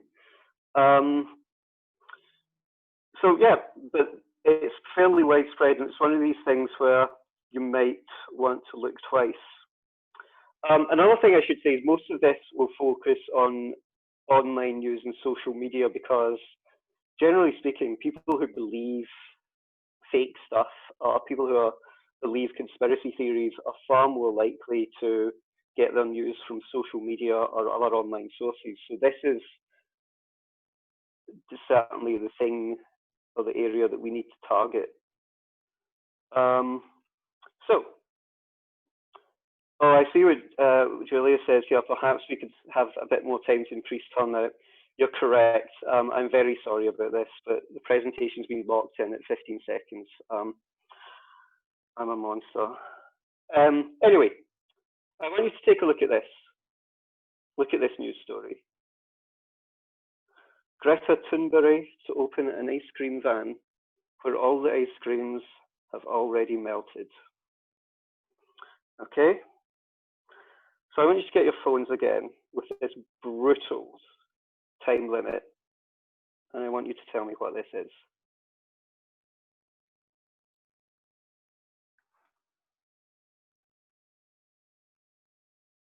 Okay, we've got better turnout here.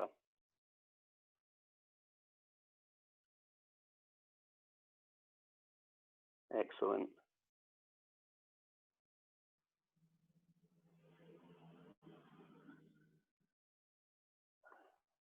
Very good. It is humor / satire. Now, this is you know, something that's a joke. It can be a bit of fun, but it's also something where, in practice, a lot of people, you know, will see something that's purported to be fake, but they'll believe it's a real thing. I mean, so Jakob talks about The Onion. If you go on The Onion's Wikipedia page, for instance, there's a massive, massive list of all the times in which someone's seen something in The Onion and thought that it was actually true. So I thought I'd show you a little video of one of my favorite occasions where this happened.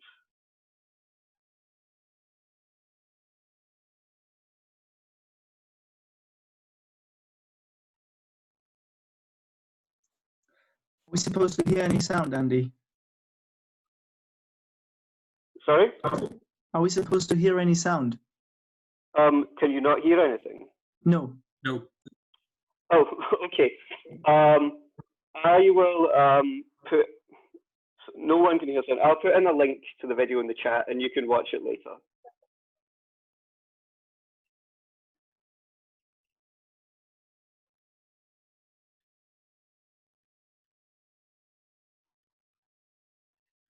So, That was unfortunate.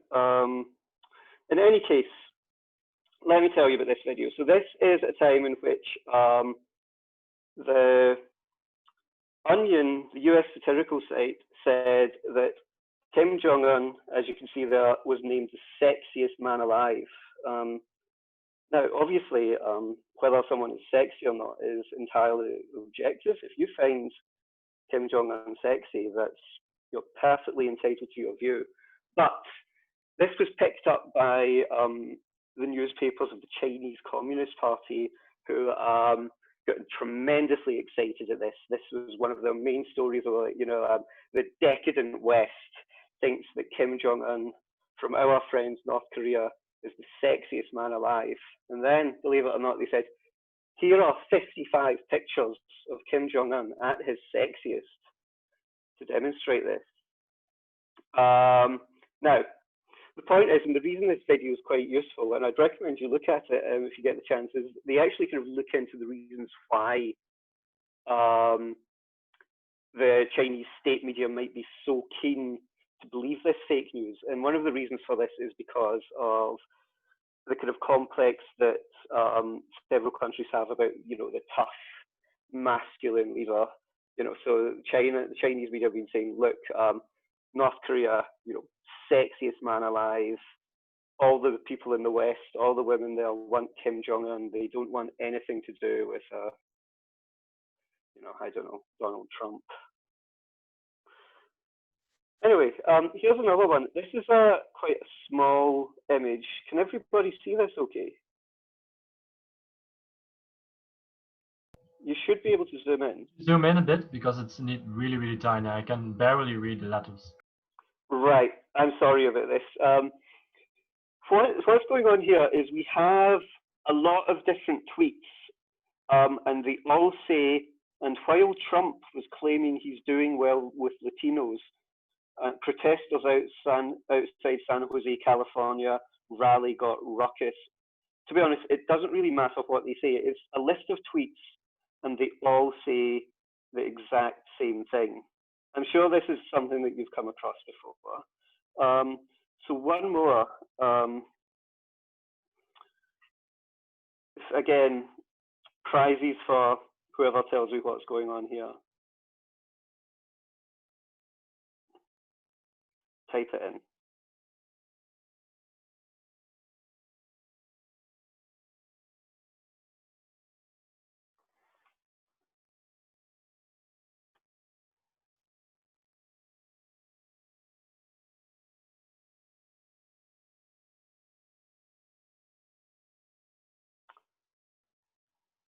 Okay, these ones that were marked with X's are correct as well. But yeah, exactly, they're bot accounts. Very well done.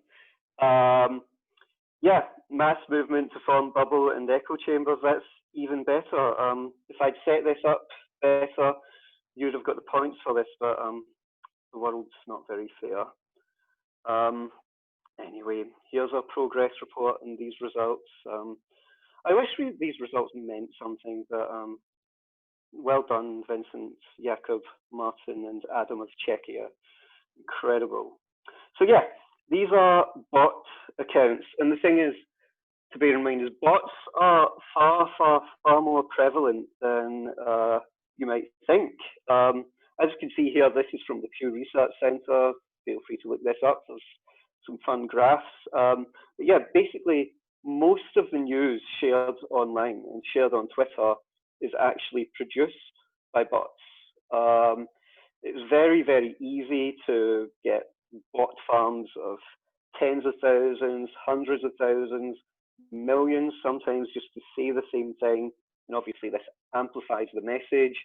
It can make something that's supported by a handful of people appear like it's got the support of, like it's the majority view. Here's another question.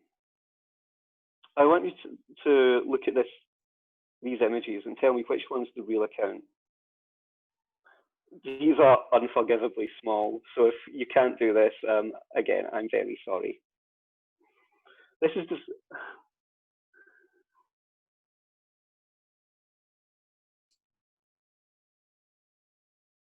Okay, so you still mostly got it. Excellent.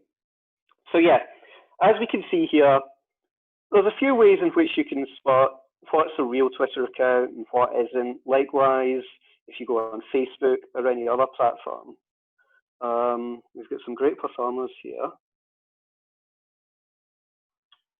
A few not so good, but you know, it's all fun. So another thing I want you to do is, I want you to, on the basis of when you looked at these images and the things that you considered, the things that you saw going on, could you submit some ways? We've already got someone in there, excellent.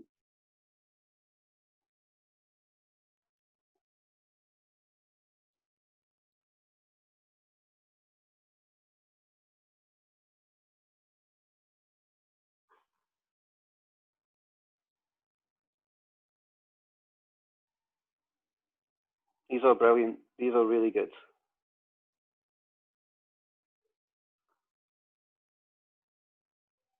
Okay. Excellent. Yeah. I'll give it, let's say, 10 more seconds. These are all great.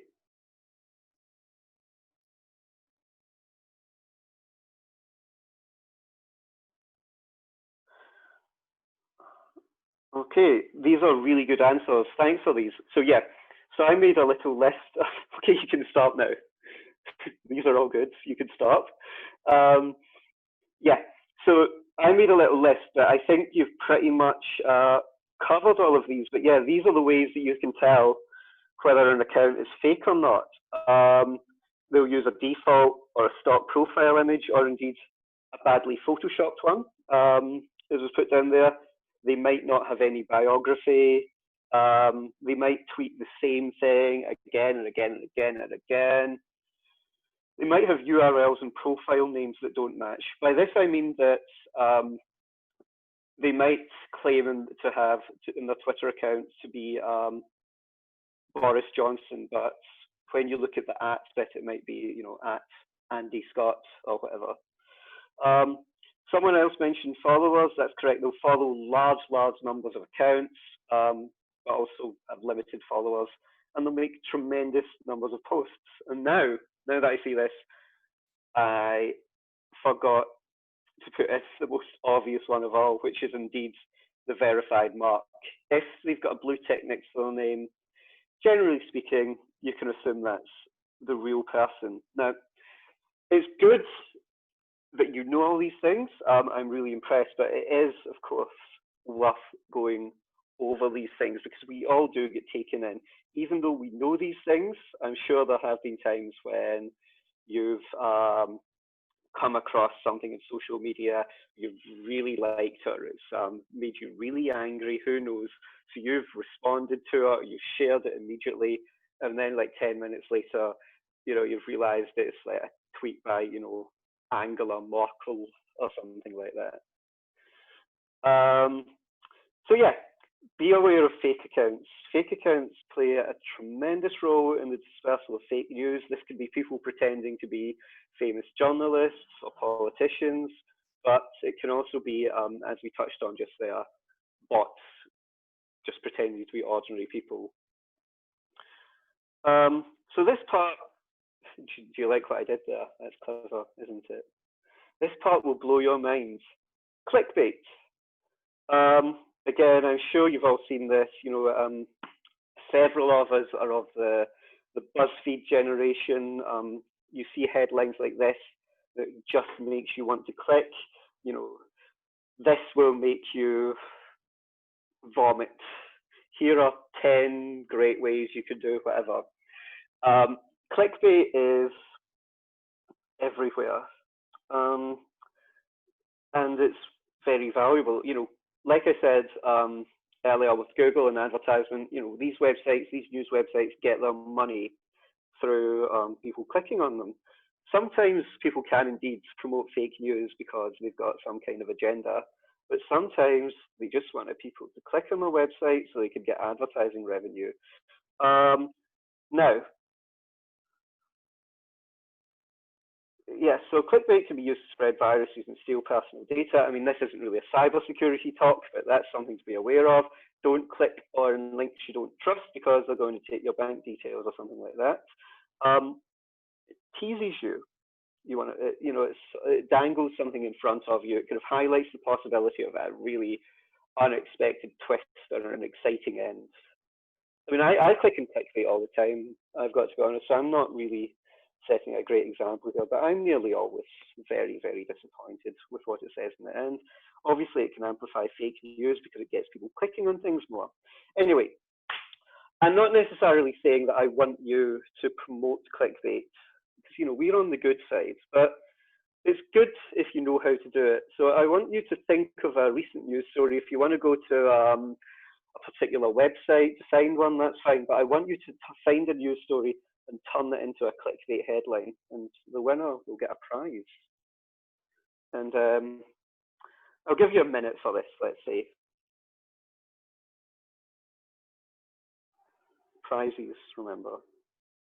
This could be a big moment for you.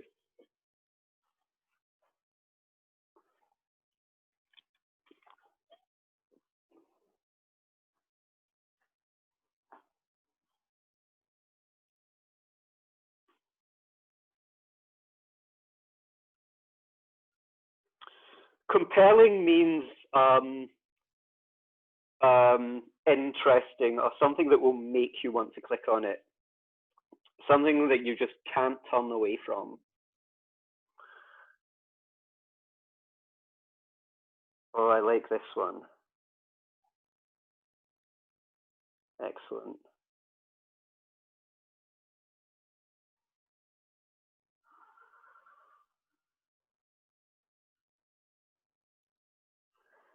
Yeah, no, this is really good. The random capital letters is something that you will get all the time in clickbait. Indeed, the random capital letters is particularly popular in the British tabloid press. 5 ways Corona will change your life. Excellent. Everyone loves a list. 10 miraculous but easy ways of losing weight in 3 days, and the number 2 will blow your mind. Excellent. You won't believe the percentage. New fresh money for small companies. That's going to make the small companies want to click on it. Proof that Donald Trump is hiding his coronavirus symptoms. Oh, I love that one. That's excellent. 10 reasons. Yeah, you're all very good at fake news. This is I mean, maybe there's a career in this for you. Devastates, excellent. Yeah, it's good to use the kind of emotional language. COVID will make you click to know. I love that. I love these plus signs as well. That's brilliantly tacky. I love these. It's China. The masks on. Oh, here's 5G, of course. Random capital letters. Everyone loves doomed. We'll all be speaking. Oh, I was actually thinking about putting this political one in the talk. I saw that today, but yep, we'll all be speaking German soon. Love it. The women in these countries are definitely looking for more European men. Back to the buses. 5G again. Why Donald Trump secretly defends LBG. Secretly, yeah. Okay, yeah, so obviously I'm not the only one here that reads a lot of clickbait. This is perhaps some of you even produce it yourselves. This is extremely interesting. Sex scandal in London. I mean, that's just part every day in Parliament, really, isn't it? Nostradamus and Maya knew it. Click to know more about how you'll die. Oh, making it personal. Donald Trump identified as transgender, lesbian, more 5G. What Jeff Bezos? Yeah, everyone loves to click on the ones about making money. Donald Trump sex tape. I'm sure we all love sex tapes. Yep, wow. I'd be interested to know who did these. Sadly, this is anonymous, so you're all safe. Okay. Yep, so you obviously know about clickbait, but yeah, I'm sorry. I can do it too. There will be no prizes. So yeah, here's another one I'd like to try.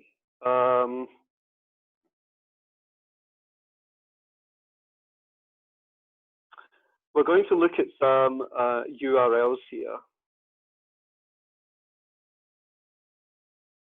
Which one of these is real?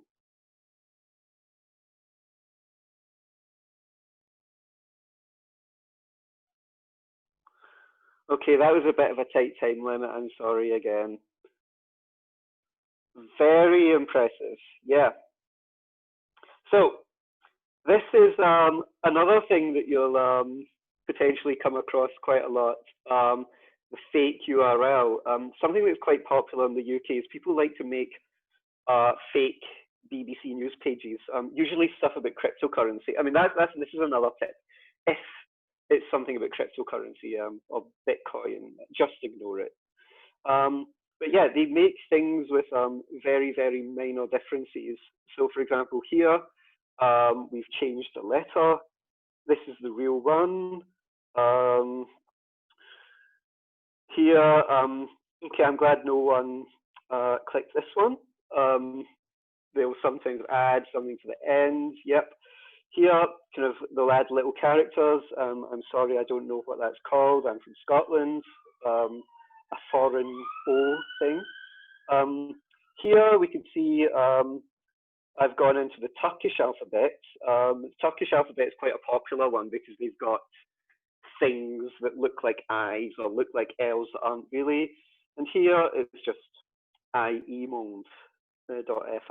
So yeah, another thing to do is if you're seeing a story that you don't think Le Monde would usually publish, or you don't think Der Spiegel would usually publish, or you don't think BBC would usually publish, check the URL, because there's a good chance that someone's done up their fake news site to look like the BBC, to look like one of these.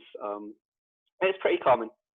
And in the UK, it led to a lot of people investing and losing a lot of money in cryptocurrency. But I don't really like people who invest in cryptocurrency, so I don't mind.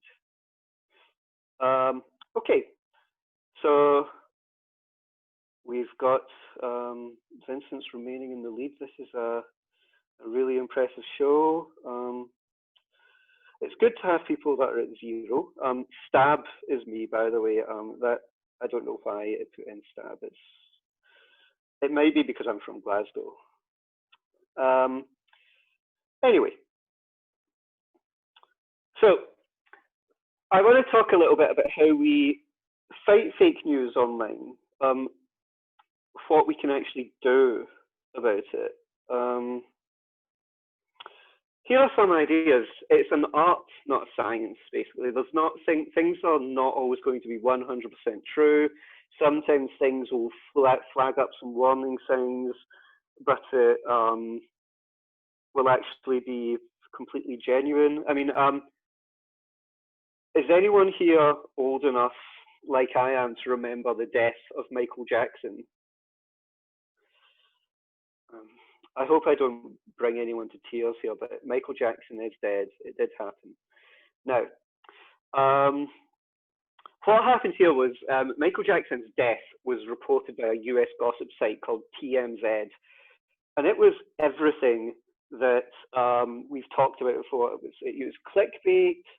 It looked awful. It had, it looks like a scam news website. You couldn't trust it. It was celebrity gossip. There was nothing of any value. So TMZ were reporting Michael Jackson dead, and they were doing this for about 6 or 7 hours. And the mainstream media, BBC, CNN, etc., were just like, oh no, we can't see anything. But this website, on this occasion was correct. So it's not. My point is, it's not going to be 100% correct, but in most cases, what you see in a site like that is going to be utter trash. So yeah, if a story looks completely ridiculous, if you don't believe it, if you're surprised by it, think for a moment. But also, if it agrees with absolutely everything you believe in, also don't believe it. Shockingly, I was on the Remain campaign in the European Union referendum, but there were so many fake news from, I guess, our side as well. I'd click things, it'd be like, oh, there's going to be a second referendum, and I think, oh, well, that's what I want to believe, so I'm going to believe it. But it turns out it confirms my beliefs. It's something I want. It's too good to be true. And in these cases, you want to look further. If it makes you feel intensely emotional, and like Jakob said here, and mainly thinking about anger, look further. One thing I always find quite amusing is when you get a politician, a member of parliament, or perhaps a journalist who sees something, it makes them absolutely furious. So they'll tweet, "This is nonsense, I am outraged, how can I live in this world?" And then, there'll be one little comment there saying, "It's actually fake." Makes you look silly, don't do that. Similarly, if you really want to share this, if you think, I want to show this to all my friends, I want to be the first to let people know about this, why is it only you that's found out about this? You want to look further. Again, check the link, don't share things from Le Monde, check the source, are they reputable, have you heard of them, don't share things from, conspiracy theorist at blogspot.com. Think about, I've put the Zoom window in front of this, think about who wrote it. So even if it's, on a newspaper website, look at the columnist. What's this person's biases? Are they left-wing? Are they right-wing? Are they pro-EU? Are they anti-EU? That's something you want to interrogate. You might want to take a look and see what they've written in the past, what other people are saying about them. Again, this is one that people get caught out by all the time. The Guardian in the UK have become quite friendly about this, because if they've got an article that's, let's say, 7 years old, they'll put up a big bar saying, this article is 7 years old. Because I'm sure you've seen people sharing articles, huge big scandal, but then you look and it's like, oh, this article is actually from February 2009. So check when it was written. And consider the context. What's going on in the rest of the world? What are other people saying? Is this person just having a joke? And always check to see, if you see a story, just take that headline, paste it into Google, or other search engines are available. And if it's being said elsewhere, then you can start to think, this is something I can share, this is something I can believe in. Another thing is that to bear in mind is, we're all very clever people. Sorry, that sounds a bit arrogant. I'm sure you are all very clever people. I'm not going to speak for myself here, but you're all very clever people, but sometimes that can actually make you more vulnerable, because if you do a lot of reading into a particular political ideology, or if you spend a lot of time reading about European politics, this can actually kind of distort your worldview a bit. It can actually make you be, it can kind of distort your worldview to the extent that you'll actually be more likely to believe fake news than perhaps someone who knows nothing about the subject. So even though I'd say among us all here, and I've noticed in the chats and other discussions, we know what we're talking about, but sometimes that means that we need to be even more careful, because it can make us even more vulnerable. So anyway, to finish off, the EU is under attack, I suppose you could say, from fake news. So I want to talk a little bit about narratives, and this, I guess, is going to look a bit more into my academic research. So if this is too much for you, turn on your microphone and make a loud screaming noise, and I'll just move straight to the questions. Okay. So anyway, we're going to talk a little bit about narratives. And as you can see here, a narrative is an attempt to render various series of events into an intelligible whole. I stole that from a textbook that I get my students to read, because I couldn't be bothered with my own definition. But that's what a narrative is, because we like stories. So we're going to delve into a couple of theories of narratives, but before this, I want you to read these two statements, and we're going to vote on which of these is true in the next screen. So get ready for that, but I'll give you some time to read these statements.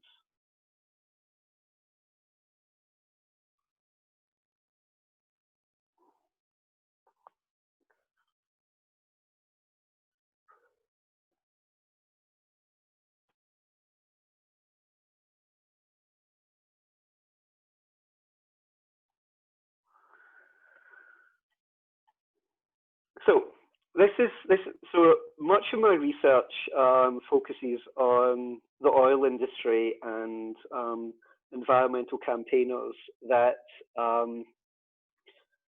try to get oil fields closed down or to change government policy to get them to stop giving permission to drill new oil fields. So these are arguments that I hear quite a lot in my interviews.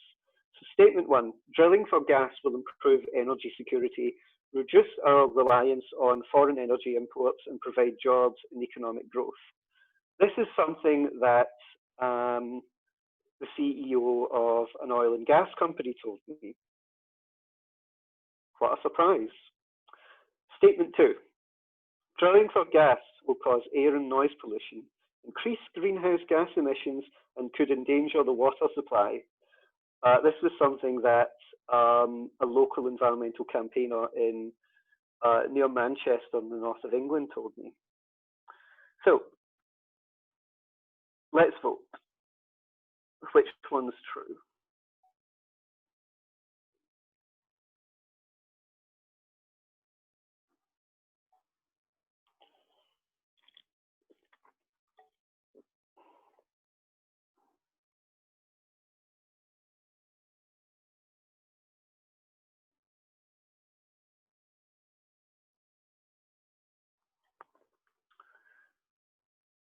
I mean, as much as I have a soft spot with the people that voted this way, yeah, they are both true.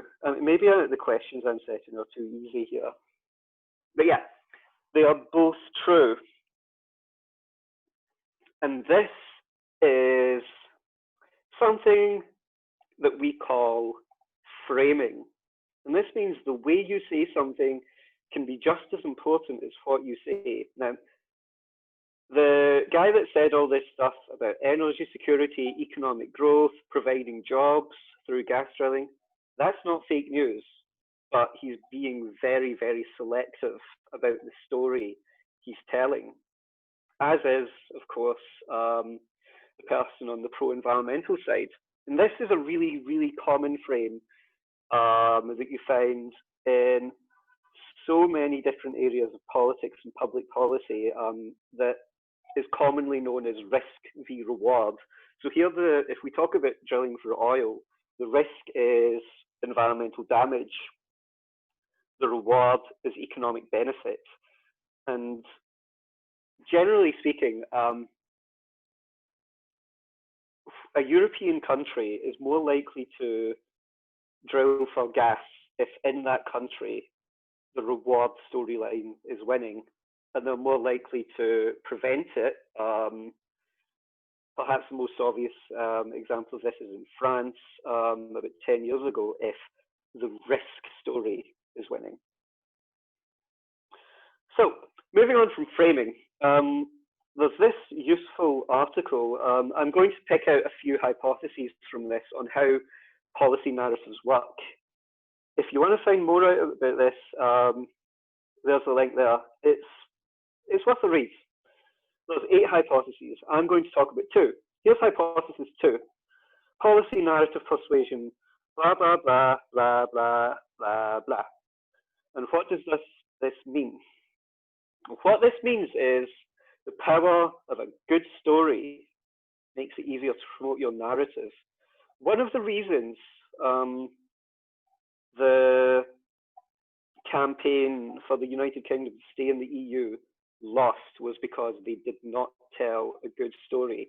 They told a story about, oh, you will have 4,152 more pounds per year if you stay in the EU, whereas the campaign to leave the EU said, oh, you know, freedom, our own rules, take back control, do our own thing. Now, that's a load of nonsense. It's a load of nonsense, but it's a good story. You can have more money and you can do trade and regulations. That story's boring. And very few people in the campaign to stay in the EU realised that. I mean, like, I realised it, obviously. I realised it, but no one cares about what I think. But here's an example of where changing the story did work. Historically, we said disabled people are weak. They're unable to adapt to society, so they should not have rights. We should not make allowances for them. Over the last few years, in the 70s, 80s, 90s, we told a new story. We said disabled people are innocent victims. They cannot help the situation they're in, and society is the villain who refuses to adapt to them. Now, the facts did not change here. What disabled people were in the 1970s did not become something different, you know, in the 2000s on now. What changed was the story. We told better stories, and this made tremendous political change. It changed public views on disabled people and their role in society. So that's what that means. Here's hypothesis number 4. Again, a lot of words. Endogenous public opinion. If anyone wants the slides, get in touch and I can pass these on. But what does this mean? Well, what this means is you have to take advantage of events if you want to create narratives that will bring you more supporters. An old politician called George W. Bush, the older ones of you might remember, or was it George W. Bush? He, when the Twin Towers were banged into by that plane in New York in 2001, he took advantage of that event. Always profit from a crisis, was what they said. The Americans took advantage of this event in order to shift tremendous amounts of power from states to the federal government. And this was based on this terrorist attack, allowing the US government to tell a story of, you know, security is paramount. Another example I like, because I'm involved in environmental politics, is the 3 Mile Island nuclear meltdown in 1979. Before this meltdown, nuclear power was extremely popular. There used to be songs about the fabulous power of the atom, about how nuclear power could create the utopia. Then in the early 70s, another huge event, we had the oil crisis, in which the OPEC countries of the Middle East boycotted or refused to export oil to kind of European countries and the USA. And as a result of this, a lot of countries, most obviously France, moved wholesale to nuclear power. But then in 1979, there was a nuclear meltdown in 3 Mile Island in Pennsylvania, and this changed the story like that. This made support fall because it wasn't just this event, but it was because the opponents of nuclear energy got into this event in time, and they were the first to tell their story. They were the first to get in and tell their story about how nuclear energy is dangerous and it's a threat to us. So a huge part about your narrative, it's not just about the story you tell, but it's how you time it. You need to be aware of what's going on, and you need to make these events work for you. The next one, the power of characters. We like stories with heroes. We like stories with victims. We like stories with villains. You might remember, I mean, I'm sorry to use examples from America all the time, but you know, these people are ridiculous, so it helps. Now, you might remember in 2009, when Osama bin Laden was killed, people were rejoicing in America. They were partying in the street. They were waving American flags because they'd kind of got into this idea that Osama bin Laden was the villain. Osama bin Laden was terrorism. and by killing Osama bin Laden, you've ended terrorism. Now, of course, that's not true. But that's the way we like to think. We like stories with heroes. We like stories with victims. We like stories with villains. This is why, we like Star Wars. We like Star Wars because, I mean, I've never seen Star Wars, but I think in Star Wars, right, you've got the man with the mask, Darth Vader, who can like destroy planets all by himself. And then like his son, the hairdresser, Luke, he can save the world all by himself. Now that's not how the real world works, but these are the stories that work. So you might want to think about this when you're creating your stories. You want to build narratives where there are heroes, there are villains, there are victims. Again, the Brexit side in the UK have been tremendously successful at this. Jean-Claude Juncker, who no one had heard of, suddenly became a villain trying to keep Britain down. It's not true, but it's a good story. Again, liberal Americans think things will be fine again, whatever that means, if Donald Trump loses the election. I don't think that's likely, because there's so much else. There are social, political, and economic factors, but that should not detract victims and a moral.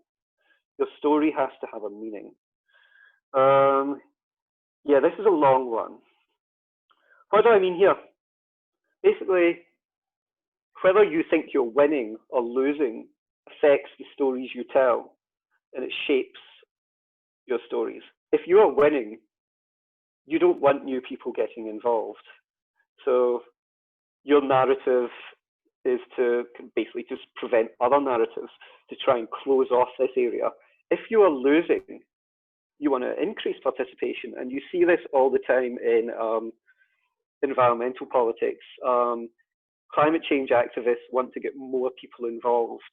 They want to get thousands and thousands of people out into the streets. Oil companies or governments or supporters of oil companies generally don't. So when you're kind of creating your narrative, you should look at your situation, you should look at your stories, you should consider what's going on, the events, and you should think, am I a winner here or am I a loser? And there's nothing wrong with being a loser, because this perspective can be tremendous. It can lead to mass movement politics and huge numbers of people involved in things that can make real change. So that's a little bit about narratives. It's a tremendously complex subject. I hope what I've said here is useful. I hope you might get some practical benefit out of this. But before we go, I just want to ask you one more quiz question.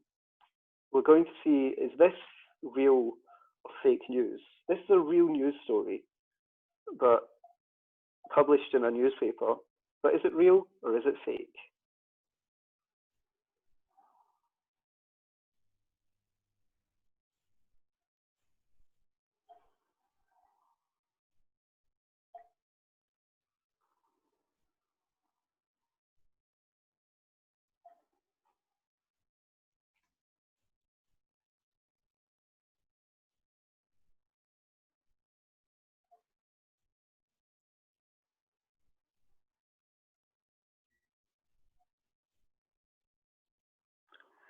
Oh, it's a bit more close here. 10 say it's real, 6 say it's fake. It is indeed real. Australia is moving further north, you know, continental plates. So, you know, there's always something, the stories are a bit more complex than they seem. And we have our final results. And Jan is the winner. We've got two winners, Jan and Sophia. I wish this meant something. I wish I could give you a prize, but I'm Scottish, so we don't like spending money. Sorry. But yes, thanks very much. I hope you found that useful. I hope you enjoyed it.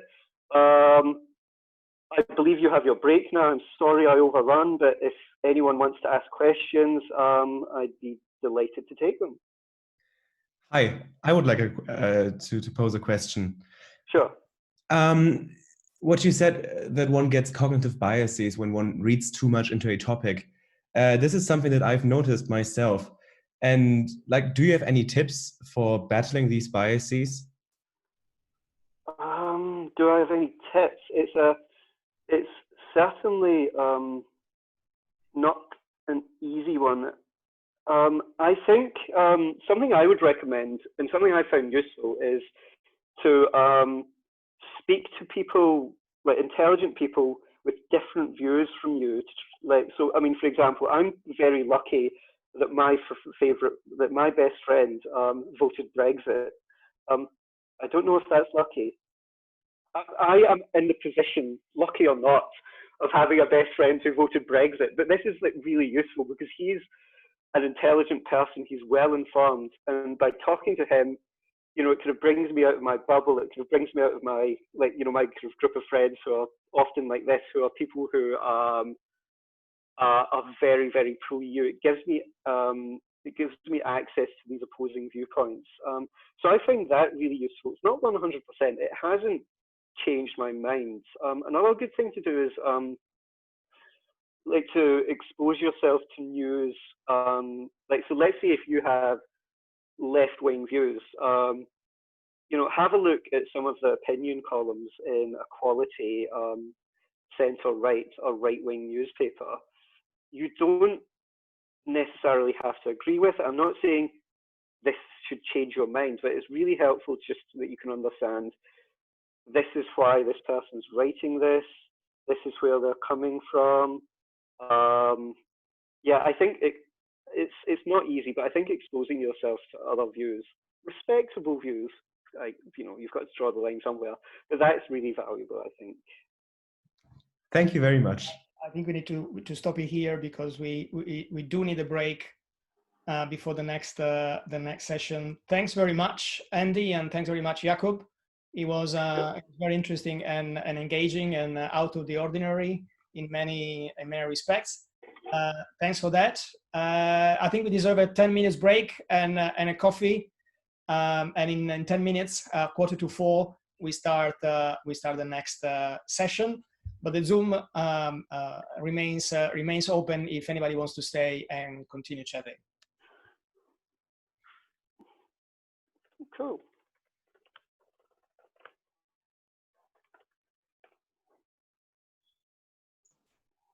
Andy, would you here? email address could possibly get the slides from?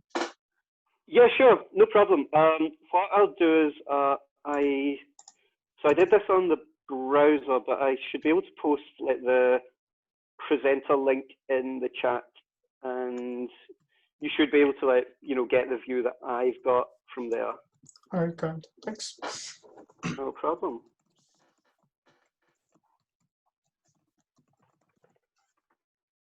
I haven't heard about this tool before, actually. Quite excited. Is this a payable option, or is this a free thing? This AHA slides. So it's free for up to 7 people. I mean, you might be aware of Mentimeter, which is the other one. So I chose AHA slides because you can get a large presentation like this for about $7 or something, whereas Mentimeter would have cost $370. And, you know, while I think you're all great, I'm not going to pay $370. But yeah, I'd recommend it. It's really similar but cheaper, basically. Yeah, I haven't seen AHA slides before either. It's very good. I think it's good for keeping people's focus anyway during the presentation. Yeah, I mean, so interactive. Sorry, go ahead. Okay, so that's the slides posted in the group. You should be able to access them. Yes. What else do we say? So that, yeah, so exactly. So was it Martin Hugeland who says policy narrative framework? Yeah, that's actually where it's taken from. So the article that I used is very heavily based on that book. Yes, that's, yeah, I steal other people's stuff. That's what I do. That's my research. But yeah, that's the book.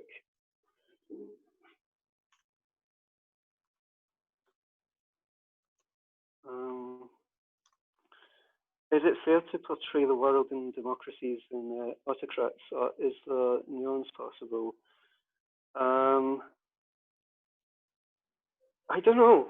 I mean, it's not really for me to tell you what to do. I mean, I'm saying that doing this works. It's a story. You know, this was the kind of defining story of, you know, the free Western world against the Soviet Union in the 60s, 70s, and 80s. Nuance is possible, and I think nuance would be desirable, but you know, it's the simple stories are the most powerful ones. And I guess that's all the questions. Thanks, I enjoyed that.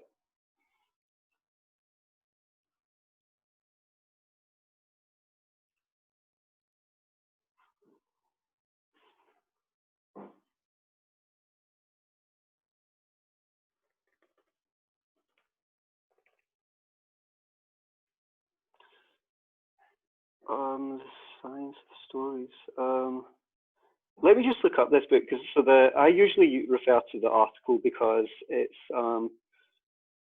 25 pages, and I'm lazy. But let me just check. I'll open up this Shanahan article and see what the what's in the bibliography for it.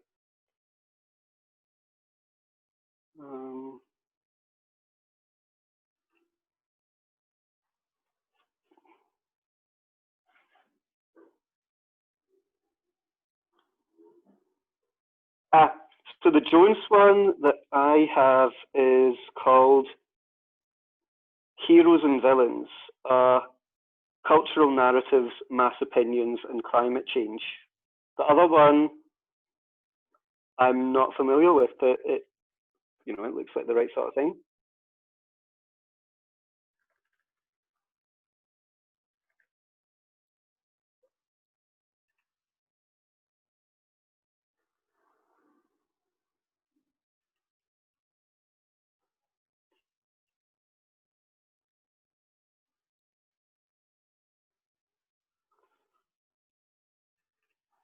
Oh.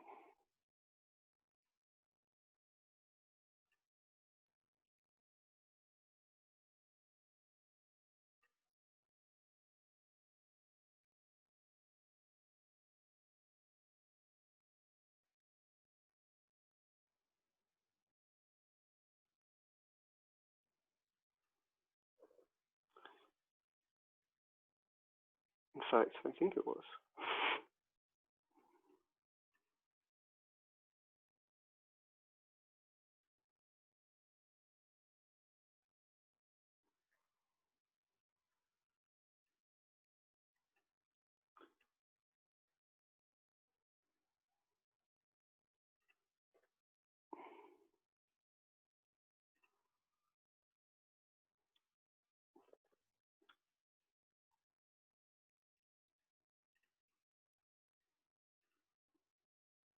Oh, I see what's going on here. Yeah, so the one that I looked at was the doctoral dissertation, because that's the one that was cited in the article that I used. But yeah, I guess since then that book might have actually come out.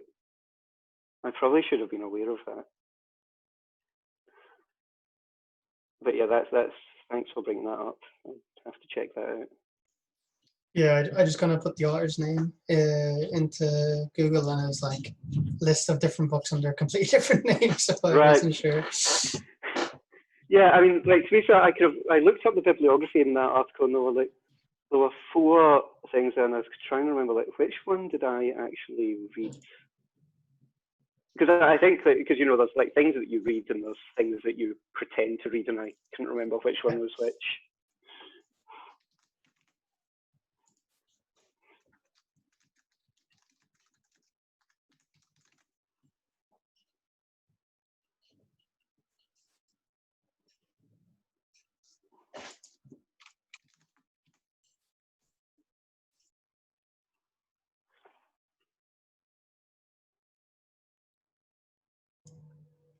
Andy?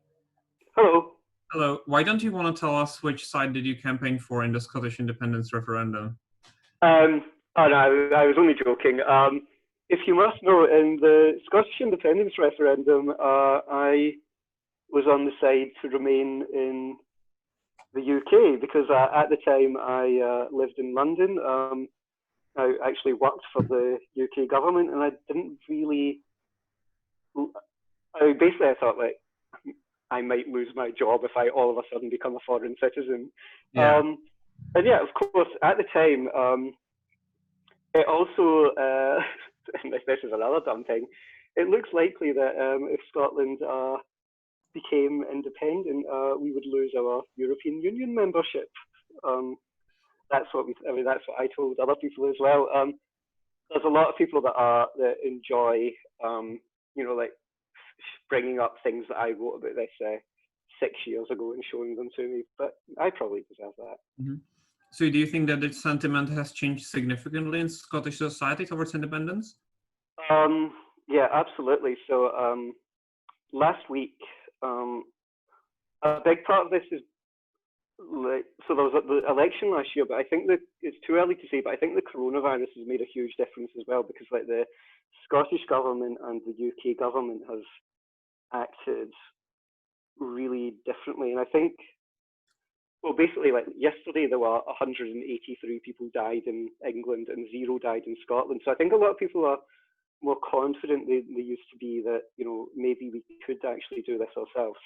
Mm-hmm. So anyway, there was a poll last week where I think 54%. You saw this one, yeah? Yeah, I watch this topic regularly, so that's why I'm asking. Yeah, I don't remember seeing a poll with like numbers as high as that. That came out. It's when we remove the people who are undecided, so it was it was just a headline. Yeah, I was really surprised when I saw that. I mean, it came out of nowhere. Yeah. Well, Bojo is not going to give you another referendum anyway, so. Yes, that's the thing. It's unlikely. A lot of to be honest, I'm not really decided what I want yet, but a lot of the people on the pro independence side, I guess the more realistic ones are like kind of starting to talk about a referendum maybe in, like 6 or 7 years' time. But there's others who want one next year, but I think like we have the Scottish Parliament elections next year, but the SNP, like the Scottish National Party, would have to do incredibly well in order to get a referendum. Like 50% plus in polls in order to make it like totally legitimate that this is those Scottish people. I mean, usually they get 40%, 45%, that's a lot. Obviously, it's very impressive for any party, but it's not going to be enough to get an independence referendum. They're going to have to get even more. Yeah, and it was. Do you think that it would be beneficial in terms of economics to have independence or not? Because I mostly heard it would not. But like, what's your view on that? Sorry, guys, I need to interrupt you, but the coffee break is over. And we need to... That's a very, very long question to answer. You can pick it up bilaterally, Andy. I'm sure you can stay. Sure. I want to give the opportunity to the next speakers to, of course, the proper time for their part. Thanks again, Andy. Well, all right. Thank you. Let's see. I hope we are all. I hope we are all back, and the coffee was strong enough. It's the last session of a very long day, and it's again a workshop, and it's on a very important topic. The title is a bit overused, how to bring Europe close to the citizens, but I hope that the speakers will bring a new perspective to it. I think we involved in European politics or in pro-European organizations are aware that we spend a lot of time talking to people who are already converted. And when we look at the demographics of the people we usually talk to are always very similar. They are well-educated, normally white, and normally coming from metropolis. And very often people are already involved in politics one way or the other. While it seems that the anti-European very often have a much broader appeal and capacity to reach. So we want to dedicate the next 1.5 hours to address this issue and look at best practices out there by the institutions and by other NGOs who have tried to address this issue. How do we reach citizens that are not involved in politics, and particularly when they come from disadvantaged backgrounds, from non-urban areas, or from urban areas which are problematic? How do we reach out to them? How do we talk to them? How do we engage them? How do we create opportunities for them to engage in a meaningful and not only in a symbolic way? Very big questions that this afternoon we will face from very opposite poles. And the speakers we have, in fact, represents experiences from the opposite poles of this question of how to reach citizens. We have with us Andrea Zorzetto. Andrea is the founder and managing director of an Italian NGO called Ophélie, who has exactly as its mission to reach out to youth in marginalized urban areas, to engage them in professional opportunities, but also in social and political activities. Andrea is not only an NGO activist, but is also an entrepreneur, managing director of Plug and Play Italy. Plug and Play, it's an innovation platform, and in general is interested at the issues at the crossroad of public policy, innovation, and digital technology. So so we look at it, our question, from the very local level and hands-on experience of his NGO. On the other pole, we have Sonia Afanasieva. Sonia works for the European Parliament, particularly for the outreach unit of the European Parliament, which is a unit created to organize opportunities to reach out to citizens, in particular to youth, to young people.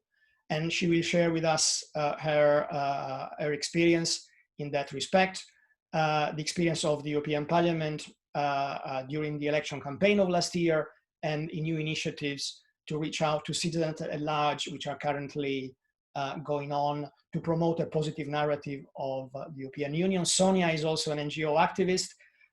She has been active in the Young European Federalists as a policy officer for a period. And Sonia is, for what matters, Estonian, living in Brussels. Andrea is Italian, living everywhere. I've lost count and track of where he spends his days, but they can say a bit more of themselves if they like. And I'll actually start with Andrea. Hello, ciao Paolo, and hello everyone. Nice to see you. I'm back in Italy actually now, so I kind of stopped traveling. I'm settling down back at home. So nice to see you guys. Thanks for having me. And I was involved with the European Federalists a few years ago, but yeah, I haven't done much in the last 2 to 3 years. So I'm very happy to be with you today. And so very important topic. Thanks, Paolo, for the introduction. I think it was spot on what we do. So Ophélie was founded 3 years ago, and what we do is hold workshops on soft skills and like post-high school orienteering with kids between 17 and 90 years old. So when they're finishing high school in Italy, especially in disadvantaged areas. And so why do we do that? I mean, as I don't know how many Italians are connected. Can you hear me well? Is the connection good? Okay, great. So I don't know how many Italians are connected, but I'm sure most of you are familiar with inequalities in Italy, in the sense that compared to France or Germany, we don't have a huge capital that sucks in the rest of the country. The main divide has always been between the north and the south.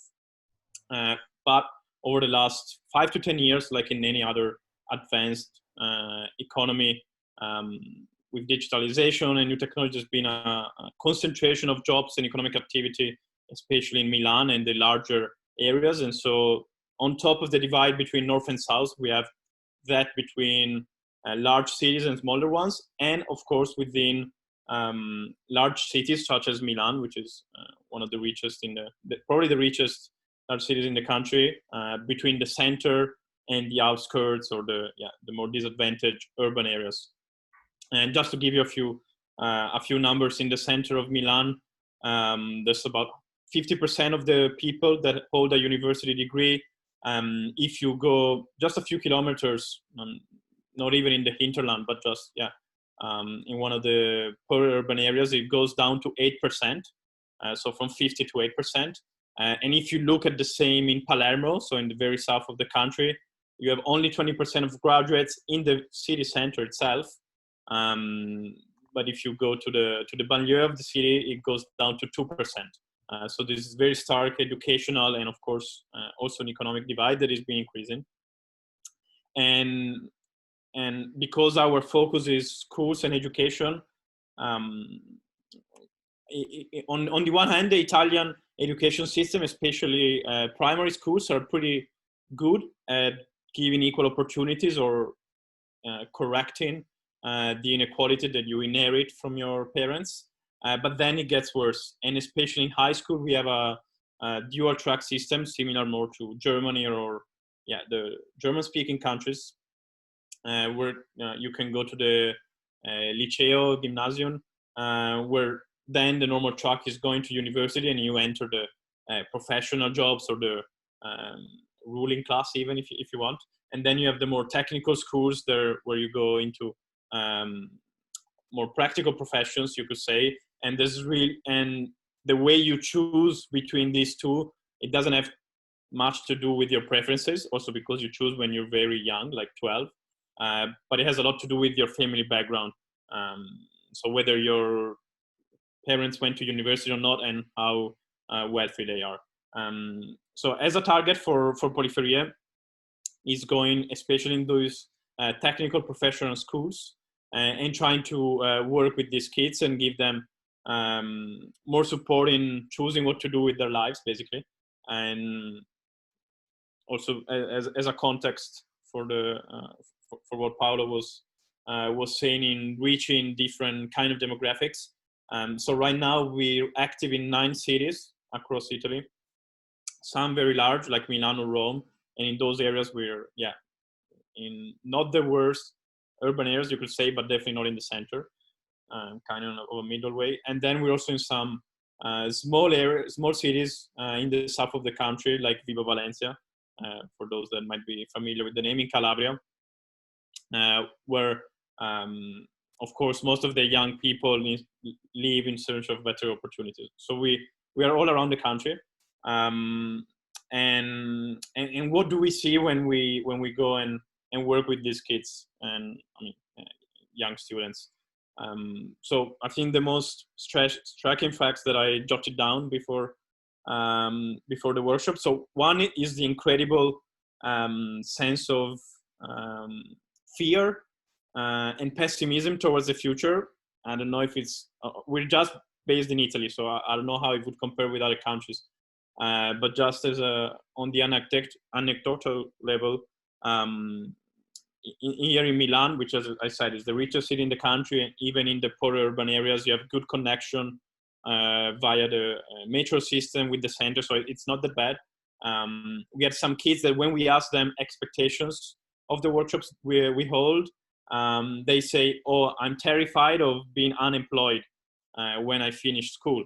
And she used this very strong word, angosciata in Italian, we could say, terrified or strongly afraid of being unemployed.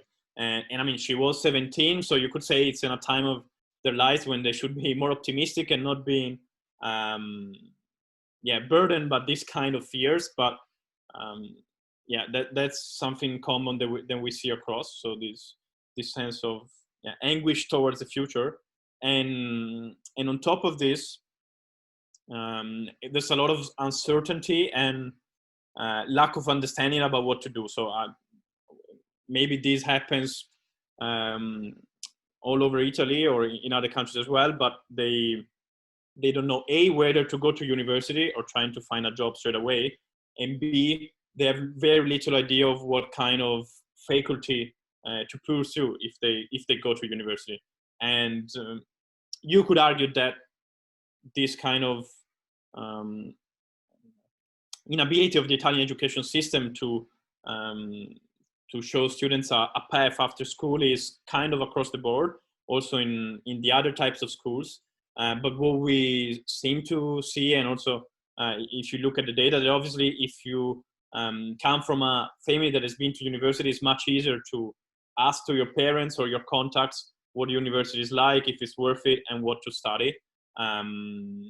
If you don't have that family background, then you don't know what to ask.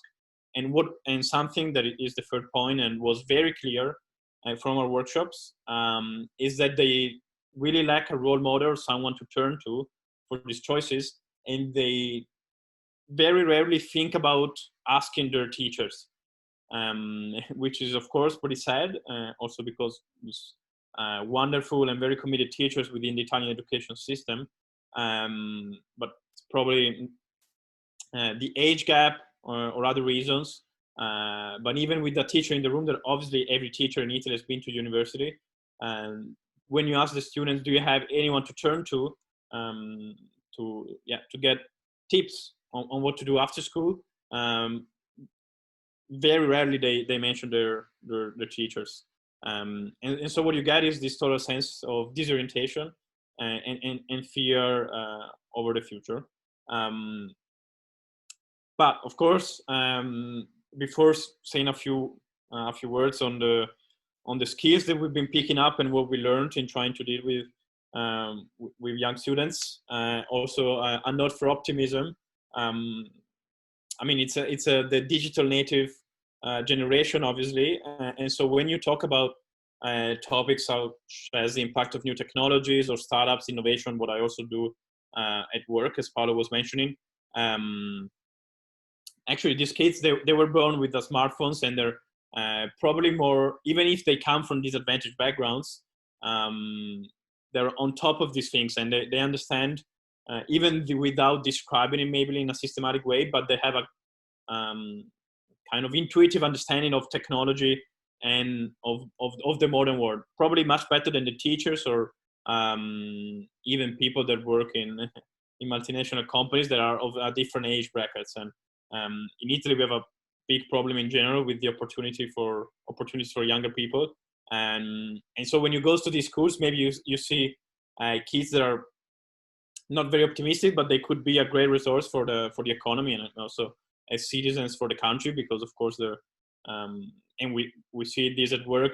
Being younger means you're digital native, and this is a great advantage in the on the labor market today.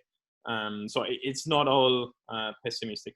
But in terms of the actual work and skills that we found, so obviously, and this goes without saying,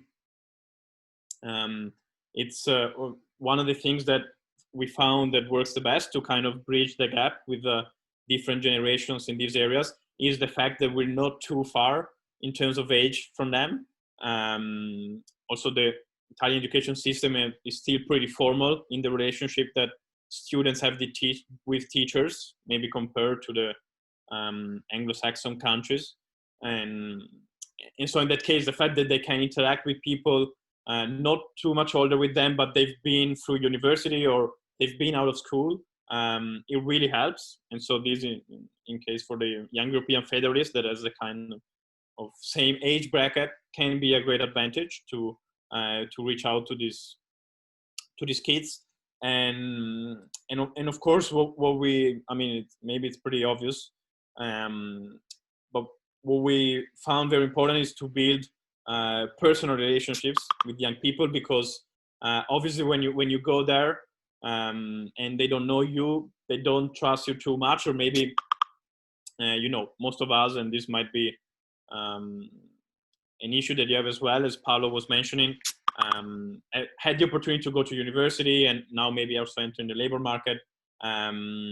So even if we're not too much older, they could see us as people from a different world, because we had good opportunities, or we're already on the right career path.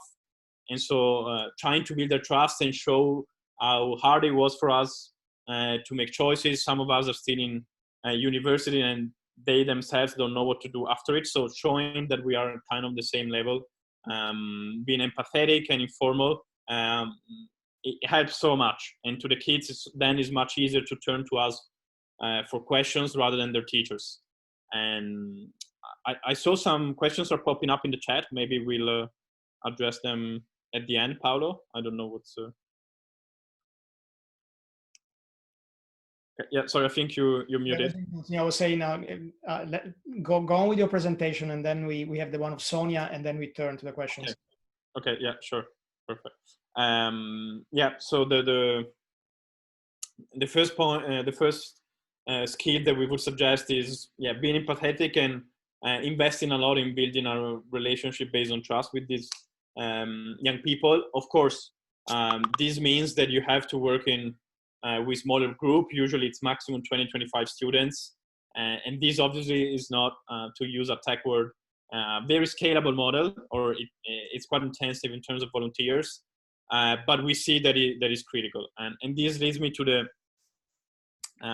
second point, that I mean, one of the main reasons for having these smaller groups is that having an interactive approach and playing with them, we've seen that it's so much better for the learning and for building a relationship. Again, compared maybe to other education systems across Europe, maybe in the Nordics or in the English Isles, the Italian education system is quite frontal, and so there's not so much space for debate or teamwork or those kind of interactive works. So when we hold those kind of activities, the students have much more fun. They see that it's obviously more interesting than what they do in their normal classes. And for them, it's very important to realize that actually those skills are much more relevant to the when they enter the workforce, rather than maybe of the theoretical knowledge they learn at school. So holding this kind of interactive workshops is very interesting. Sometimes, you start by having a session on I don't know, on teamwork, and you have them play just with that purpose, but then these kids start opening up, and then you can get to know them better. And so it always happens that maybe the first class you have in some of the schools where we go, it happens quite often that the guys don't want to listen, really don't care, and they're pretty rowdy or nosy. I'm not sure what word to use, but it's hard to handle them.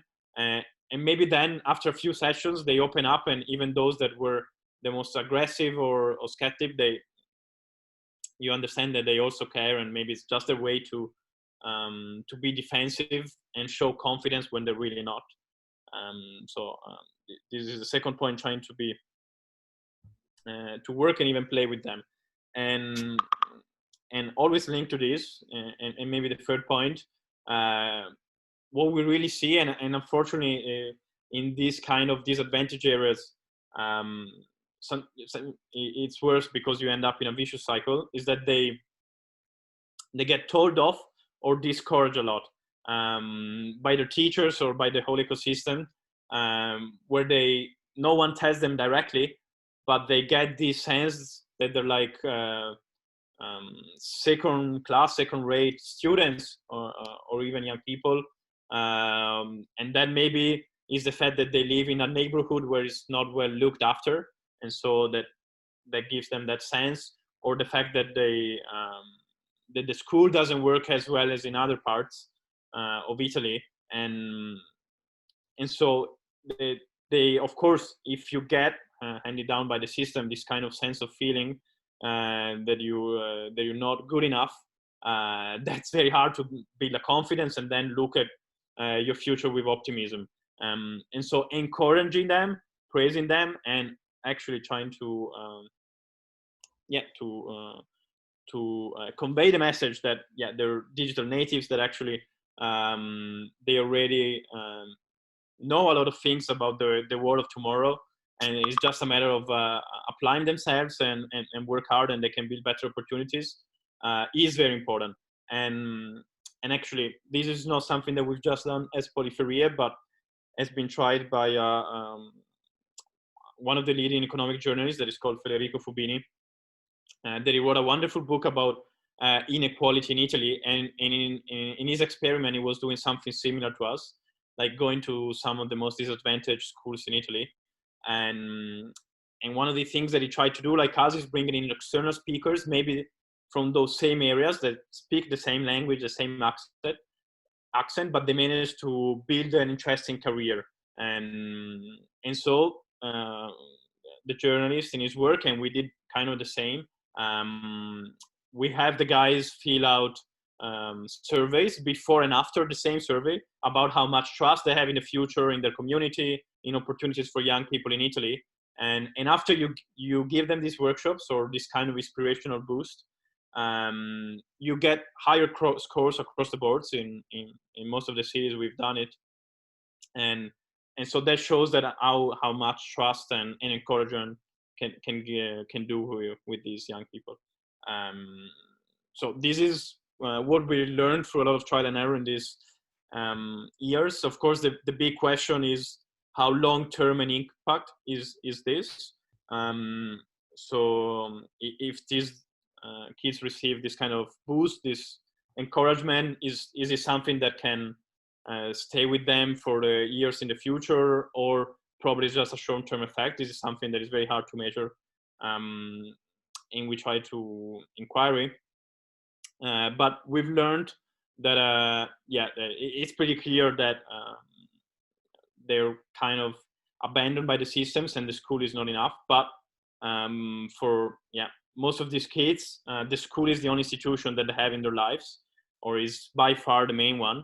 And so this kind of work we think is very important, and it's probably become even more important over the last 4 to 5 months, because of course with COVID, first, the more disadvantaged you are as a background, the harder it is to have the connectivity that enables you to follow classes from home. So that amplified the divide. And also the second point, the school is a kind of structure, right? There's a lot of research showing that the mindset is critical for life success. And for these kids, the school provides one. If you tend to come from advantaged backgrounds, then it's your family that gives you this kind of mindset and structure and self-discipline. More quite simply, if you come from other backgrounds, maybe for many reasons, when you're at home, you tend to spend a lot of time watching TV or going to bed late and waking up late. And so all of these kind of dynamics, that it gets worse if you are from a disadvantaged background. And the school is important, very important, to offset this effect. And obviously during the coronavirus lockdown, this was less possible. And so this is in terms of our learnings. I understand that maybe, and I was trying to think how could be relevant for the young European Federalists, that obviously you focus on a different message to bring to the kids. But and I know you already do this, obviously, in this digital age, and when these kids live so much time on the on social media, what we've seen, and this is the same for you, is that the going to those places and the amount of work you put by building a human contact cannot be replaced by digital instruments. So of course this is not very scalable to reach those kind of regions, but we think that we've learned that it's the only way to do it, in our opinion. Thanks, Andrea. Lot of food for thought, and I'm sure there will be a lot of questions, and I have a few myself. But before turning to that, we give the floor to Sonia. As I said, from the point of view of the youth outreach unit of the European Parliament. Thank you, Paolo, and hi, everyone. It's a bit weird to be speaking from the other side, as you said, but I'll try not to be too institutional or too political in this case as well. I know also it's been a long day, so I'll try not to bore you too much. I will not speak too much about the elections, for example, but about what we know best within our unit is how to reach out to young people. As Paolo said, I come from the Youth Outreach Unit of the European Parliament, so we're part of the Directorate for Communication, and our main work is to communicate with young people and have this coherent offer what the Parliament offers to young people, and kind of creating the dialogue between youth and the Parliament. And I must admit, it is a complex topic, and it is a complicated topic also for us. And as Paolo said, we are trying to address this issue, but I think trying is the right word, because by no means we are the experts in this. And it's also kind of, we're at the start of our journey. I think now institutions are starting to realize that it's more and more important to reach out to an unusual suspect, and we're taking kind of the first steps towards that. I will quickly explain you what do we actually do, because most of my examples will be based on our work, so you also have a bit of a background. And as I said, we mostly work with young people, but I think that those kind of the toolkit we use can really be used for any target audiences. So, as I said, our main work is towards creating a dialogue between youth and the European Parliament, and we are doing it mostly through pure communication, so sharing information with young people on social media or via events. And our main event is the European Youth Event, which is, for those who don't know, it's a 2-day event which takes every 2 years, takes place in Strasbourg, and we bring more than 10,000 young people together. So with this with this background, you understand that it's also for us very important that those 10,000 young people which we bring to the eye, but also those millions of young people to whom we communicate through our social media, are not only higher upper middle class and the usual suspects, which are also interested in the EU politics. We really try to reach out to a bit broader community, and I cannot say we're fully successful, but I think we are really making steps towards it. So one thing which we did with the European Youth Event, and I think it's also mirrored in the participants we had. The event was supposed to take place a month ago, but obviously because of the COVID we had to move it online, so we couldn't do it, but we did a lot of preparation already because we only postponed it like 2 months before it. So one thing which we decided consciously to do is to make inclusiveness our priority. So we deliberately decided that this year we're gonna invest resources and then time and human resources to bringing more diverse participants to the eye. So one of the first things that we actually did, we usually run a call for financial contributions. So a group of active young people from all over the EU, but also from outside the EU, can submit an application, which is then evaluated, and they can receive a financial support to come to the eye. And this year, it was the first time when we deliberately did this financial contribution for disadvantaged groups. So we had 3 priorities. So it was young people with disabilities, young people coming from rural areas and remote areas, and young people from socioeconomic disadvantaged background.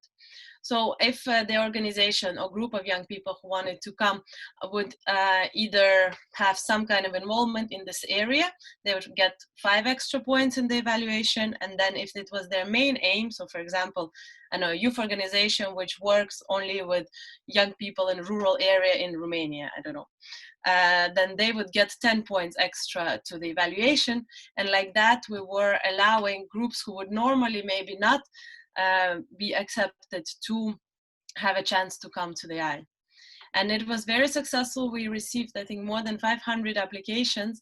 And these are really the people who would not have come to the event. An event is for free, but obviously you need to come to Strasbourg and so on. So by that, we really gave opportunity to people who normally would not be interested to come.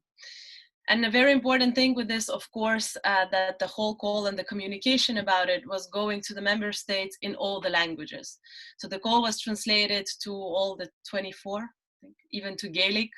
And we were working specifically with our local offices in the member states to share this information. Because this is, I think, one of the most important things which we often forget, especially within the European level organizations, is that by speaking only English, you do limit already a number of people who would normally not speak English, or in our case, it's also French and German. So we're reaching out on the language, in the language of these young people, and that did have a lot of success because they could also submit their application in the language. Of course, there's a lot of things to take into account, that you need to be able to translate it, then you will also need to be able to evaluate it. But again, speaking from the side of the European Parliament, we take multilingualism very seriously, and it is one of our priorities on the level of the whole Parliament. So I understand that it might be a bit more complicated within the youth organizations or generally civil society, but I think this is something at least to move beyond the English and maybe translate it into a couple of other languages. It will already help to reach out to a bit broader audience. So of course, there's also things for us to improve on that. It was the first time we did it like that, and we realized that, for example, are we asking the right questions in our survey? How do you actually evaluate social economic disadvantage? Do you ask people to submit, I don't know, the payslips of the parents? No, that's not really the way to go. So the things, what exactly do you ask and how you evaluate is very important. And of course, we didn't know it ourselves. And what do? We go to the organizations who have expertise in that. And this is, I think, to me, really the silver lining throughout all the work with different target audiences. Go to people who have expertise. There are so many organizations, especially youth organizations, who have as their target those groups, be it rural areas, be it social economic disadvantage or disability. And they've been working with them for much longer than you have, and they are always very happy to also help you. So they are willing to help you proofread the calls or share the information.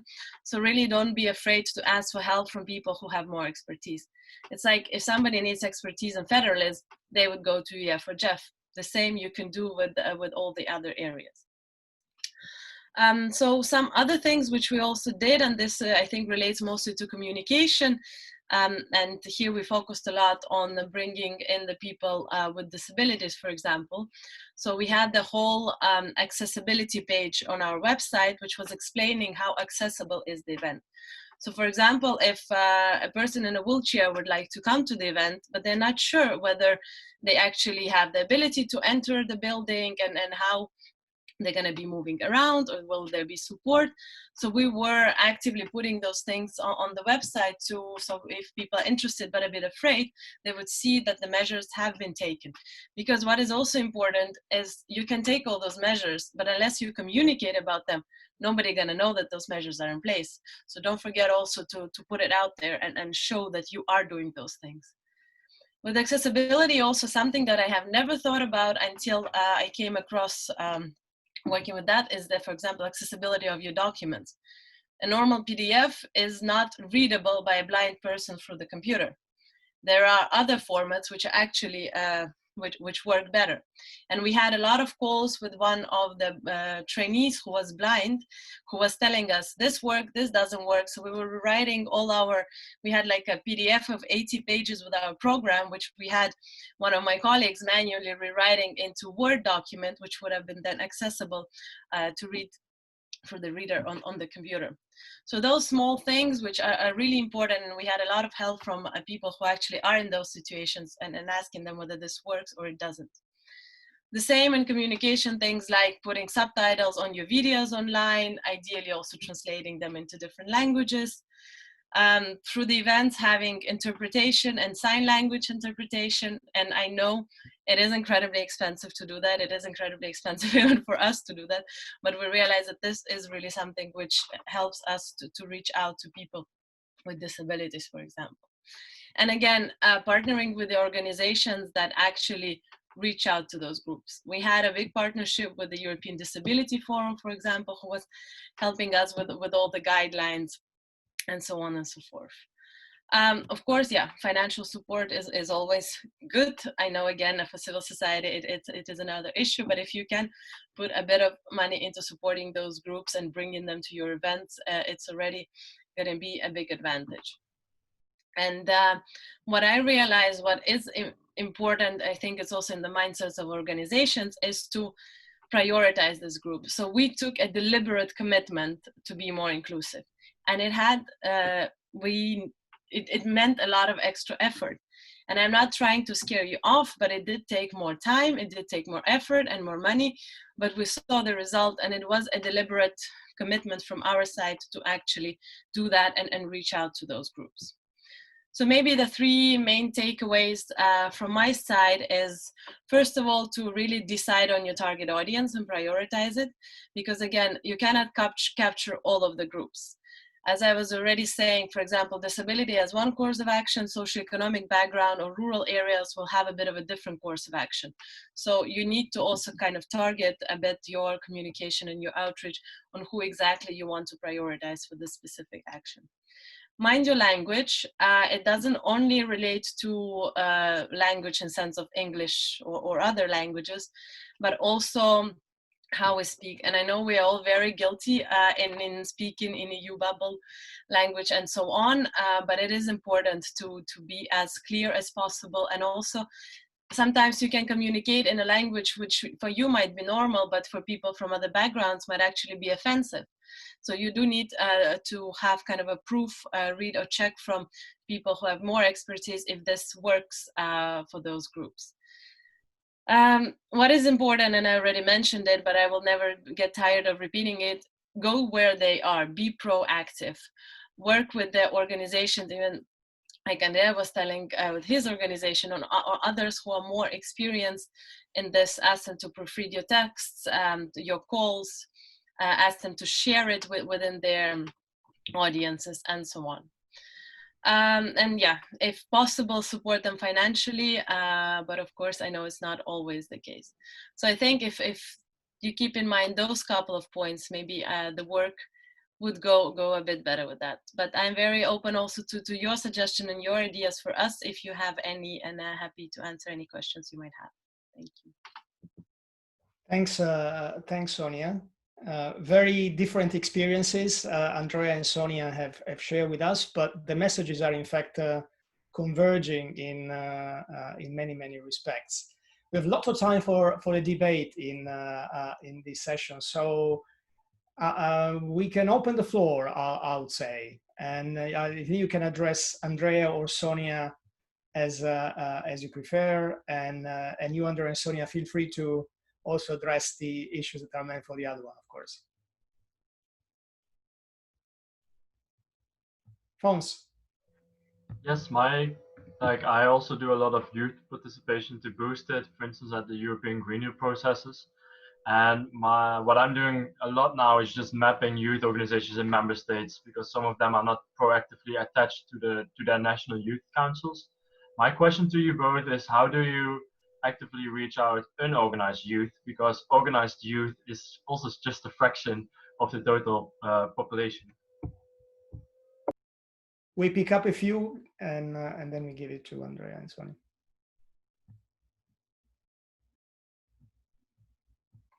I see several here's in the chat, but if you raise the question yourselves, it's more engaging for the speakers and the others.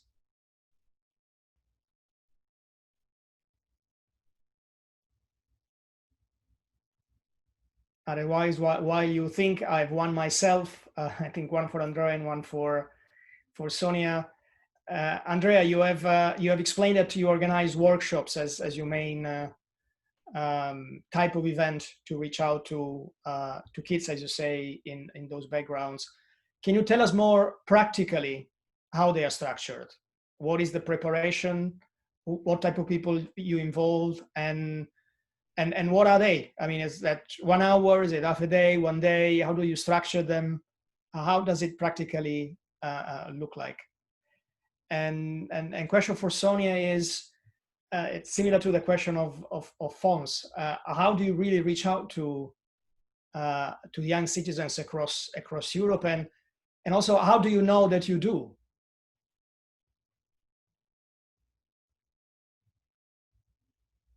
Sonia, if you want to go, I'm happy to.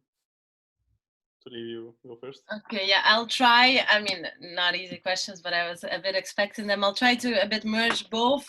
So yes, it's obviously always a question, how do you reach out to non-organized youth?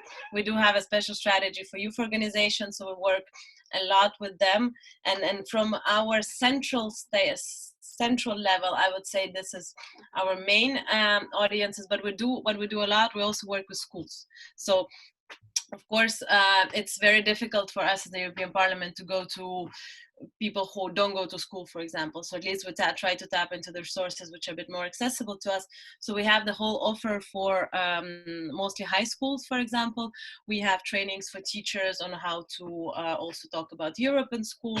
We bring high school classes to Brussels to talk a bit more about the Parliament, to show them how the EU works. And there's also like school ambassadors, where they, like, the member states can pick the schools who then go for this whole yearly process of teaching Europe in their school. And we also bring school kids to Strasbourg when they can do kind of simulations of the European Parliament. So this is also, apart from the youth organizations, which are target school kids. We have, though, our liaison offices, so it's the offices in the member states of the Parliament, who very differently do actually do their own events and reach out a bit more to local groups than we do from the central level, of course. And they do a lot of youth events. They go to youth centers, for example, when there is a lot of young people from non-organized communities. But this is very often done indeed on the level of the member states, because here it's like the general principle of subsidiarity in policies. I also sometimes think that there is not everything we can do from the central level. There is a lot which can be done locally.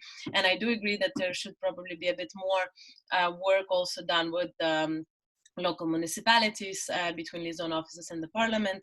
But this depends very much on the member state. So this is something we try to do, but there's indeed also ways to improve in that. And to Paolo's point, I mean, we use a lot of social media communication. This is our main resource. So we have a big community who came from the European Youth Event, from all the youth activities we do in the Parliament, from all the people who were involved in the election campaign, for example. So when we ran the This Time I'm Voting campaign, there was a very big youth community, and we use those people as multipliers. So we reach out to them with all our communication, mostly online, and then we kind of hope that they will then, as ambassadors, kind of bring this information further.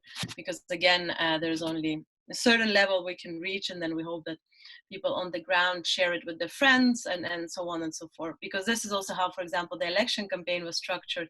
And I think one of the reasons of success among young people was also the fact that we really tapped into those individual people who are interested, but then if they might be Euro enthusiasts, they might have friends who don't know much about it.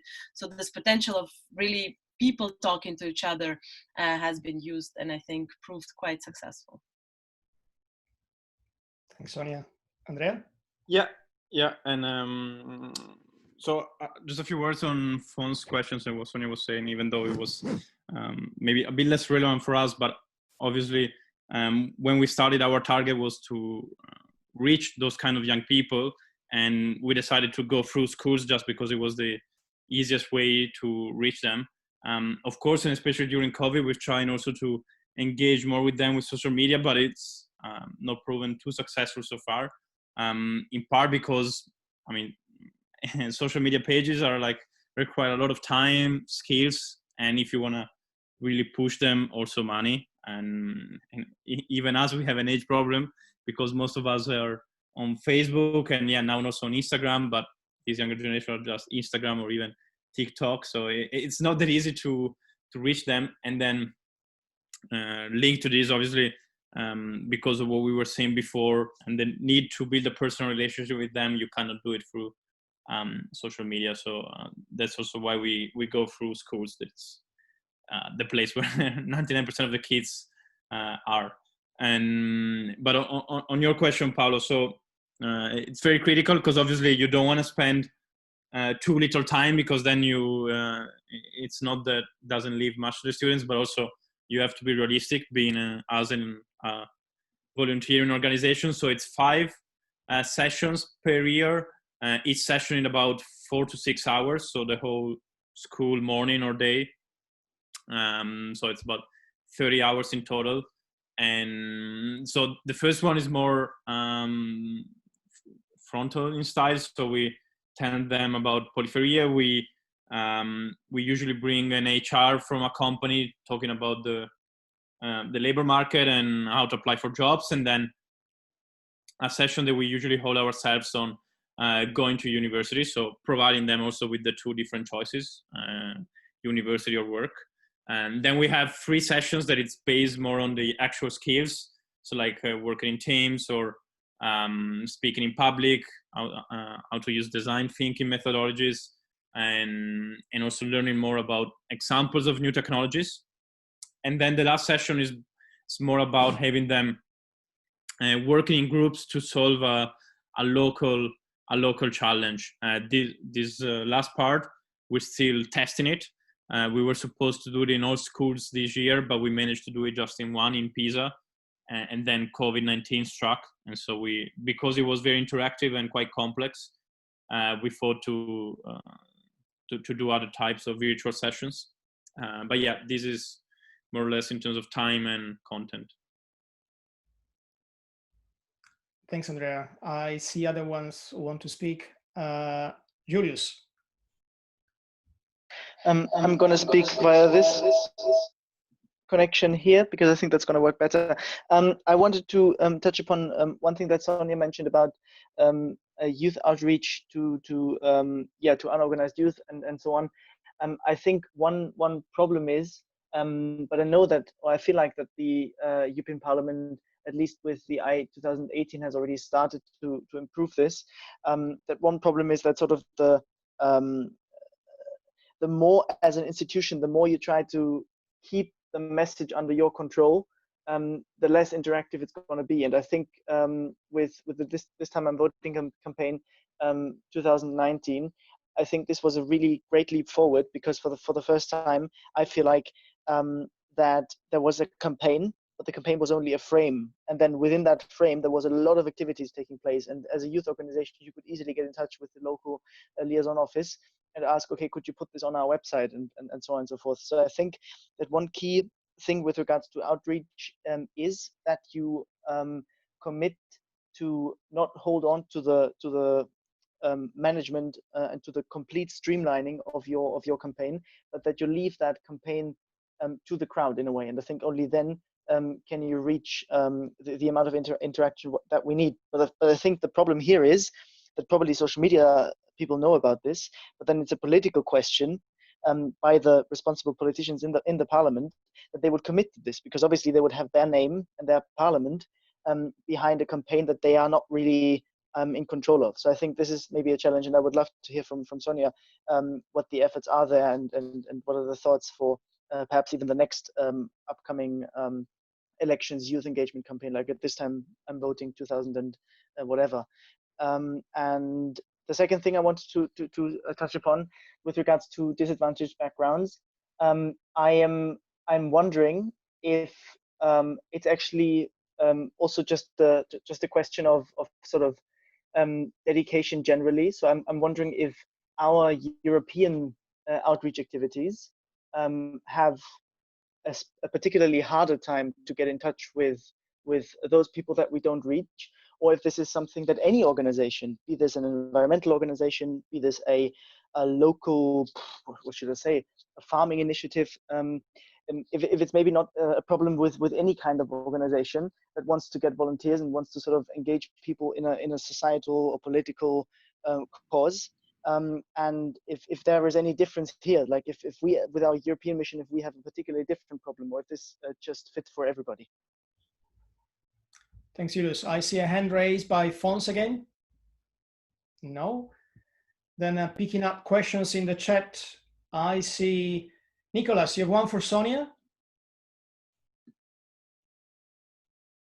You want to raise it yourself? Yes, I can do it. So I'm wondering if there is one particular topic that catches the attention of young people, or It just depends on who you're talking to.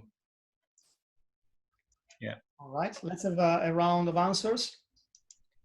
Yes, let me answer right away before I forget them. I'm not very good at keeping questions in mind, unfortunately. So I'll start with the last one. Topics are different, and what we realize and what is important, that young people really care about everything. It's very untrue that it's like only youth policy they care about, or they don't care about anything in general. So we were running a lot of surveys when we, for example, were doing our European Youth event online, or what topics young people would actually like to have, and we did the same for our physical program. And we have like maybe top 5, which obviously nowadays is climate and environment, social inequalities, and like employment and job opportunities. But those things you can also see like in Eurobarometers and all the surveys which actually running and give the preferences of young people. But it's, I mean, yeah, it's our community which has those topics, but I think it can also differ when you go to certain local areas. Also, for example, people in one country would care more about something more, and then another other. But on a broader, and then let's say the kind of a middle, if you put all together, then it's mostly the topic of climate, which is now booming, of course. But they are also interested in economy, in defense and things like that. And when now we moved our event online, so we did almost half of the activities which applied physically, we did them streaming online. We could see that on some topics there are more people participating, and in other topics there are more, but there were absolutely unexpected topics which were booming when we were talking, for example, about multilingualism and how interpretation works in the parliament. We had like thousands of people watching. So it's really, I think it depends. But on the topics, it's always good also to see the research which actually already exists and tell you a bit what are the preferences. And on the Julius's topic, I mean, I very much agree with what you said, and I think coming from the institution, and then you can imagine the hierarchy is still there, and it is still very difficult to push for things without the control. We are, as a youth outreach unit, we are also one of the youngest unit in terms of staff, and we are kind of the innovators within even our directorate, although already DG.com is much more free and innovative than the rest of the parliament.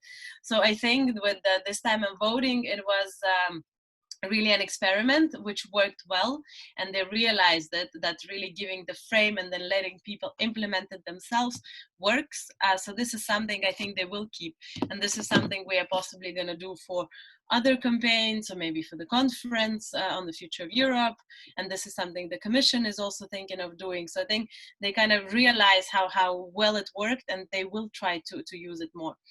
The difference is between the campaigns and the events. So obviously, if we do an event, it's our branded event, and then we need to have kind of a benchmark, and we cannot go below it. So for example, we were thinking of doing smaller kind of local European youth events in different countries organized on the ground. And there we're already thinking, like, how would we do that it's still our event and we cannot put our signature under it. If something goes wrong, it's still our reputation. And I think it is absolutely a valid thing to be concerned with.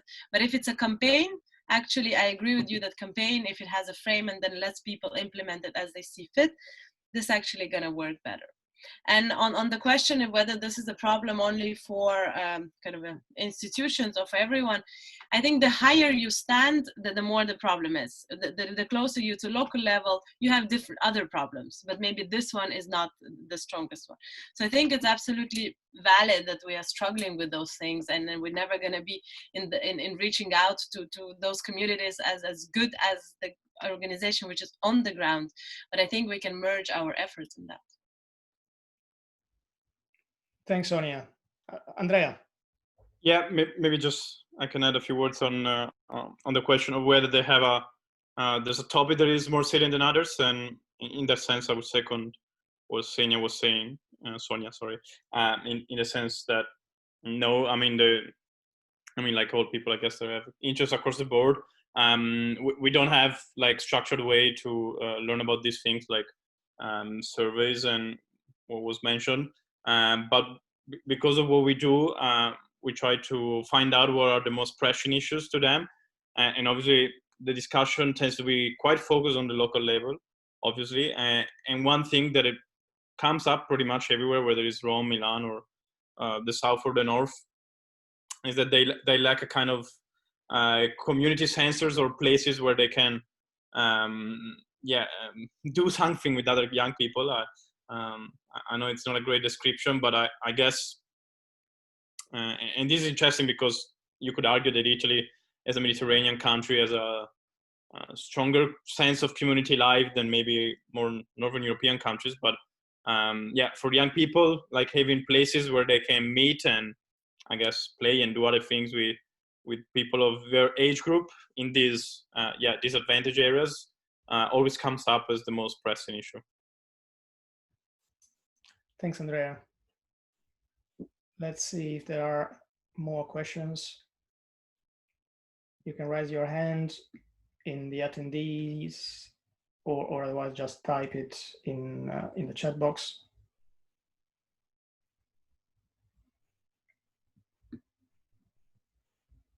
Arthur.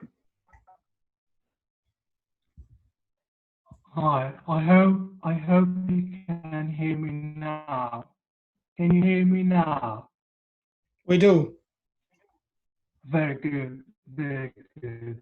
I will just, yes, a question to Sonia and Andrea.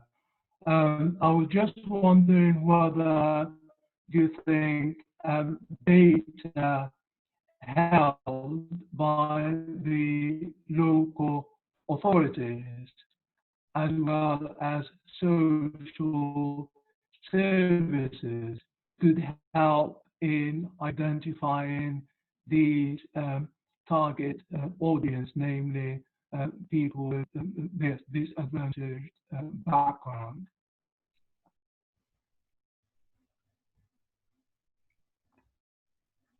Thanks, Arthur. Let's see if there is anybody else.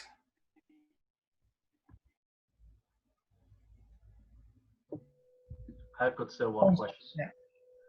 So to give a bit of background, so I was wondering for both of you about what do you see as the future with COVID, because it's very uncertain how long that will last, if it only will be in the autumn, but also maybe 2021. What kind of strategies are you thinking about? Because one of the things that I heard from the European Commission, for instance, from climate, is that with the European Green Deal, they also want to reach out to citizens, especially with the European Climate Pact. Also, the European Youth Event hopefully will be organized again next year. Do you see a case that maybe these things will be more decentralized by having youth exchanges, but then maybe on multiple places, and to limit that much travel in the EU?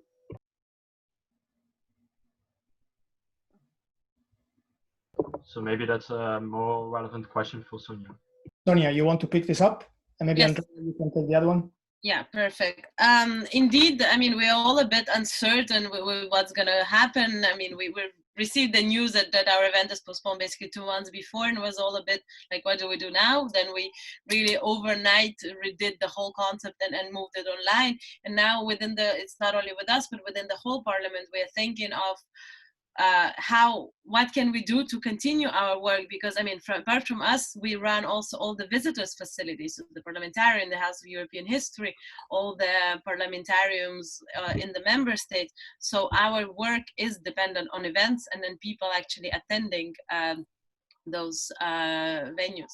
So it is a very big question, and what we are trying to see now is that probably all of the events will be kind of a hybrid. So there might be part which is physical if it's allowed, and for now we are working on the assumption that by, for example, May 2021 we will still be allowed to do something. The question is, are we allowed to bring 10,000 people, or we'll have to limit it to 5,000 people? But then the idea is that we'll still try to keep it online, so some part will still go through social media. We will still try to organize discussions like this. So this will not stop. And we are trying it for all the activities of the parliament. For example, our visitors unit, they usually receive visitors in Brussels and Strasbourg, and they explain them about the parliament. So now they started doing this online. They started talking to school classes online, for example.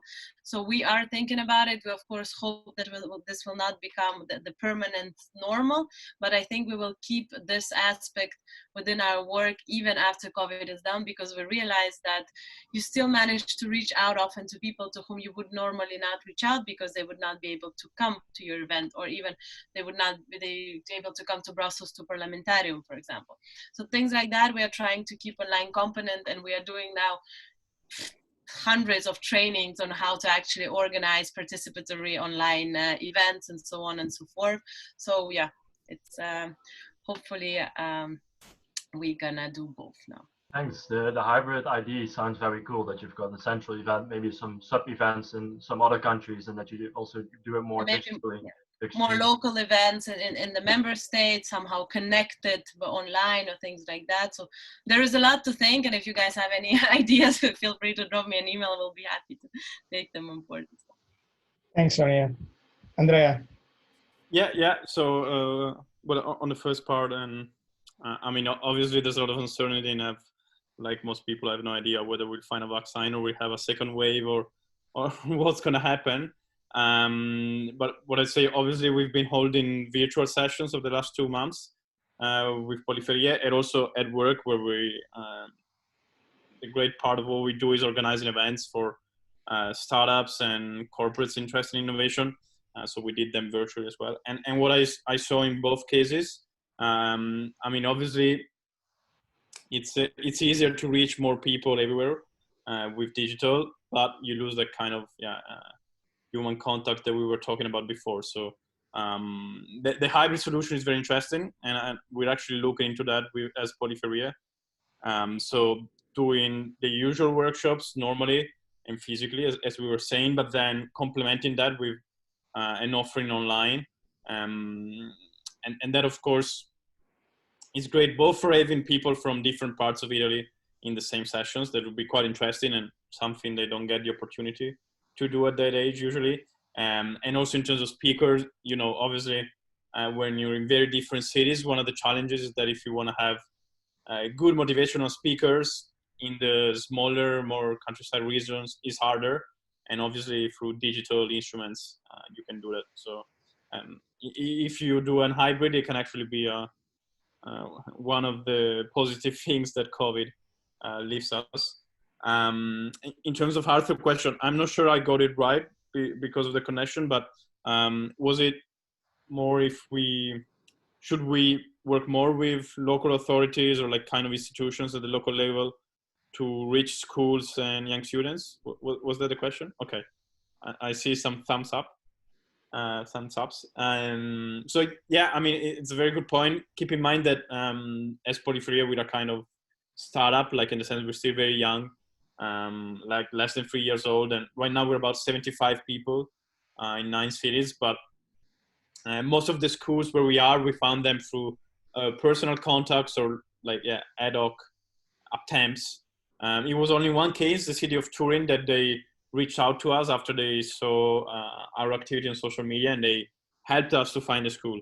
But I mean, your question is absolutely right, because in the long term, if we want to reach more students and more schools, and so have be more scalable in our work, we need to go through local institutions, both because obviously, I mean, quite simply, some teachers or headmasters, they don't look at their mails. You email the school 10 times, you call them, and you get nowhere. So doing this outreach work is very hard. And so having a local institution that can point you to the right contact and also tell you, you know, in this kind of schools, yes, they're disadvantaged, but we already have some projects, but in this one, they really need more. It's something that would be very useful, and it's something we're looking to do more in the coming months. Thanks, Andrea. I think we can kind of head to the end of the workshop. I have a last question myself for both of you. And Andrea, you've been on the ground a lot with in disadvantaged areas with the workshop that you mentioned. And what is your feeling on the attitude of young people in those environments about Europe? What do they think? What do they feel, if anything, on Europe? And do you see anything changing after the engagement with experiences like the ones you have explained? And likewise for Sonia, I mean, in these events, do you see only pro-Europeans among young participants? And what do you do with the ones who are not? Interesting. A good question. So in our case, I mean, we don't specifically talk about Europe, but what is very interesting in that wherever we go, the question of traveling and going abroad and studying abroad always comes up, and it's interesting to see that even those that maybe are quite pessimistic about the future or they don't know what to do, you can see that the option of seeing different parts of Europe, or like Erasmus as a program, is very well known also in those places. So that in that sense is very positive.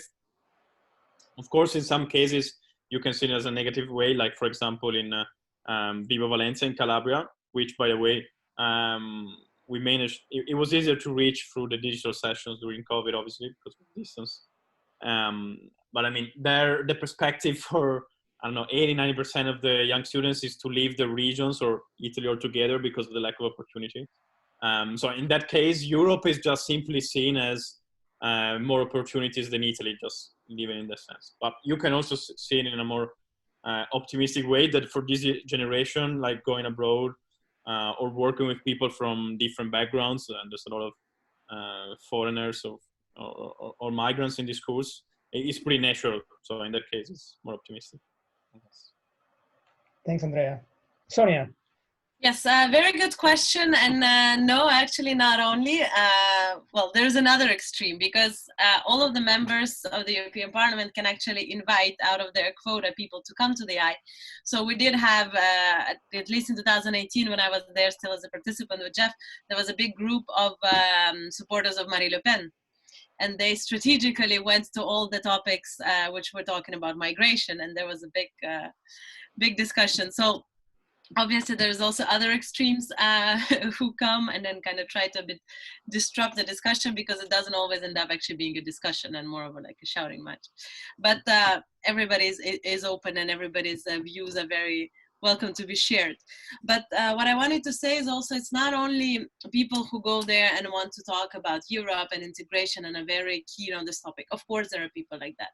But out of those 13,000 people, there is really those who don't, it's not that they don't really care about Europe, but they don't know too much about it, because we have, for example, our artists coming, people who dance or sing or I don't know, do-it-yourself workshops on how to, I don't know, cut shorts out of your own jeans and things like that. So we also try to bring different formats of activities and different topics of activities that don't necessarily go into very deep political topics, but by going to the event in the parliament and meeting so many young Europeans and speaking to those inspiring speakers, they kind of get this feeling of Europe and they start appreciating it a bit more. So this is also one thing that we do. Of course, there is a lot of those who are already, let's say, converted, but I think even if half of them are not, it's already every 2 years a bit more people who get more into the EU topic. So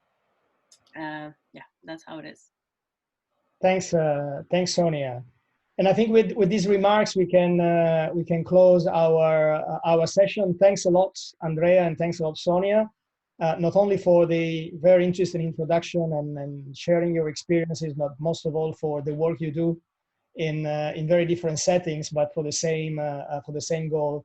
It's very precious to have people engaged in that way, and I'm sure we can benefit of your input of today a lot in our activities.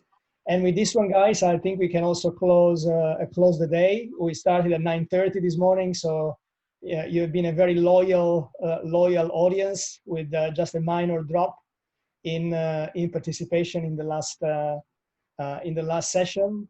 So thanks for joining. Tomorrow we have the second day of our training. The plan is to start at 9:45 with a virtual welcome coffee and an introduction to the day. And then at 10 we move to the first policy session on external issues, global Europe, security and defense. And then later in the morning, we'll talk about democracy, reforms, and governance. And in the afternoon, we have the practical workshop on skills again. Thanks, and enjoy your evening. Thank you very much. Thank you. Goodbye. Really enjoyed it. Thank you very much. See you tomorrow. Fijne dag nog.